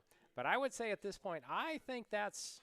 I think he spun on his own. Stowers just spun it down on the inside, just trying to get, too low on the track. And I think we're going to be able to say that Giacchino Vino Figueroa is our Kid Kart winner this afternoon. Yeah, I think Giacchino got that win solidly. I don't believe there was any contact. If there was, it was incidental. It certainly wasn't brought on by him. So I believe that was a clean win and a clean pass for him. We're getting ready now to bring out the KA100s. I think they're coming out on track next. We need tag cadet, tag rookie. We need you to the staging area, tag cadet, and tag rookie to the staging area. Let's check out this field for you. It's a bunch of them. Again, numerically, Christian Foster in the 4, Christian Blevins Jr. in the number 13, Vincent Capetillo in the 14, Adam Wine in the 23, Camden Trachtenberg in the 32, Ian Spencer in the 54, Jose Garcia in the 00. Now, these are seniors and juniors, so those were all the juniors. Starting with our seniors, we have Jose Garcia in the 00, Patrick Fenley in the number 3, Sam Machado in the 06, Danny May in the number 9, Jax Walker in the 12, Brant Estes in the number 18, Martin Simonoff in the number 26. It's Theodore Simonoff in the 33, Luke Kondrowski in the 35, Spencer Mast in the 41, Carson Craig in the 55, Jack Gambino in the 77, Banu Yedla in the 141. The 240 is Gabe Spencer, and Frank Ball is in the 969. Are we running all these together? Well, I think they're running Junior, Senior, and Master together in their pre-final. It paid to be Spencer. Gabe Spencer was the winner with Spencer Mass second. Don't forget, there's had a 3-car incident where the replay just showed 3 cars off to the side, and we know that Grayson Ball and Theodore Simonoff were not able to continue. I think they were able to push Christian Foster back into action. But up front, it seemed to be Spencer was the name. They put on a pretty good battle. By the end of the race, Gabe Spencer won by 2.2 seconds. So they'll be on the front row, and we'll see what happens as they get 12 laps to race. I'm interested to see how Banu Yedla does. He finished 14th in the pre-final. He's a name I remember back when we had the 10th anniversary celebration over at the main track. He was one of the winners, I believe, in one of the kart competitions they had there in the paddock area. They do all kind of events for the skid pad. They use autocross, and they use main track. They have drag racing, but I believe they set up a course that you have to, from a standing start, from 0 miles an hour, you race through a course, then you have to come to a stop at the end. Sort of an autocross. So Banu Yedla did a good job in that one. Huh? They did one on the slick side, but then they did one on the dry side, and Yedla won whatever division he was in. How about that? One of the names, one of the members here, as we see our KAs get wound up, get some heat in the tires. Boy, they're moving quick on this pace lap, and we could see up to 26 karts taking the green here in our KA class. I had Carson Craig on the Champ Show on Thursday night. It's rare that I get a road course driver or a kart driver on the radio, and I had him on the show Thursday night, and he was talking about he raced the full-body Miatas at Road Atlanta last week, and, of course, he's here in his kart today as Carson Craig in this number 55 here as we get ready to go. Did not get the green flag on that one. We're going to line him up. Look at all those karts. Man, what a field. It's an absolute horde here. KA 100, that 100 is 100 cc's. So our junior will be age 12 to 15, basically a middle schooler. KA senior is 15 and over, and master starts in this group at 35. They'll have about 22 horsepower under their right foot here. Again, you can see the drivers just weaving back and forth, trying to clean the tires off, get some heat in them so that they'll have optimal grip for turn 1. Yeah, turn 1, and then, of course, turn 2, they need optimal brakes. So we'll see how well those brake rotors are cleaned off as well. Let's see if we get a green start this time. They come down to start-finish. Nope, not going to do it again. See those hands go in the air. Again, you see those palls of blue smoke coming out of the cars. These are those 2-stroke engines, so you see that little bit of oil smoke. That's the oil mixed in with the gas. These engines are more akin to a chainsaw than what you'd have in your street car or day-to-day driver. So does that mean we're going to see a massacre in this race, John? I'm not going there, Charles. We're not in Texas, so we can't do that today. Okay, Here we go. Off turn number 16, they roll. Let's see if we got to start. How about a weed whacker? Can we go with that instead of a chainsaw? All right. To my eyes, it looks like they're stacked up pretty good here. Let's see on take 3 if we get a good start. Great, yeah, we got a great start. Good going as they bring their way up to turn number 1 right now. Look at that great group of karts heading into turn 1. Great shot from our tower, from our drone there. 2 and 3 wide down into turn number 2. There we see some action, maybe a little rubbing through turn number 2 and up the hill. I believe that last red fire suit was Theodore Simonoff. He was involved in an incident in the pre-race. His brother Martin, I think, is in a red suit, might be in second, battling and maybe losing that spot for the moment. Well, they take it down to turn number 9 right now. It's going to be a battle as Spencer Mast is bringing them through the front. We talked about the battle of the Spencers early in this race or in the pre-final. Let's see what happens right now as Trachtenberg is shown in between those drivers. We'll go to our race monitor in just a moment and find out how they cross the stripe and see exactly how they're running after they complete lap number 1. Don't forget, race fans, 3 races within this race here as we have junior, senior, and master all on the track at one time. Spencer Mast is your leader. He's in a senior. Gabe Spencer in second. Camden Trachtenberg runs in third. He is your highest running junior right now. So once again, Spencer's crossing swords here early in our KA 100 final. They work their way right now. Look at this. They're checking out down toward turn number 6. Side-by-side racing going on for the 41 of Spencer Mast and Gabe Spencer in the 240. Gabe Spencer just sends it around the outside to take the lead. What a bold move there for the senior driver. So Gabe Spencer goes to the lead over Spencer Mass. They've opened up some daylight back to third place. They are really putting on a show up front. It's the Spencer and Spencer show once again as they come off turn number 17. They'll come across the stripe this time. It's going to be Gabe Spencer this time with the advantage, and Spencer Mast in second position. 3-car battle for third, and they're almost three wide there for a brief moment. At the line, it was Trachtenberg, Machado, and Simonoff. I'm sure that switched a few times over as now we have a 4-car battle for third. They are really battling hard. That is third, fourth, fifth, and sixth position as they go through the kink and head down toward turn 6. This might be one of those times we might see the Spencers give the tomahawk chop motion that says, let's just line up and put some laps in so that we can pull away from everyone else and battle on the last couple laps for the lead. Because, Charles, I guarantee you, if Mast and Spencer get battling side by side, you will see those other 4 cars up there in a heartbeat. Yeah, they can try to catch up in a hurry. You see our third place car right now of Camden Trachtenberg. He is starting to pull away just a little bit to try to get up there and do battle with those guys up front. But it's still Gabe Spencer and Spencer Mast up front as they show the way. There you see your drivers coming down through turn number 2. Our leaders are already gone, and here come the others up the hill. So there's our leaders going through turn 4, and then 4 cars all battling as they have put 3 laps on the board.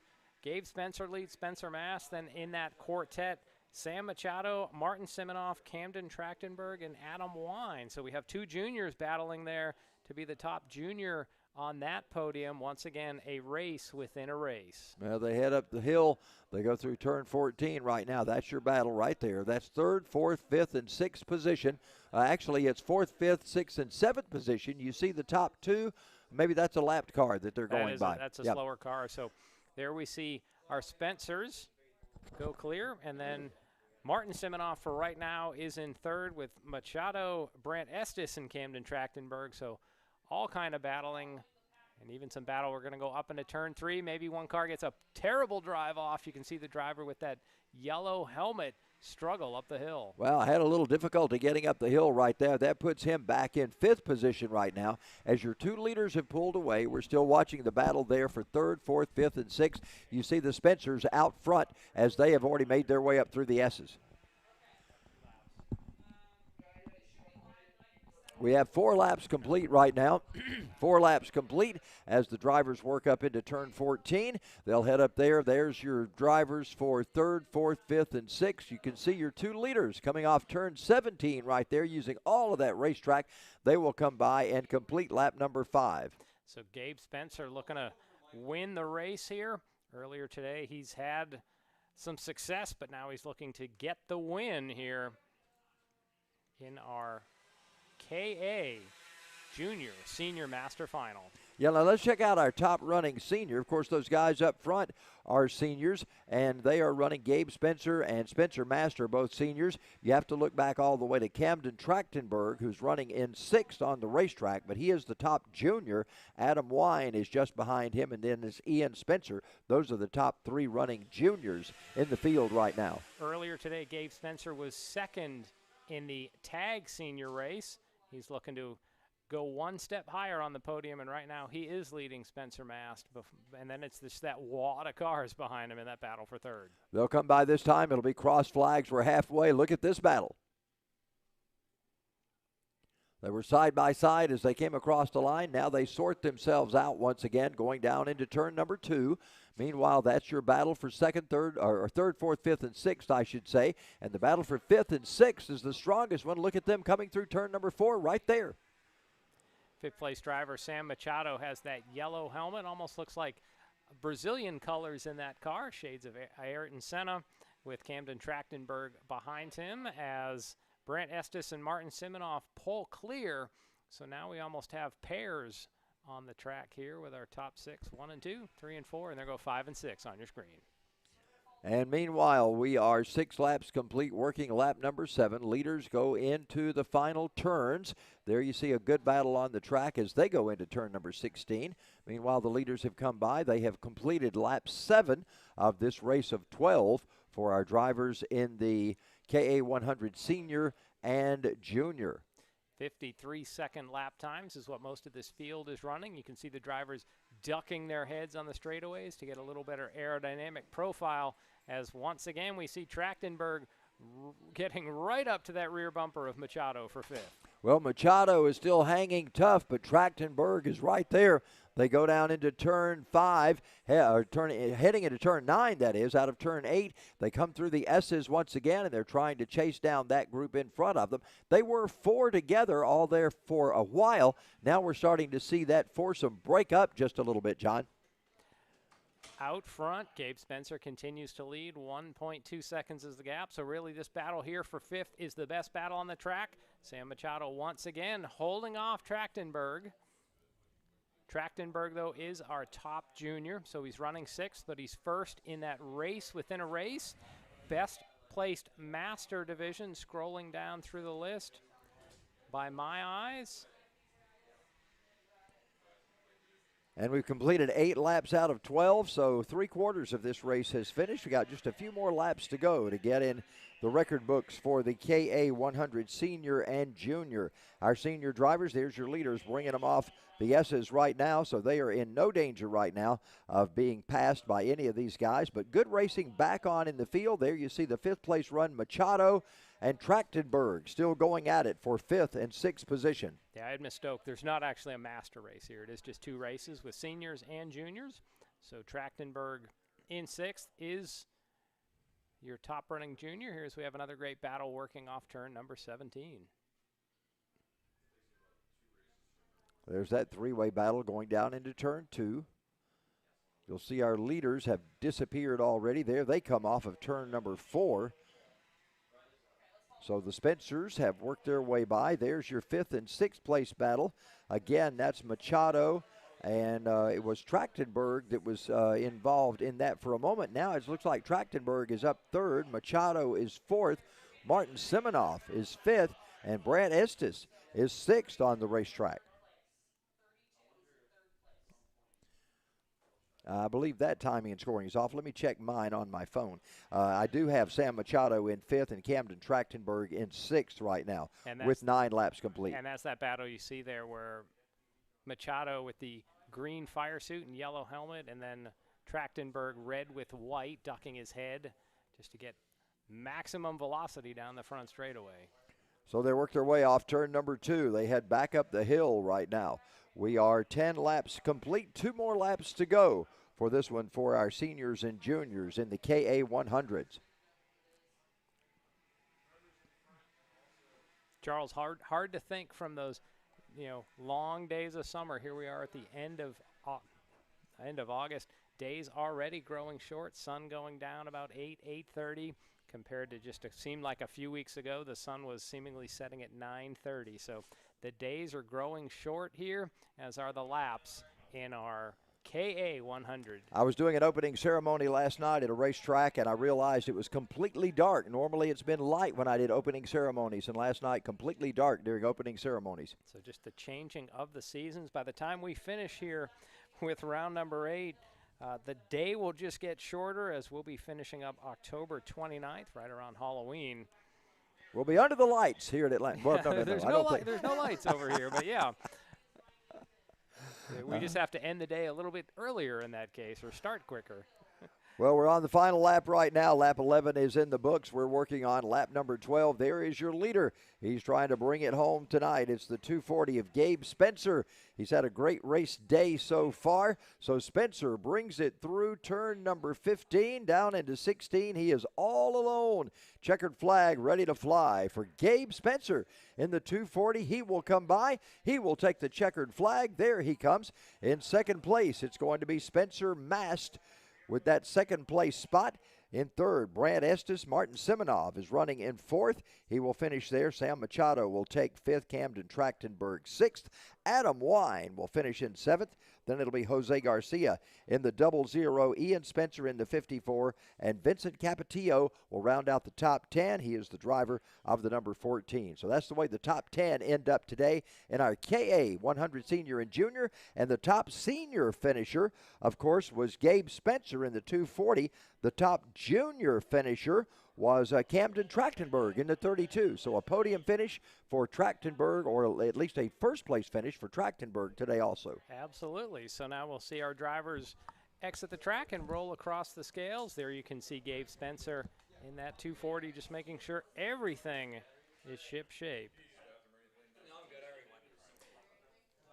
So Charles, by comparison to the earlier races, that was a rather placid race there in our KA100s. Once Gabe Spencer got to the point, he just cruised on from there to sweep the day, winning the pre-final and leading the 12 laps here in our John, final. I don't remember anybody even getting off course during that race or having to stop for anything. I believe everybody pretty much stayed on course. And in the pre-final, there was some activity. Yeah, pre-final, of course. But in this one, I believe everything went very, very, very smoothly.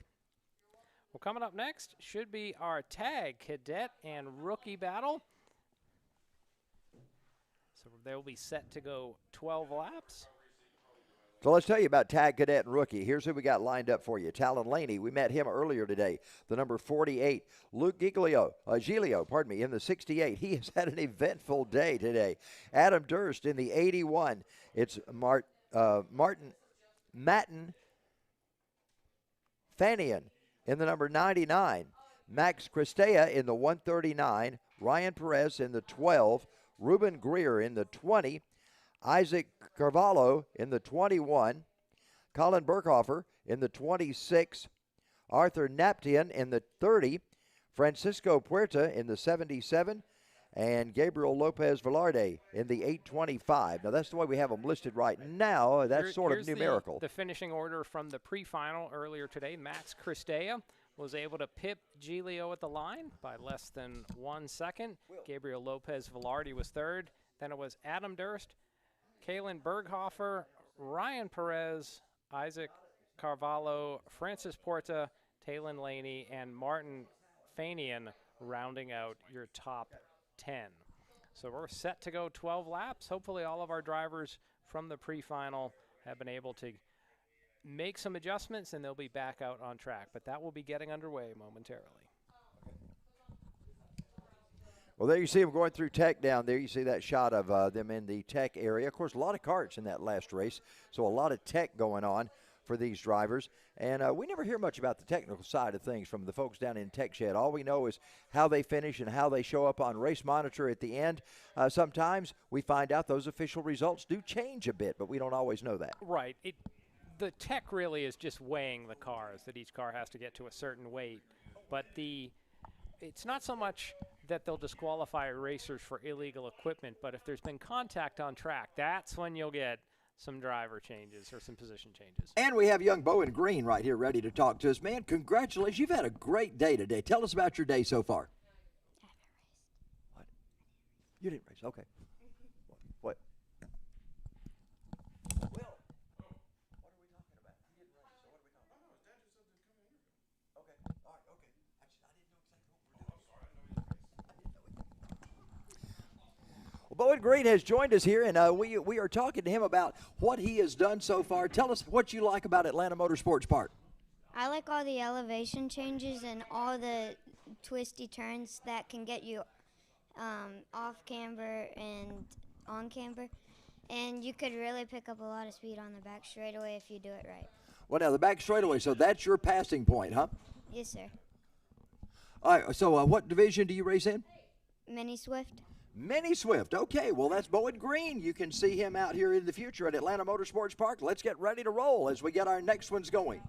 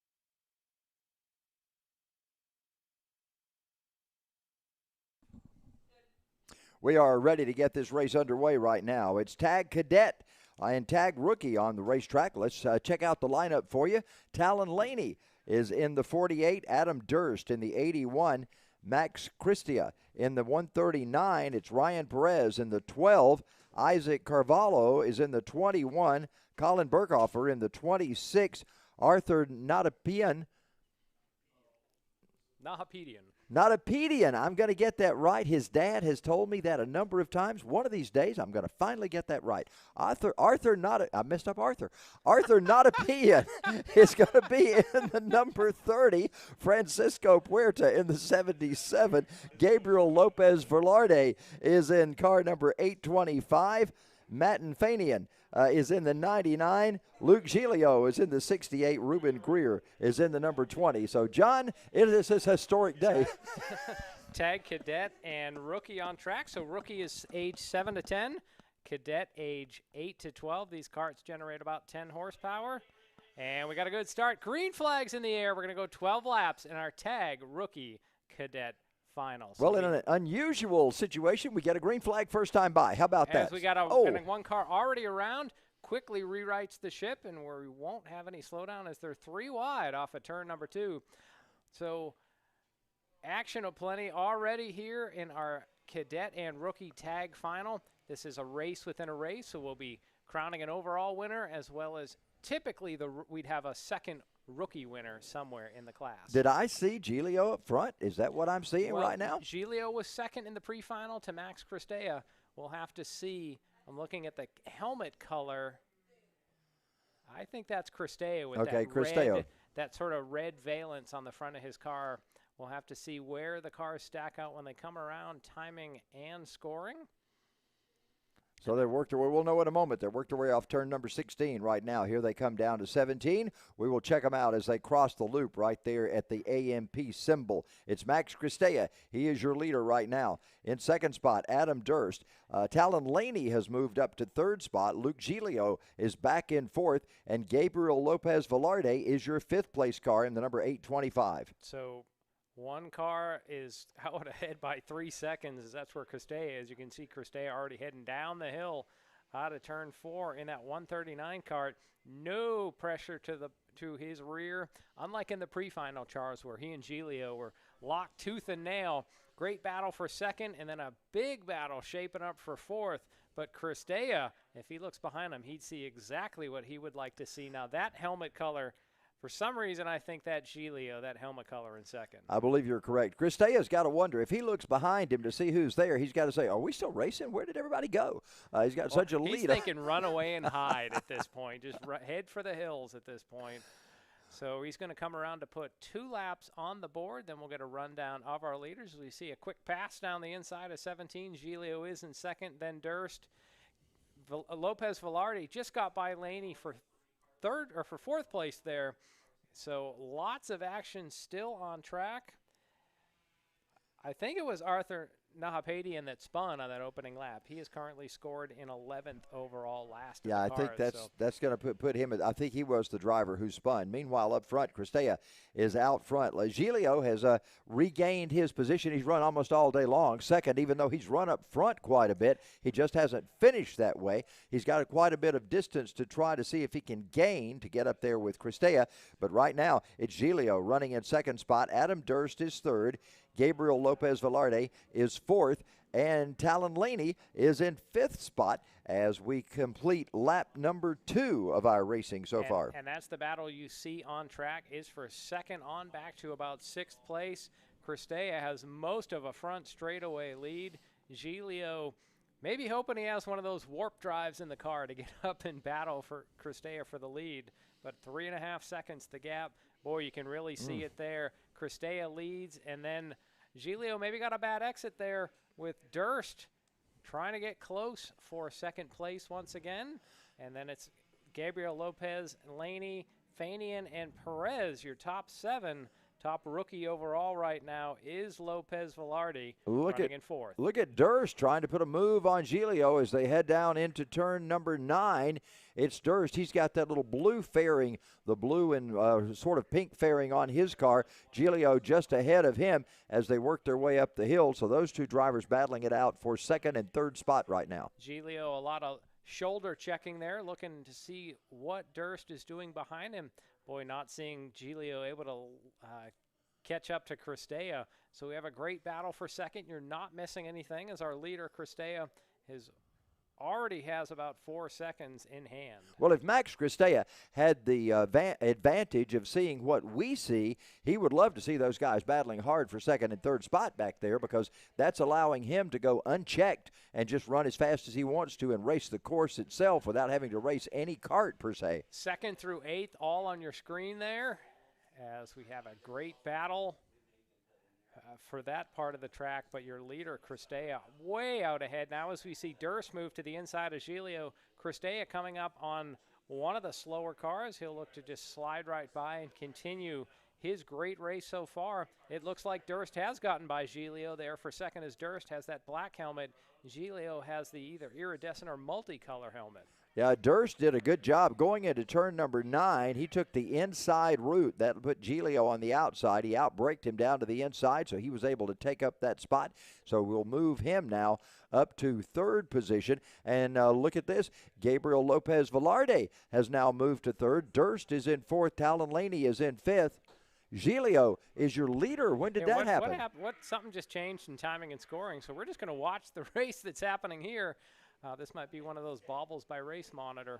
So just sit back and enjoy great pack racing action here in our Tag Cadet and Rookie final.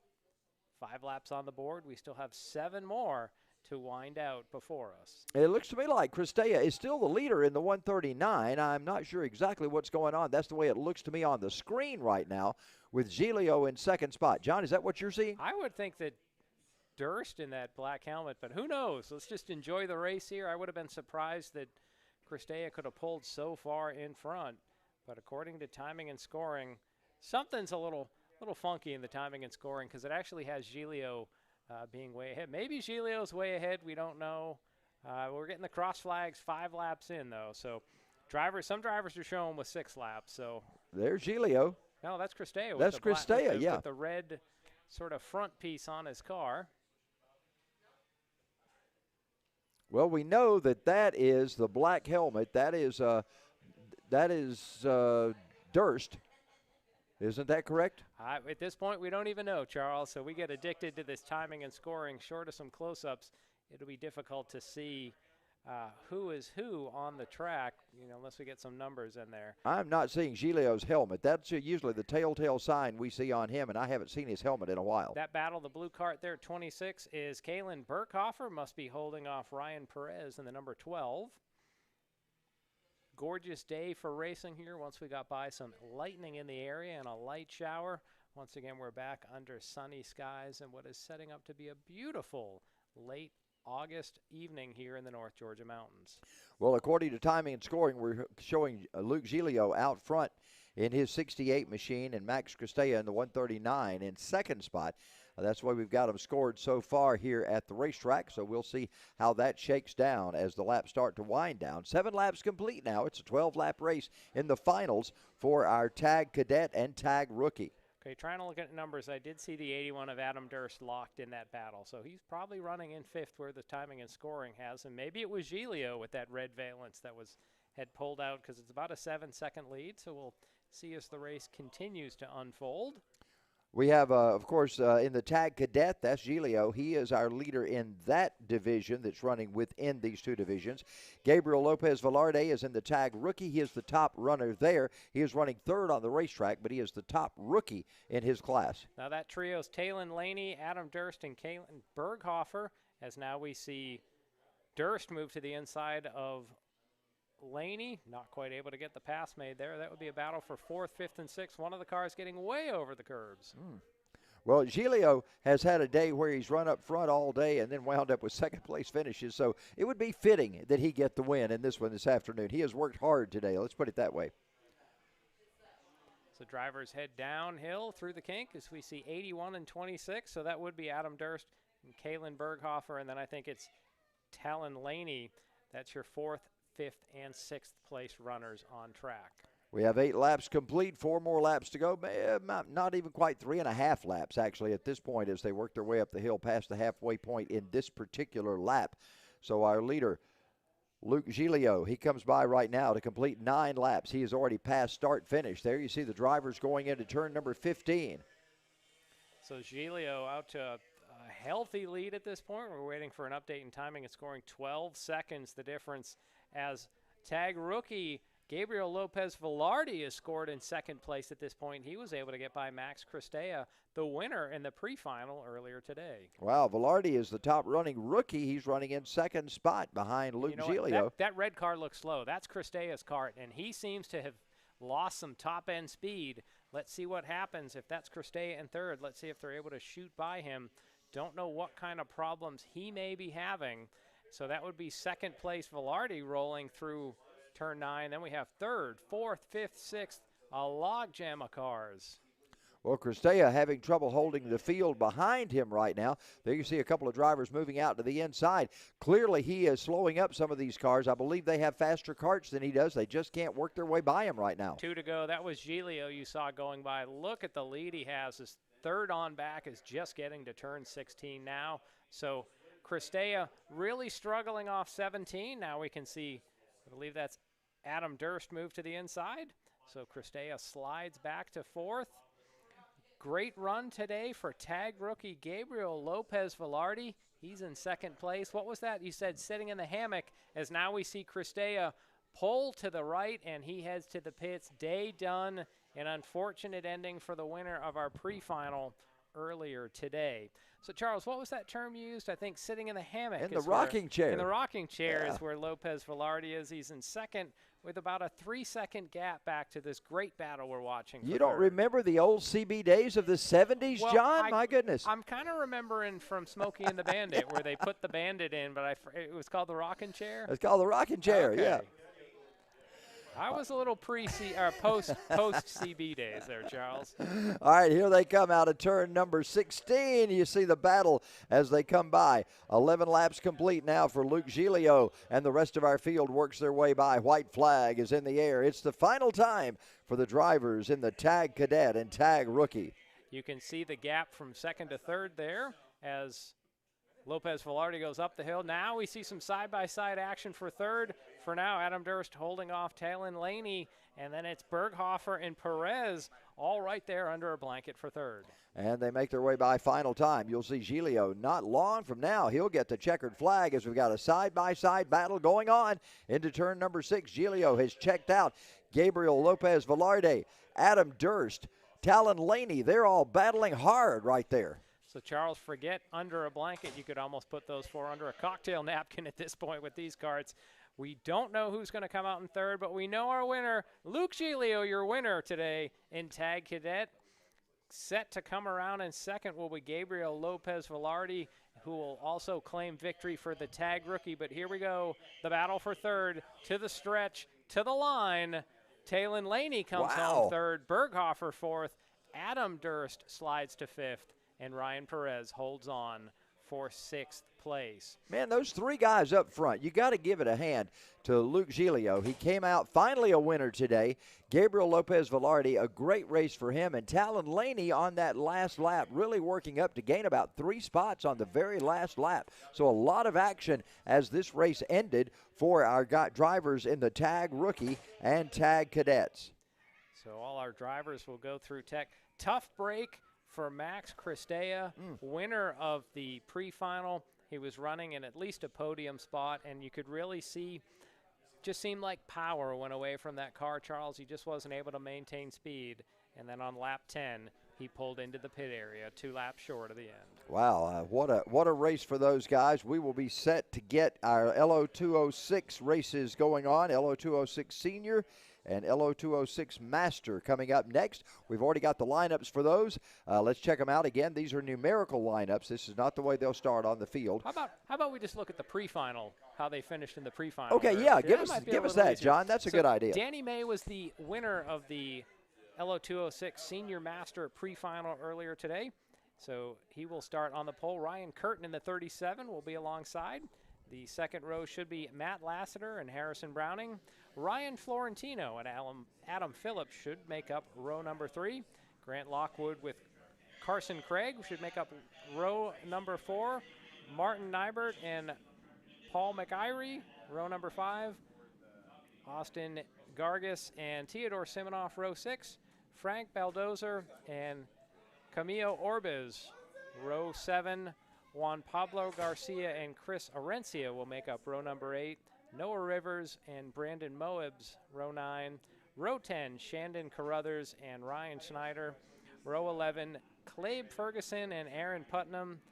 Alistair Edwards and Austin Longshare make up row number 12. And then Olivia Osseroff and Chuck Thomas, they were 25th and 26th.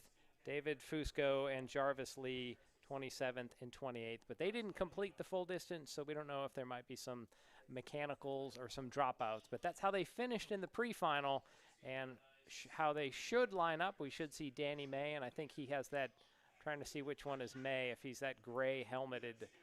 Yeah, that's Danny in the gray suit, yeah. And then you can see Curtin on the outside with that sort of somewhat red or pinkish valence. We're showing 32 carts. You mentioned 28 there. We're showing 32 carts to begin this one. Not sure there are 32 out there, but that's what was in the lineup. 16 that time, unless they gapped the field. That looked about 16, so a little bit smaller for the afternoon final. Maybe a lot of, what's the right term? Oh, no, there's a group behind them, Charles, actually. Maybe they start the Masters.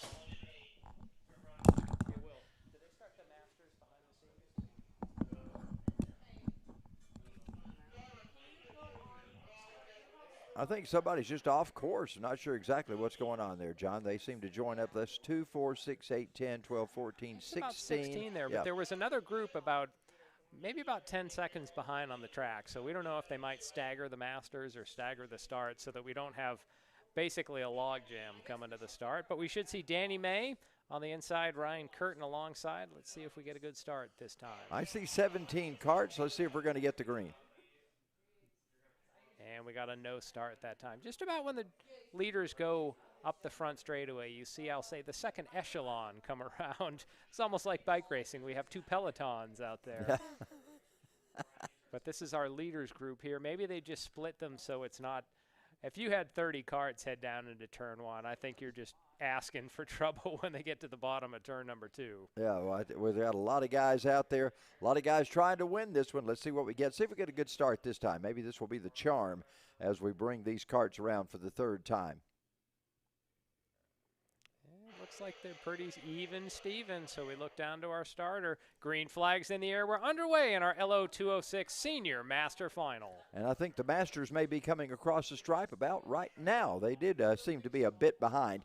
Here come your leaders up through turn number 2 as they head up the hill. Danny May, you call it bobsledding. I call it udden. That's what he's trying to do, getting up the hill up there in turn number 2. Mostly single file for the top 10, then a couple side-by-side behind that now as you see that second echelon just getting into the bottom of turn 2, but already some caution flags out, so we don't know where drivers may have gone off course, and usually that's what it means this early.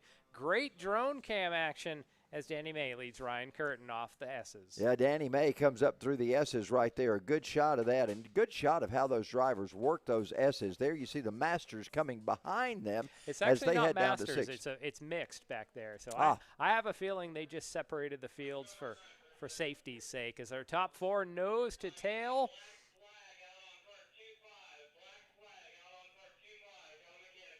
And we're hearing about a black flag on cart 25. Don't know exactly what the issue is. That would be Martin Nybert. For a mechanical is what came across on the radio.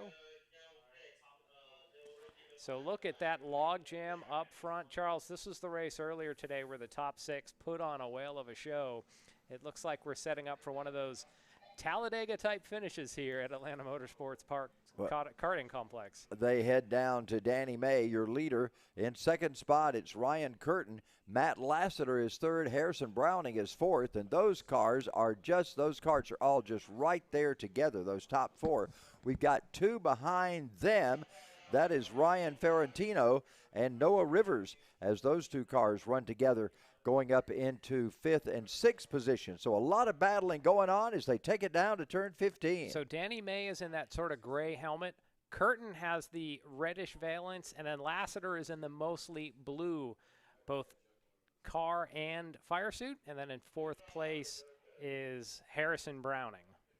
So that's your top 4. They've opened up a slight gap on the field behind them. Danny May with a little bit of battle going on to his outside as Ryan Curtin tries to take over that spot, but he has to pull back in single file behind the cart of Danny May as they go down off of turn number 5. May has that number 9 red placard on the rear of his car, makes him a little bit easier to pick up, or maybe a little angrier for the drivers behind him, seeing that red number like someone tempting a bull.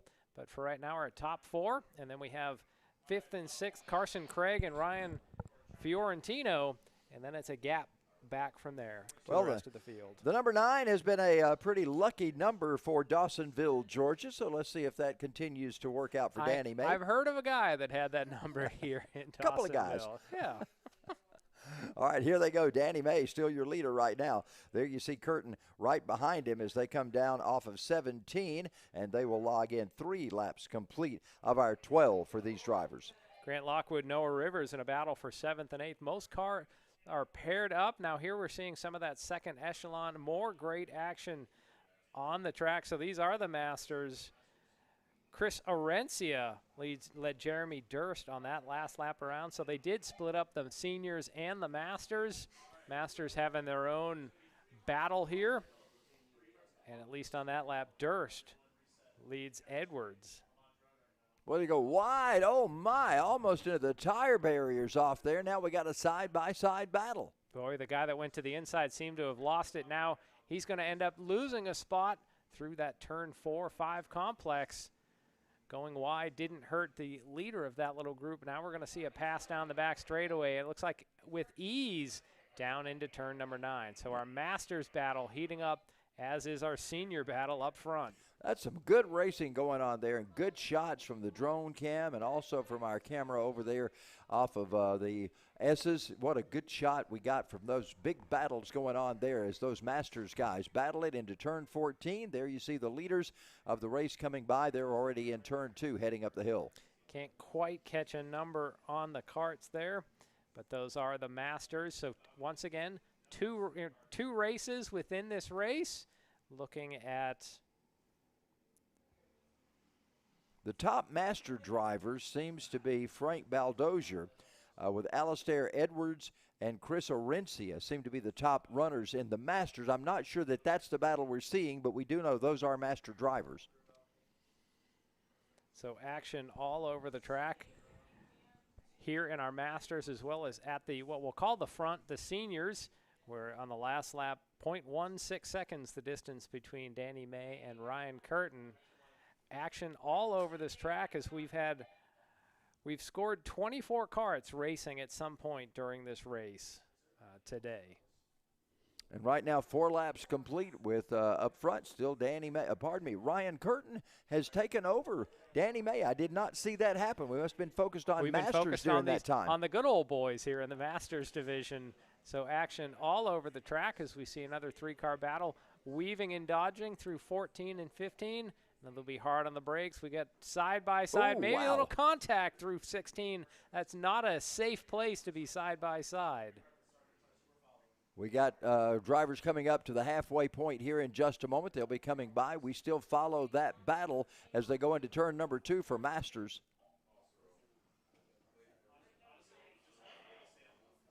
So we're following Glabe Ferguson and Olivia Osseroft in this battle. A couple of, one senior, one master driver here. So these Lo206s, Charles, such even competition. It's that 4-stroke, sort of that low rumble. But boy, these these carts just can't get away from each other, almost like magnets out there racing. Yeah, they're battling through turn number 9 right now. They come up through the S's, and a great battle going on for those drivers. Up front, we've still got a great battle going on with our drivers, and it includes Ryan Curtin and Danny May and Matt Lassiter. Those are the drivers that lead this race. They are the seniors, but our Masters is what we're watching right now as they head into turn number 17, and those Master drivers are executing that perfectly. Now we go back up to the lead. There's Curtin and Danny May. Danny May's got a little bit of a battle going on. Oh, a log jam behind him. So you see Curtin with that red valence out to maybe an 8-cart length lead. Then Danny May and a host of characters. Matt Lassiter is one of those involved in the blue kit, but there's a couple of other cars. Don't know if they're lap carts or if they're other people battling in the scrum that's up front. We'll see when they come around as we have 6 carts. That's Curtin. And then it's pretty much all of them right in there, Charles. Wow. Danny May, Harrison Browning, Carson Craig, Matt Lassiter, Ryan Fiorentino, your top 6. I have a feeling they're going to be going to the end in this tight pack. I'm proud to see Carson Craig. He's worked his way up. He wasn't mentioned earlier in the pre-final, but now we find him up in 4th spot, so it's good to see Carson Craig battling strong this afternoon in that 55 cart. Drivers ducking their head to get a little more aerodynamic profile as Danny May is drawn right to the rear bumper of Ryan Curtin. When we still get 5, we get to enjoy 4.5 more laps here as Danny May makes to look a move right up the inside of turn 12. Wow, he's trying to bring Browning along with him. It looks like Danny May's got a bit of an advantage as they come off 14. Look at this. It's Danny May trying to get that spot. There's Curtin right in front of him. He slid back in front. Wow. Curtin got that push from Browning into turn 16. So a little bump drafting and passing here at Atlanta Motorsports Park. Yeah, and Browning now goes back to 2nd spot with Danny May in 3rd. So Carson Craig is kind of watching all of this unfold in front of him. He's seeing a great race. I think I saw a handoff, maybe signaling Ryan Curtin, signaling something to the drivers. Can't quite tell what, but Danny May in 2nd, getting by Harrison Browning for the moment. Well, Danny May is still on the attack. He has moved up to 2nd. He's got his sights set on that number 1 spot that's being held now by Harrison Browning. So May, right in his tire tracks, he tries to veer out just a little bit. Is he setting him up to try to pass on the inside? Not sure. And for that 2nd trio, Lassiter back up to 3rd, Lassiter up to 4th, Florentino up to 5th, Carson Craig had slid back to 6th. So positions changing multiple times per lap here. Danny May's got the lead again. All of a sudden, Danny May goes back to the front. He's down in turn 16. And look at that side-by-side for all of it there in through 16 and 17. Wow, Danny May is going to come by. He's going to lead this one. It'll be lap number 9 complete with Danny May, your race leader. Ryan Curtin in 2nd. Harrison Browning is 3rd. Matt Lassiter 4th. Carson Craig was able to hang back on to that 5th spot again. Charles, earlier you talked about a chain race. This is a chain race here as none of these top 6 can get away from each other, almost like they have rubber bands connecting them. Just for the moment, there's a slight gap between 3rd place Browning and 4th place Lassiter as they charge down the back straightaway. Well, these drivers up front, Danny May, Ryan Curtin, and Harrison Browning, they have run a strong race. It's been Curtin and May almost all day long up front. Now all of a sudden Burton is in that battle. Matt Lassiter has been strong as well. So you see those top 4 along with Carson Craig now in the 5. Then you see another driver that gets in the midst of it. That is your 6th place runner. That is Ryan Florentino, and he has come up into 6th spot right behind Carson Craig. So there goes your leaders into turn number 17. So we're going to be coming down and see 2 laps to go. Charles, I wish this was the halfway point. I want to see a bunch more laps from these guys, but you're right. Danny May leads Ryan Curtin and Harrison Browning, and then your 2nd trio, Matt Lassiter, Carson Craig, and Ryan Fiorentino. And it looks like our top 3 for the moment just pulled away. I have a feeling once they start battling, it's going to become a 6-car scrum for the lead. Yeah, Danny May leads them down the hill, down toward the kink right there with Curtin in 2nd spot. Browning is in 3rd. They separate themselves from the 4th, 5th, and 6th place carts. They go in. Look at May. Look at this as we got a battle going on for Danny May and Curtin going at it. Curtin is able to take the point, slide just in front of Danny May, and now they're going to charge up through 13, nose to tail for the first 3 spots. Curtin has come back to the front once again. Danny May's got to think, what in the world? Where did you come from? Danny May trying to lead this thing, but Curtin is back in front of him. Back in third now is Harrison Browning. They come into 17. We see May right back to that rear bumper with a white flag in the air. So Ryan Curtin leads. Danny May in second. Harrison Browning in third. And now Matt Lassiter in fourth in that blue cart trying to make some effect. We got just a few waning moments here in a great Lo206 Senior Master Final. These drivers are battling hard. They come by our turn here in 4. As they come in front of us, they head down the big hill toward the kink. It is Danny May trying to chase down Ryan Curtin on this final lap. May right in his tire tracks. He looks to the inside. Look at this. He's covering the inside. Curtin is Harrison, blocking the inside. look so at Harrison Harrison. works to the outside. Danny May paddles back as we see maybe a little contact off the exit of the S's. Great action here. Whoa, contact. Contact. Lassiter up and around. Lassiter was in fourth place, lost that spot. So our cameras are going to pick up our leaders side by side.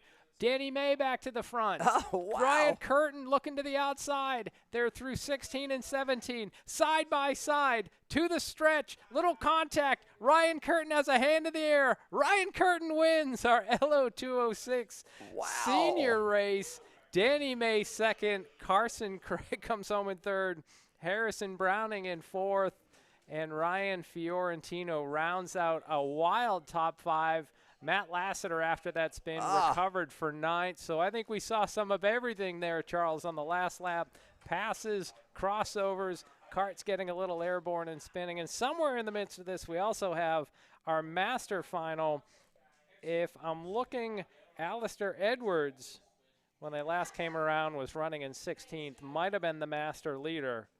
And I believe he won. Alistair Edwards wins master. Jeremy Durst would be second, and Frank Baldozier third in master. So, whoa, a season's worth of excitement packed into just a few laps. Well, John, we've seen that in several races today. This has been the place to be today for racing action. I'm so excited about what went on there. Danny May had the lead going into that final lap, thought he had it coming out of the S's. Then all of a sudden, here comes Ryan Curtin. Then around goes Lassiter, and that presented a log jam, but it allowed the 55 of Carson Craig to come up and take third spot. What a race from our drivers here this afternoon. They never disappoint in that division. You know, we see replay clips after a lot of our races. For that, I almost just want to see the whole race again, that it was that good, an instant classic here at Atlanta Motorsports Park. Wow, what a great race. We've got Lo206 Junior coming up next, Andrew Thomas in the 2. Well, you like giving us the rundown of how the pre-final went. Let's get the rundown from the Lo206 Junior in the pre-final. Wesley Bacon was the winner, holding off Alyssa Vasquez. Those two battled the entire a good race. distance. And we're going to get a replay here before we go to our Lo206 Junior.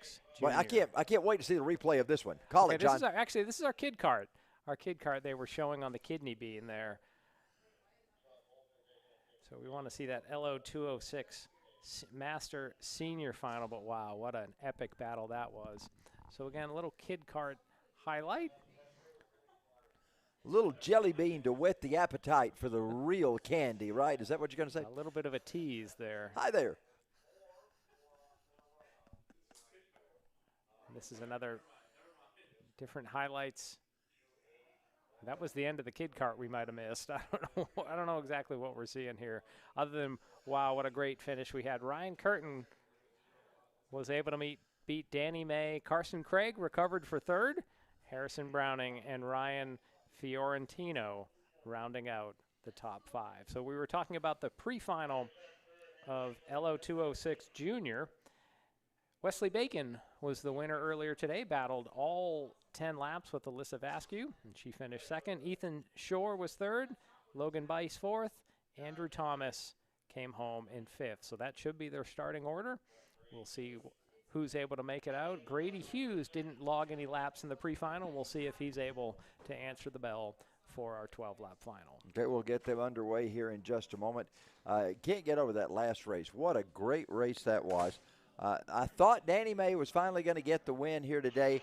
Didn't turn out to be that way. He led much of that race, but it didn't wind up in his favor at the end. Right now, we've got our next group coming out on the track. It's Lo206 Junior. And the juniors run one of those slides. It's the yellow slide. Instead of having 8.5 horsepower, that slide crimps them down to just 6.5 horsepower, but they can still approach 60 miles an hour. We'd see that when they get to the end of the back straightaway. I think we're going to see part 2 of what we saw in the pre-final, which is Vasquez and Bacon going toe-to-toe, wheel to wheel here, and hopefully we get to see it for all 12 laps. John, you think you could handle 60 horsepower? How would you like to be out there in that? We need to have one of those announcer races at some point, right? Well, we've done those media races in the past, and I hate to brag. If I did, I'd say I won, but I can't, so I didn't brag. So, for me, it didn't work out well. I always collected a little piece of the wall where I hit the wall when I crashed. That was always my favorite thing to do. That sounds pretty savage. All right, looks like we got a no-go that time. Definitely seemed like Wesley Bacon was on the pole with Alyssa Vasquez in the pink kit on the outside. All right, we're going to go through the short circuit there, see if we can bring them back around and get ready to go back at it once again. Andrew Thomas, Grady Hughes. Of course, up front, you've got Wesley Bacon and Alyssa Vasquez. That's the way they'll line up as we get ready. That's the way they ended up in the pre-final. Let's come by this time, see if we get a good start from our Lo206 Junior. Yeah, got a good one. We're going green this time. Green flag flies after a second attempt. So here we go. Alyssa Vasquez on the outside quickly goes to the point. Let's see if she's able to work to the inside of Wesley Bacon, and for now she does. So Vasquez leads Bacon, but she gets wide, and that lets Bacon work right back to the point up the hill. We got another side-by-side battle going on as well. We got a strong battle for third right now as we got a new driver emerging in third spot behind Alyssa Vasquez. It's Bacon out front as they head down to turn number 9 for the first time in this race. And it looked like I thought I saw number 3, which could have been Logan Bice. There we're seeing side-by-side action for third. Unfortunately, Ethan Schur finished third in the pre-final. He's running in 5th right now. Did not get a good start as we're starting to see Bacon and Vasquez draw clear of the rest of their pursuers. Well, those two battled strong in the pre-final, and they're getting at it once again right now. Alyssa Vasquez all over the back bumper of Wesley Bacon as they come off turn number 16. They'll head down towards start-finish this time, and I think it's going to be Wesley Bacon unless Alyssa makes a move to the inside. No, Bacon's going to be up front. Alyssa Vasquez in second spot. In third, it's going to be Logan Bice with Ethan Shore back in fourth. 0.085 seconds the difference between our top two there, so pretty much Vasquez pushing Bacon down the front straightaway, and with 1 lap in the books and a gap back to Bice, Shore, and Thomas, I think this is what we're going to see more of over the next 11 laps. Buckle your seats, race fans. Well, we got about 4 car lengths separating those two drivers right now as they head into turn number 6. So Bacon has a little bit of an edge on Alyssa Vasquez. I'm sure she'll close it up as the race goes on. We've completed 1 lap out of 12 as Bacon leads Vasquez up through turn number 11. So 2 cars lead 3 as they head up the hill to turn number 14. Bacon strong in the early pre-final, never really able to get clear of Vasquez, but once Vasquez got clear, once able to pass, Bacon was able to get back to the point. So our top 2 been seeing a lot of each other today.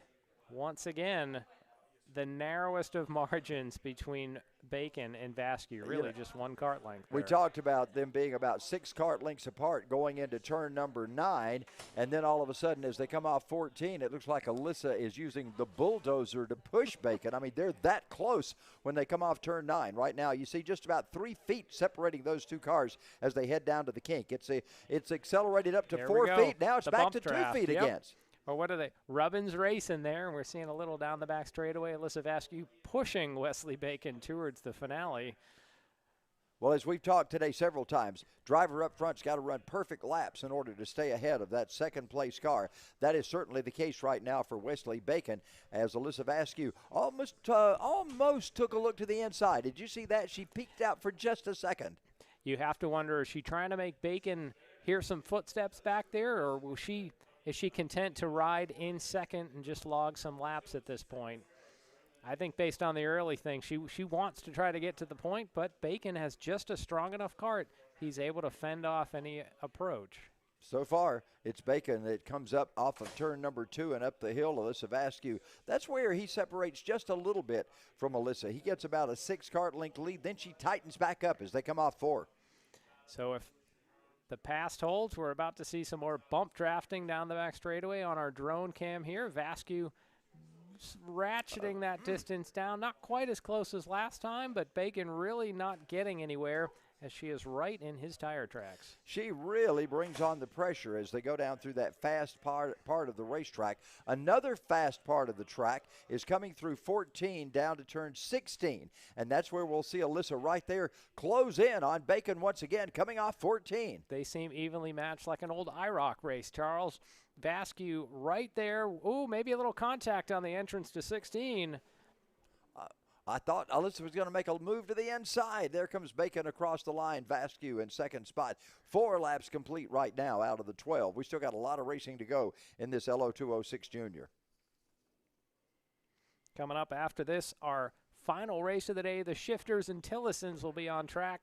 That'll be a completely different pace of adventure, but right now, Bacon, maybe his biggest advantage of this race, a mere 3 kart lengths, but that's been considered a big lead for these Lo206 classes today. Lo206 Juniors out there with Bacon up front in the 06. It's the 107 of Alyssa Vasquez in second spot. Alyssa Vasquez, I said Vasquez. She runs in second right behind Bacon as they head up that little rise going into turn number 10. And you're right, this is where Vasquez seems to be a little bit quicker. She's always able to get right to that rear bumper of Bacon's car as she looks to the outside for a brief moment off turn 14. You know, I wonder if she's doing that to try to see if she can get an advantage around the inside. She does it again. Down to the inside she goes. She's got a run going, but it's not enough to get by Wesley Bacon. She has to tuck back in single file, but boy, do they get tight coming off one. So 0.077 seconds, less than a tenth of a second there between our top two. No ground really gained, none given by Bacon there. And then it is 10 seconds back to Ethan Shore, so you're not missing anything for third, fourth, and fifth. The battle is right here. And there they go. They're heading down into turn number 6 right now. That's your turn number 9, that is. That's your 2 drivers up for the lead. Alyssa in the 107, right behind Wesley Bacon. We're just past the halfway point, I think, or coming up to the halfway point. 5 laps are in the books. It'll be 6 this time by, and so we'll see the cross flags. Alyssa looks to the inside. Working up the hill, can't quite make it work. Maybe a crossover coming up here, but Bacon just strong enough as Vasquez not able to draw alongside in the braking zone of 16, but boy, they're bumper to bumper coming off, and maybe Vasquez getting a run down the front straightaway here as they see those cross flags. About a half a kart length. Is she going to send it in turn 1? She does. Wow. Vasquez to the front, but now Bacon has the inside line down into turn number 2. Vasquez got the advantage, but Bacon on the side of the hill goes up. Vasquez trying to pedal for all she's got up the hill. She comes into turn number 4. Alyssa Vasquez with our lead right now off turn 4. So Vasquez takes the lead just after they had crossed the cross flags there with a full send move into turn 1. Let's see what she can do when she's in the lead defensive line down into turn number 9 for a moment. I'm surprised that car stuck. As hard as she drove it in there, that thing stuck. She depended on it to do it, and it did. She did not slide the tires. She was able to make the move. Now Bacon's trying to get on the attack again. Yeah, Bacon working to the outside up through 13 and 14. Let's see what happens when they get down to that braking zone. Ooh, a little bit of dust coming up. That means someone stuck a wheel off there, if only for a moment. So Vasquez has not officially led a lap. She's going to come down, get in that aero tuck, and she will lead lap number 7 officially here at Atlanta Motorsports Park. Wesley Bacon trying to set her up. He goes high. He's trying to look down to the inside. He wants to try to break ahead of her going into turn number 2. Wesley Bacon on the outside. He's got a little bit of an advantage. Can Alyssa beat him up the hill? She's working hard to get into turn number 3. Alyssa works into turn 4. She's back in the lead once again. Boy, Wesley is not giving up easily on this race. So for a moment, Bacon drew up on the inside at turn 2. But Vasquez had the better line through turn 3, but now they're side by side into the braking zone at 9. Bacon back to the lead. Ooh, wow. Wesley Bacon has the advantage. Alyssa Vasquez, she's in his tire tracks right now. They come through the S's. Bacon has made a clean pass on Alyssa Vasquez. Now Alyssa, who's very strong at this point on the racetrack, she looks inside. She looks outside. Here she goes. It's Alyssa Vasquez trying to make the move in turn 14. Oh, my goodness. Bacon still holds on to it, but Alyssa is right there as they head to 16. Charles, we didn't think we could top that Lo206 Senior Master Race. We're doing it now in the juniors as Vasquez looks again to the inside, but she has to fold back in behind Bacon as 8 laps go on the board. Wow, these two drivers are battling hard. They go down the hill, the big three-story drop into turn number 2. It's Bacon. He's got about a cart length advantage between he and Alyssa Vasquez right now. Alyssa's got to tighten it up. Here she comes off turn number 4. She tightens up right on the back bumper. Here, now she looks to the inside. She's trying to make a move as they go through the kink. Look out for something to happen in turn number 9, John. So they're heading for that braking zone for now. Bacon's able to hold on Vasquez just a couple to the inside. Boy, you can see Bacon braking so late that the cart starts to get squiggly and loose there. Let's see what happens. Vasquez applied some pressure here last lap around, and she is right there looking to the inside. Now she goes outside as Bacon's defensive up into 14. Vasquez tries on the outside. Remember a couple laps ago, Bacon had a wheel off there. Vasquez right to the rear bumper as they get to 16. Well, Alyssa's trying to look to the inside. She makes a move on Bacon, but it's going to be Wesley Bacon who still holds on to that spot. They'll log in 9 laps complete. We've got 3 more laps of action, and I guarantee you it is going to be action. Alyssa right now behind Wesley Bacon. They go into turn number 2. Alyssa is back behind him. There's about a cart length and a half between them. Alyssa pedaling hard up the hill. Wesley Bacon brings him into turn number 3. He'll come by turn 4. He's got a distinct advantage, but I guarantee you it's not going to last. Well, let's see what happens as they sweep through the kink down the back straightaway. Will Vasquez draft right back up to the rear bumper of Bacon? They get to the brakes. In that braking zone, you can see Bacon not as twitchy that time, so probably a little more stable on the brakes. But Vasquez right there off the exit of the S's. Let's see what she can do up through 13 and 14. Yeah, now this has been where Alyssa has shined. Her cart really gets the power going right here. She's right up on the back bumper of Bacon. Here she comes. Alyssa trying to make the move as they go into 15. Alyssa, is she going to make a move down to the inside and try to outbrake him? They go through 16 and 17 right in each other's tire tracks. Alyssa content to ride behind him as they come to 2 laps to go. Oh, Charles, I wish we had 10 more to go here, but you're right, only 2 more to go. Vasquez takes a peek to the inside. She tries to send it, but Bacon's able to hold off downhill through turn 2. Now they're going to go up to turn 3, just about 10 feet between our top 2. Well, they come off 4 right now. They look in front of us, working down the hill. It's Alyssa Vasquez trying to make the move, and she cannot do it. Now she makes a move to the inside. Alyssa says this is the time to do it. She's got 2 laps to go. Couldn't do it. Tucks back in behind Wesley Bacon. As they head to turn number 9, it's Bacon and then Vasquez right behind her. Both drivers, you can see, with smooth hands through that all-important turn 9. So both of these cars equally matched and equal drivers as Vasquez gets a run on the inside to turn 14. So Vasquez down to the inside of Bacon. Bacon up over the rumble strips. They're going to head to 16 with Vasquez down on the inside. Will that cause her to sweep wide? Let's see. Bacon with a crossover move through 17. Here comes Vasquez down again on the inside with a white flag in the air. Oh, man, Alyssa had the lead there for a moment. Then it evaporated all of a sudden as she went wide and Bacon went down underneath. It's the final time into turn number 2. Wesley Bacon slides the cart around, but so does Alyssa. So Bacon has about a cart and a half lengths lead as they come into turn 3. It's the last lap. What in the world is going to happen on this lap? Who wants it more at this point? So Bacon and Vasquez have swapped the lead several times in the second half of this race. About a 2-cart length lead for Bacon as they charge down to turn 9 for the last time. Normally this is a good passing zone, but for these two it's been that section from 14 to 17. Let's see what happens this time through. Well, they're looking behind him. Bacon is to see where Alyssa is. They go up to turn 14 right now. Alyssa knows this is her last shot. Here's Alyssa Vasquez right, Vasquez. Why do I keep saying Vasquez? Vasquez right in the tire tracks of Wesley Bacon. They're coming around for the checkered flag. Bacon comes off 17. Alyssa right in the tire tracks. Is she going to go to the inside? Yes, she does, but too late. Wesley Bacon takes the win. Alyssa Vasquez in second spot. You could see what a race. Bacon had that hand in the air. He knew once he came off turn 17, he had just enough distance. But wow. What a great 12 laps of action.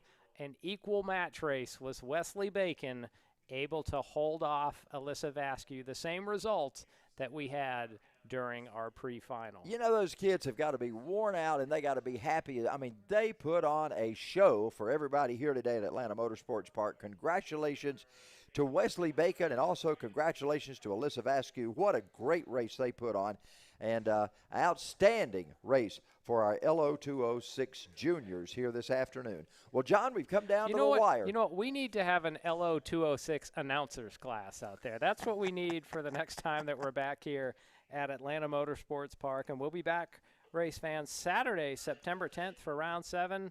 And then we'll finish up the Championship Series October 29th with round 8. Don't forget we have a winter series coming up on the kart track Saturday, November 19th and Sunday, November 20th. Those are rounds 1 and 2.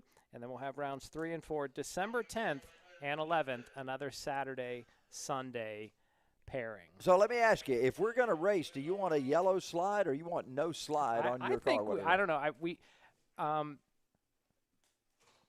My guts say no slide, but my brain says we want a red slide out there. I don't even know if they have that. But I might want a kid card out there, you know. Yeah, just crack the throttle a little bit for us. Anyway, Yeah. we'll have to see how that would go. Our last race of the afternoon. It's time to bring out the shifter carts and the Tillotsons. And right now in shifters, it looks like everybody's in that shifter.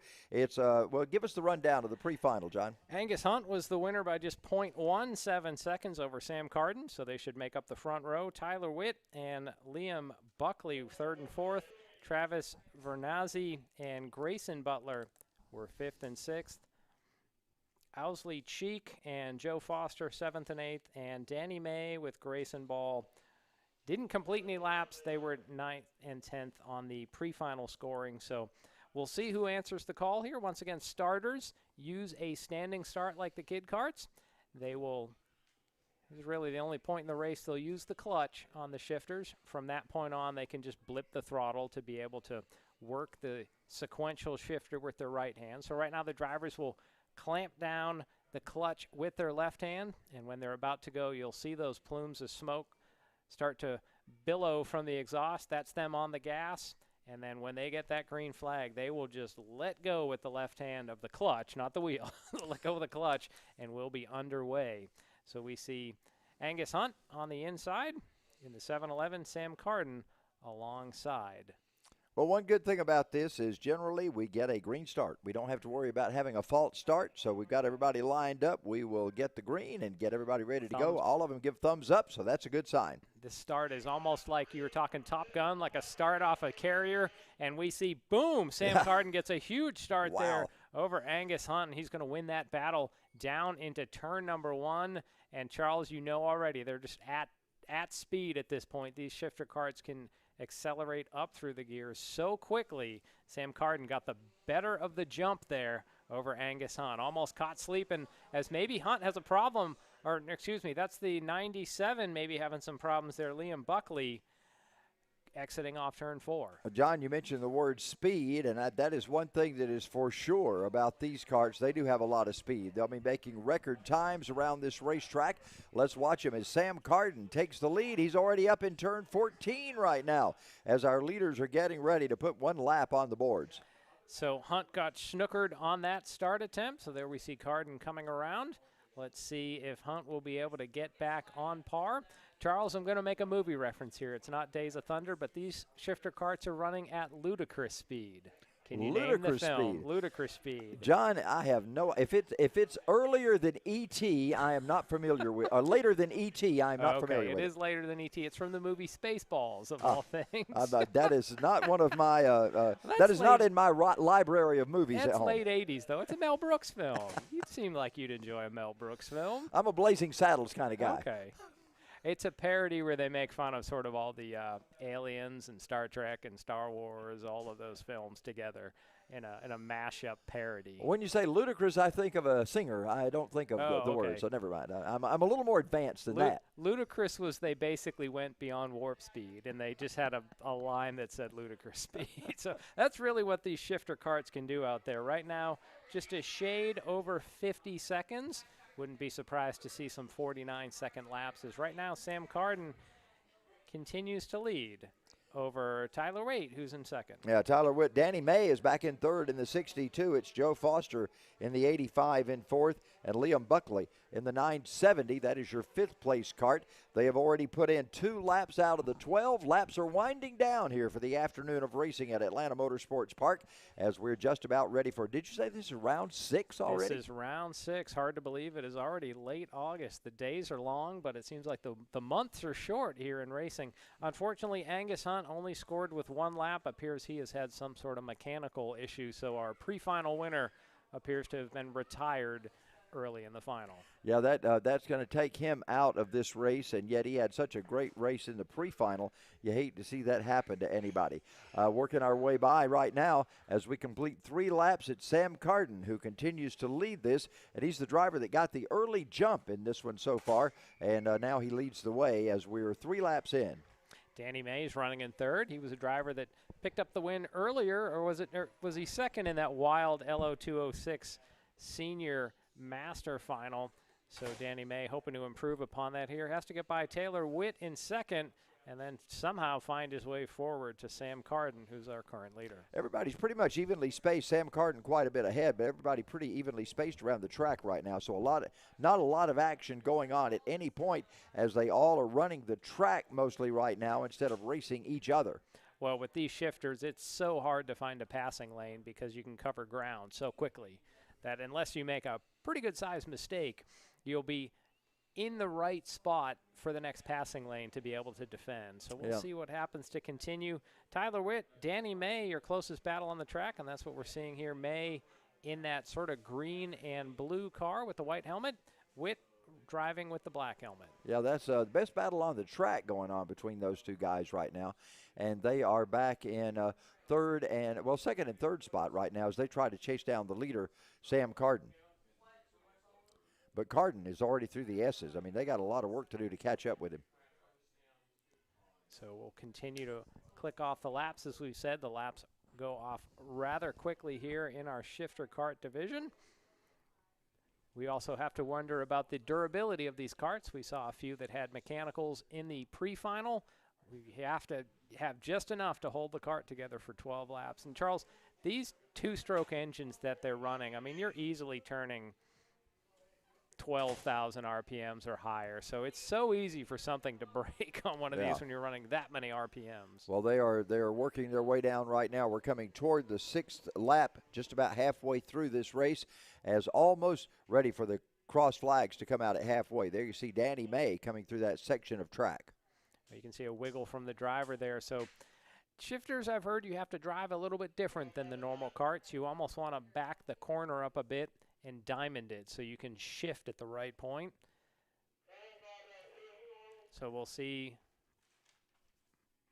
Looking for a scoring update of where Sam Carden might be, but we should see the cross flags momentarily here. Yeah, I was looking at that same thing. I thought Carden was already gone. There's the cross flags.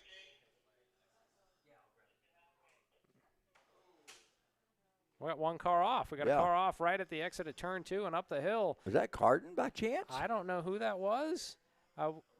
Timing and scoring has stopped updating for the moment. I haven't seen an update in a while. That may be Danny May. Does that look like Danny's driving suit? That looked like his helmet, that sort of gray silver color. Wow, so not exactly sure what's going on. I believe that's Carden who just came by to complete 7 laps, but I'm not totally sure of that at the moment. We'll have to check that out as soon as we get an update. Yeah, timing and scoring has frozen for us, and also what you see on screen, they have completed 7 laps.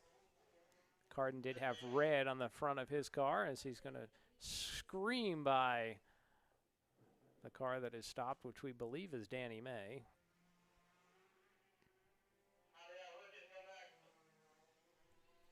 So the battle continues behind our leader as those guys work through turn 4.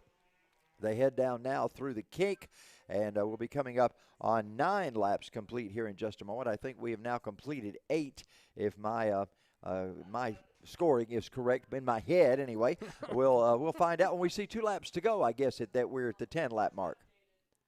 Yeah, the Charles Head timing and scoring system. Yeah, I am not good. I tried line scoring one time. We had 4 cars in there, and I could not line score 4 cars. Isn't that pitiful?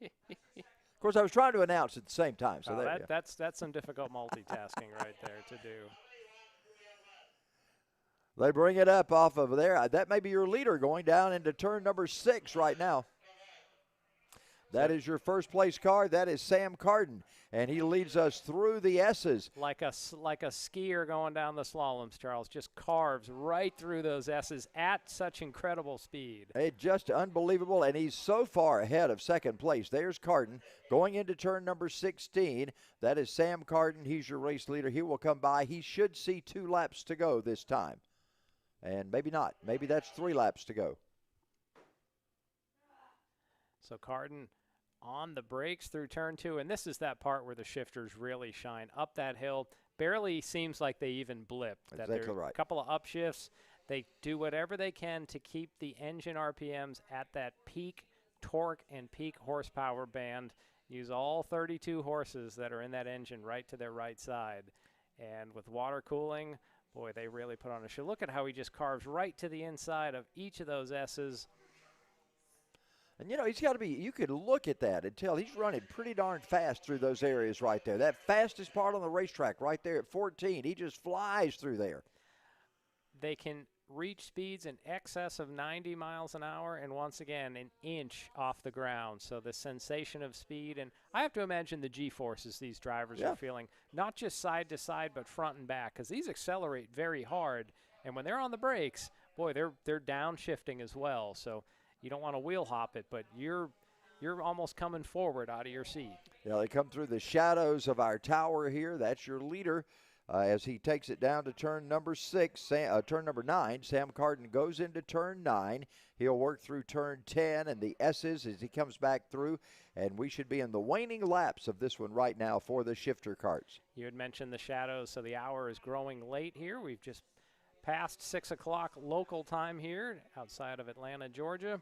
There's some shadows creeping over the entrance to turn 16, and we'll also have some starting to appear on the main straightaway as we just saw the 2 to go signal there from our flagman.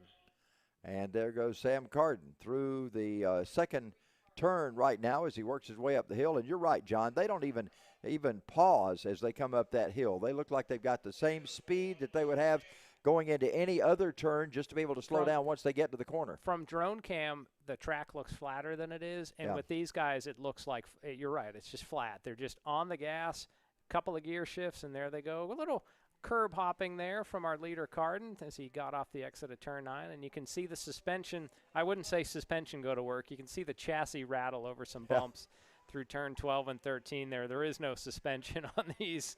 Really, it's the frame and the tires, and that's all they have. As the white flag flies in the air, just 50 seconds is all it should take Sam Carden to cinch the victory here this afternoon. In the racing world that you and I are more familiar with, drivers spend $10,000, $12,000 on a set of shocks. You won't see that happening on a kart. Well, and they have the whole concept of the spring smashers in the world of dirt late model racing. Here, about the only absorption is what's in the tires. And by this point in the race, the pressures are up. There's not a lot there either. So coming through turn 9 for the final time, Sam Carden carves some nice, sweet curves. Getting a little loose there off the exit of the S's, but he should have an ample lead in hand as he's going to get down into turn 16. Man, he drives this thing like he's got somebody right on him coming toward the checkered flag. He's doing a great job. Check this out. There's your second place kart. That is Tyler Witt as he works his way through the S's. Checkered flag comes out. You'll see Sam Carden come by. Sam Carden smoked by the finish line already. Oh, he's already by the finish line. He blasted by already. Man, what a great race for Sam Carden as he turns it on here this afternoon and takes the win. Tough luck for Danny May. There we see second place Tyler Witt go by. Next by should be Joe Foster, and there he was coming home in third. Fourth place coming to the line, Liam Buckley, and set to come around and finish in fifth. That's Travis Vernazzi. Wow, John, it has been a fun day of racing here at Atlanta Motorsports Park. Couple of lightning interruptions during the day, but now the cloud cover has moved over. It's a beautiful day here. We want to congratulate all the winners. Podium presentations will be coming up a little later, but it has been an outstanding day to be here. Good to work with you again, my friend. Yeah. Always good to see you. And don't forget, we will be back for round number 7 coming up at some point in time. Yeah, coming up September 10th. So just a couple of weeks away, we'll be back here in action on the kart track.